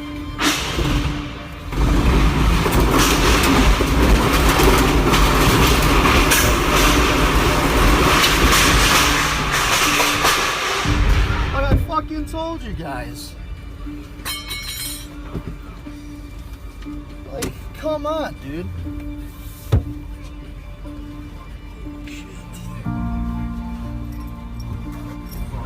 Who told you to go through here? These guys did. Nah, you supposed to come through this shot like right here. I didn't tell you to go through there. You told me to end. Yeah, right down this lane here. Fuck. Left side. Come on, guys.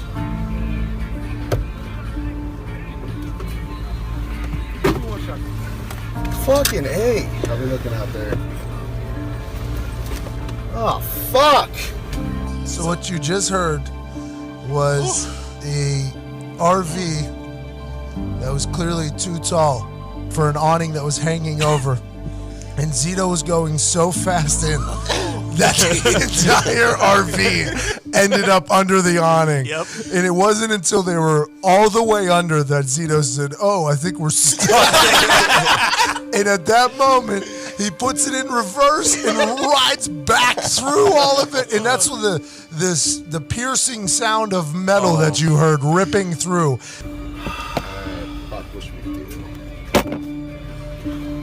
Fucking dude. They're fucking everything up there? The backside fucked too? How's it going, sir? Yeah. Yeah, they just keep fucking sending us through here. Just sending somebody out, just hang tight, alright? Did you check the top? I mean, It's destroyed. scratched up. No, like the whole thing's. Oh, fuck. Like, they're gonna fucking send me fucking through somewhere. You good though? Everybody alright in there? Yeah. Stay calm. Yeah, you're right. Stay calm, good. They told you to go through. I am on the bus with the rest of the WWE roster driving by. There's 2 fire trucks, there's a cop, there's paramedics, there's quite a scene. Fucking A. How's it going, sir? Oh, yeah, they sent me through, and I was just like, all right. Yeah. and we're just rolling by going into the fucking MetLife Stadium, and I get a Corey Graves. Is that your RV? Yeah, you guys hear about McAfee's guys? Drove a fucking RV into the arena? Into the arena. That road to WrestleMania, man. Hey, I'll tell you what, that's the furthest I've ever seen any vehicle get underneath that fucking awning. Look at the ladder on the back of the RV, it's almost fucking off. Light bulbs are falling. The ceiling God. is made of styrofoam. There's styrofoam dust falling everywhere. The air conditioning unit probably weighs like 250 pounds, and it's just laying up there. And we're like, what should we do with this? The guy's like, oh, it's a rental. You want to fucking take that with you? Trust me. You gotta be shitting. So eventually, he was like, yeah, actually, it's leaking a good deal of coolant. Why don't you just throw it down the fucking hill over there? You know what? I mean, the damage is gone. I was over there. You say it was left there at the accident. I mean, it's gone. It's gone. Damage is already done. Just throw that thing down the fucking hill. It was a good run.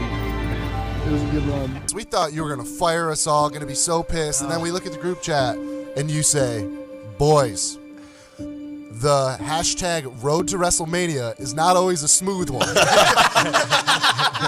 Somebody send the RV agreement to Phil.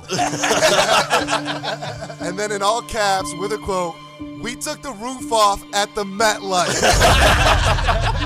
So I'm looking around. The cop's like, I was trying to explain to the cop, like, this guy, and I'm like looking around, no one's there. And I'm like, shoot. And he was basically telling me it was supposed to be a $500 ticket. So he was like, but I brought it down at $85. But I was like, well, what do you mean? Like, it wasn't my fault. The guy told me to go. He was like, well, it was careless of you to go. Let's get the fuck out of here. That was wild. Absolutely insane. All things considered, I think we're okay. $85 ticket? So what was the ticket for? Careless driving.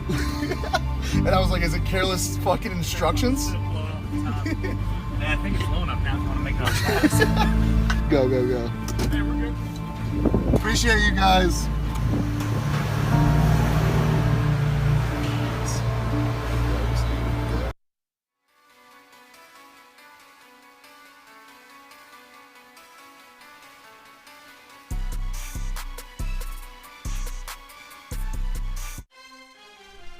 Welcome back to the program.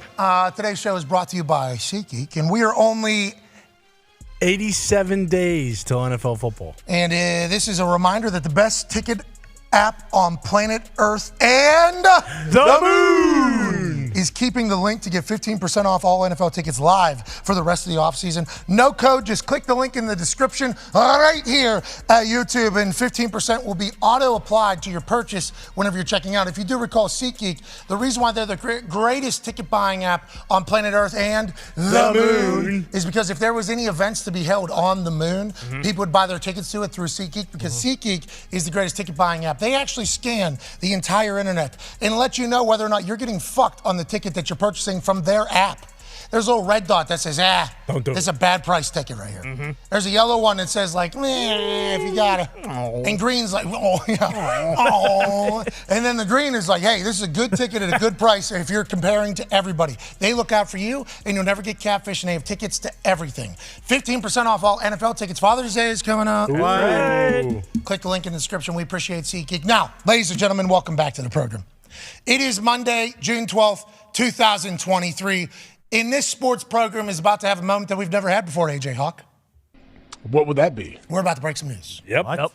Ladies and gentlemen, a franchise has called to its fans to find a new logo for their team. That's right.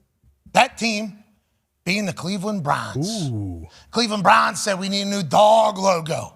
Okay, we put an elf in the middle of the field, and people had a little bit of a backlash because we have the dog pound. We are dogs. Now we need a new logo. So they said, hey, any fans want to go ahead and draw one? Go ahead. We'll internally put one up. Go ahead. They don't have a little voting. They have two finalists, ladies and gentlemen. One fan created, one internally created. And it is now time for the Cleveland Browns fans to learn their fate of the next dog logo. Bringing in the box that will obviously tell us what is the winner is Brownie the Elf. Wow. Brownie! Brownie, get here. Brownie! Look at Brownie. Now, Brownie will obviously be taking the box over to the table right here in the middle. Does he talk? Brownie and Diggs are staring each other down. I do not believe he speaks. But in there, Diggs. What's going on? Stand up, Diggs. Come on.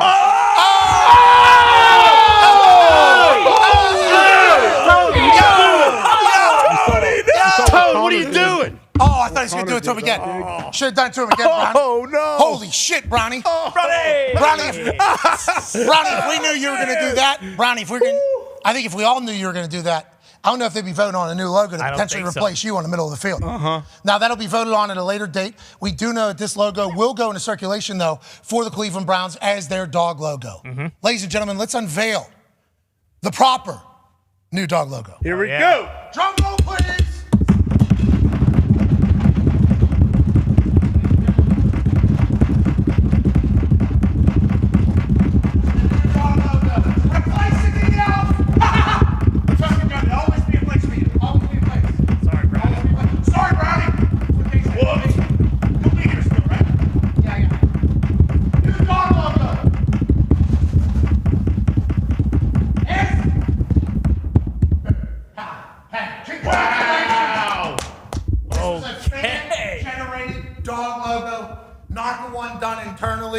So this is a dog by a dog for the dog pound. Hell yeah! Congratulations, Brownie. This is your future right here. Hell yeah. Rated in wheat, Brownie. Yeah, suck it. So this is something now, right? Because the new dog logo had fans vote on it. Come on, Ty. And the fans also in the future will vote on whether or not What's the old logo? this thing, Brownie the Elf, sorry, Brownie. thing, you're a thing. I mean, technically we're all things. I'm a thing. I'm a thing. Ty's a thing. I'm a thing. There's a thing. Tone, certainly a thing right now. Oh, Tone. Tone, so, let's go shake their hands. Oh. Let's go shake their hands. Right in Brownie's face. Right in Brownie's face. Gotcha. Yeah, he said the big F dash dash dash U. That's what he said to you, Brownie. And he's not the only one. Because I was told by the Browns that they might vote on this to replace you in the middle of the field. Oh, no. There'll always be a place for you, Brownie, but that'll also happen. So the logo thing is not done. There's still more to come. And congratulations to the Cleveland Browns on a brand new dog leading the dog pound. That's a sweet looking dog. Hell yeah. Good logo. Come on. It's awesome. I've put a shadow over it. Come on. That's how it should be there. Yeah, it looks good. It does. White collar. Put that right in the middle of the field. Probably should, yeah. You know what I mean? Strike fear in the opponent's Put heart. that right in the middle of the field. Right on the 50-yard line. Yeah. Put it on everything. Make the mascot. Everywhere there's an elf, put the dog. Yeah. That's right. You know what I mean? Yes. I didn't say it. This is what the Browns are saying. That's what they're saying. Enemies in their own camp. You should argue for yourself. Thank you, Brownie. Thank you, Brownie. Good run, They got a good run as the Browns. Great run. You did. Great run. It was fun. 2 years. I would like to shake your hand. Congratulations. Nice. Hell of a run. We'll always remember you, Brownie. Always remember you, Brownie. Truce. Okay. Hey, that was fun to see. Good AFC North. Oh, Brownie said last word. Tony. Last word. Oh, He man. wiped it off. Said this is disgusting. Yeah. He actually. Wow. Yeah. Wiped it off. He did that. Get the mirror out, Diggs. He's getting replaced by a dog. Brownie. Yeah, if we knew Brownie had, the jom that he's showing today, I don't know. They're looking for a new for a new mascot. Brownie, in the elf community, how high are you in the hierarchy of elves? At the top. Top. Damn, that's going to be a tough fall for all the other elves. Not more than Harry Potter. Not more than Harry Potter. Whoa. No. Well, he's Brownie Harry the an elf. elf? What about the cookie elves? The Keebler. They're pretty. Whoa! Oh, shit. too small. Holy shit. Brownie's about to gritty on the Keebler elves. What about Smurfs? Are those elves? No, they're their own thing. Yeah, that's a different separate race. Legolas, though, come on. Who? The elves in Lord of the Rings. What are we talking about? They're way up there. Yeah. At what point did you know you were going to be an elf? A long time ago? It's like Penn and Teller routine.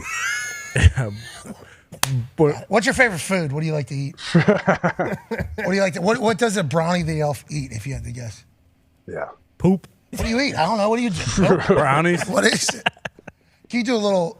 Yeah. Can we do a little display? How many push-ups can you do? What do you eat? Football? You eat footballs? Eat footballs? You eat footballs? First word. Is that what you do? You eat footballs. I love charades. Okay. We could have him. Okay. Eat football. Sorry. That's why you're the mascot. That's right. Yeah, you raking leaves? Does he eat brownies? You eat brownies? Eat a You mascot. eat your own kind? You do eat brownies. Wow. Brownie Cannibal. loves brownies. Mhm. I would suggest a Fridays, wasn't it? Oh, TGI my. Fridays. Oh, baby. Should head there now. They had them at the office last week. Nick and Ty and their like despicable eating habits had TGI Fridays in the office on Thursday, I think. Every day's a Friday at Fridays. They brought in the brownies. Oh, that was the best brownie I've been around. So Double good. fudge The, brownie. the best brownie By far. I've been around. Bar none. Bar, not even a close No. second. Not a close second. Not even a close second. Or third. You know what I mean? Best brownie I've had. Oh my God. What, Brownie? Oh, you're saying him Top five. Top five. Yeah. Top five. Oh, Get a translator. he's only got 4. Pat, did Brownie wear the whole situation all the way here from Cleveland, you think, in the car? What do you mean this is every day? This Yeah. ain't a situation. Yeah, he wakes up. He said It's like, this is a costume. AJ said this is a costume, potentially, and you're not an actual elf. That's what AJ said. No, AJ. No, not me. AJ's up AJ there. Hawk. Right there. That Hawk. guy. Yeah. Right there. Flip him off, Brownie. Yeah, let him know. Come on, tell him. Oh! Brownie didn't eat anything. He eats bugs. Yeah, he picked your bogeys. Yeah, elves love picking bugs. Yeah, they do big. Is that the second favorite thing he eats, I wonder? Oh, yeah, because Bugs. Brownie's number one, Yeah. bugs number two. Bugs 2. Dog poop around the stadium. 3. Yeah. Dog pound. Yeah. Yeah. For the Is this dog. what he thought he was getting Dog into? pound. Yeah.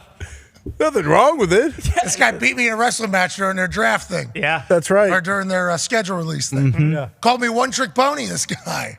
Called me, what, you, Roddy? Yeah. Yeah. You're walking into uncharted territory over You here. know, I do see a table. You know, I think there is grounds for what some may say is Brownie, you and me are good, yeah. respectful You and me are revenge. good. Brownie, I think you're going to remain, too. I don't think they're going to be able to run you out. You got too much charisma. I like the cut of your jib. You know what I mean, Brownie? You're a Riz god. Well, Yeah. Riz elf. Yeah, that's right. Riz True. elf. You God of the elves. A lot of perhaps. John, Brownie. You got a lot of jam. Any questions from the back for Brownie here? We can translate Yeah, guys, through. come on. I just want to know if Brownie has a jump shot. Brownie, can you shoot? Can you shoot a basketball? Oh, they don't Yeah. play basketball. Prove it. Yeah? All right, Brownie, you make one fucking shot in here. We'll There give we go. 30 people $500. Hell yeah. Okay. 30 people $500. 30. Brownie, holy hell. Is that Brownie's hair? Or is he wearing like a? Yeah, it's his hair. Yeah, great flow. Other side, Brownie. Wherever you want to shoot. Wherever you want to shoot, Brownie. Whatever you want to shoot. Free throw. Dunk. See if you can NBA dunk. 3. You want to dunk it? Go ahead. Most mascots can't dunk. Ladies and gentlemen, okay, here we go. That's not a free throw, Right in though. front of the free. Talking bunnies here, Brownie. Oh, boy. That's it. You lose. Nah, Nice no. little stroke. Oh, the runner. All right, since you made it on the second one, we'll go 20 people, $500 because Okay. Brownie's an absolute baller. That boy Brownie. We appreciate you, Brownie. That's an incredible shot. Congrats to the Cleveland Browns and the fan that designed this, and to all the fans. You got a brand new, very sweet logo. I mean, this is a Big fan. neat. This is a sweet logo here for the time going forward. Might be on a stadium if you were to vote Brownie out. I know this dog can't make a shot in the Thunderdome. Brownie the elf certainly did. right. 20 people, $500. All you got to do is retweet this video, say something nice to somebody, and put the easiest way to pay you. From AJ Hawk, all the boys, and myself, we can't thank you enough. We'll see you tomorrow with a massive Tuesday. Huge show. And go support Tom Grossi. He's doing great things. Cheers. Goodbye.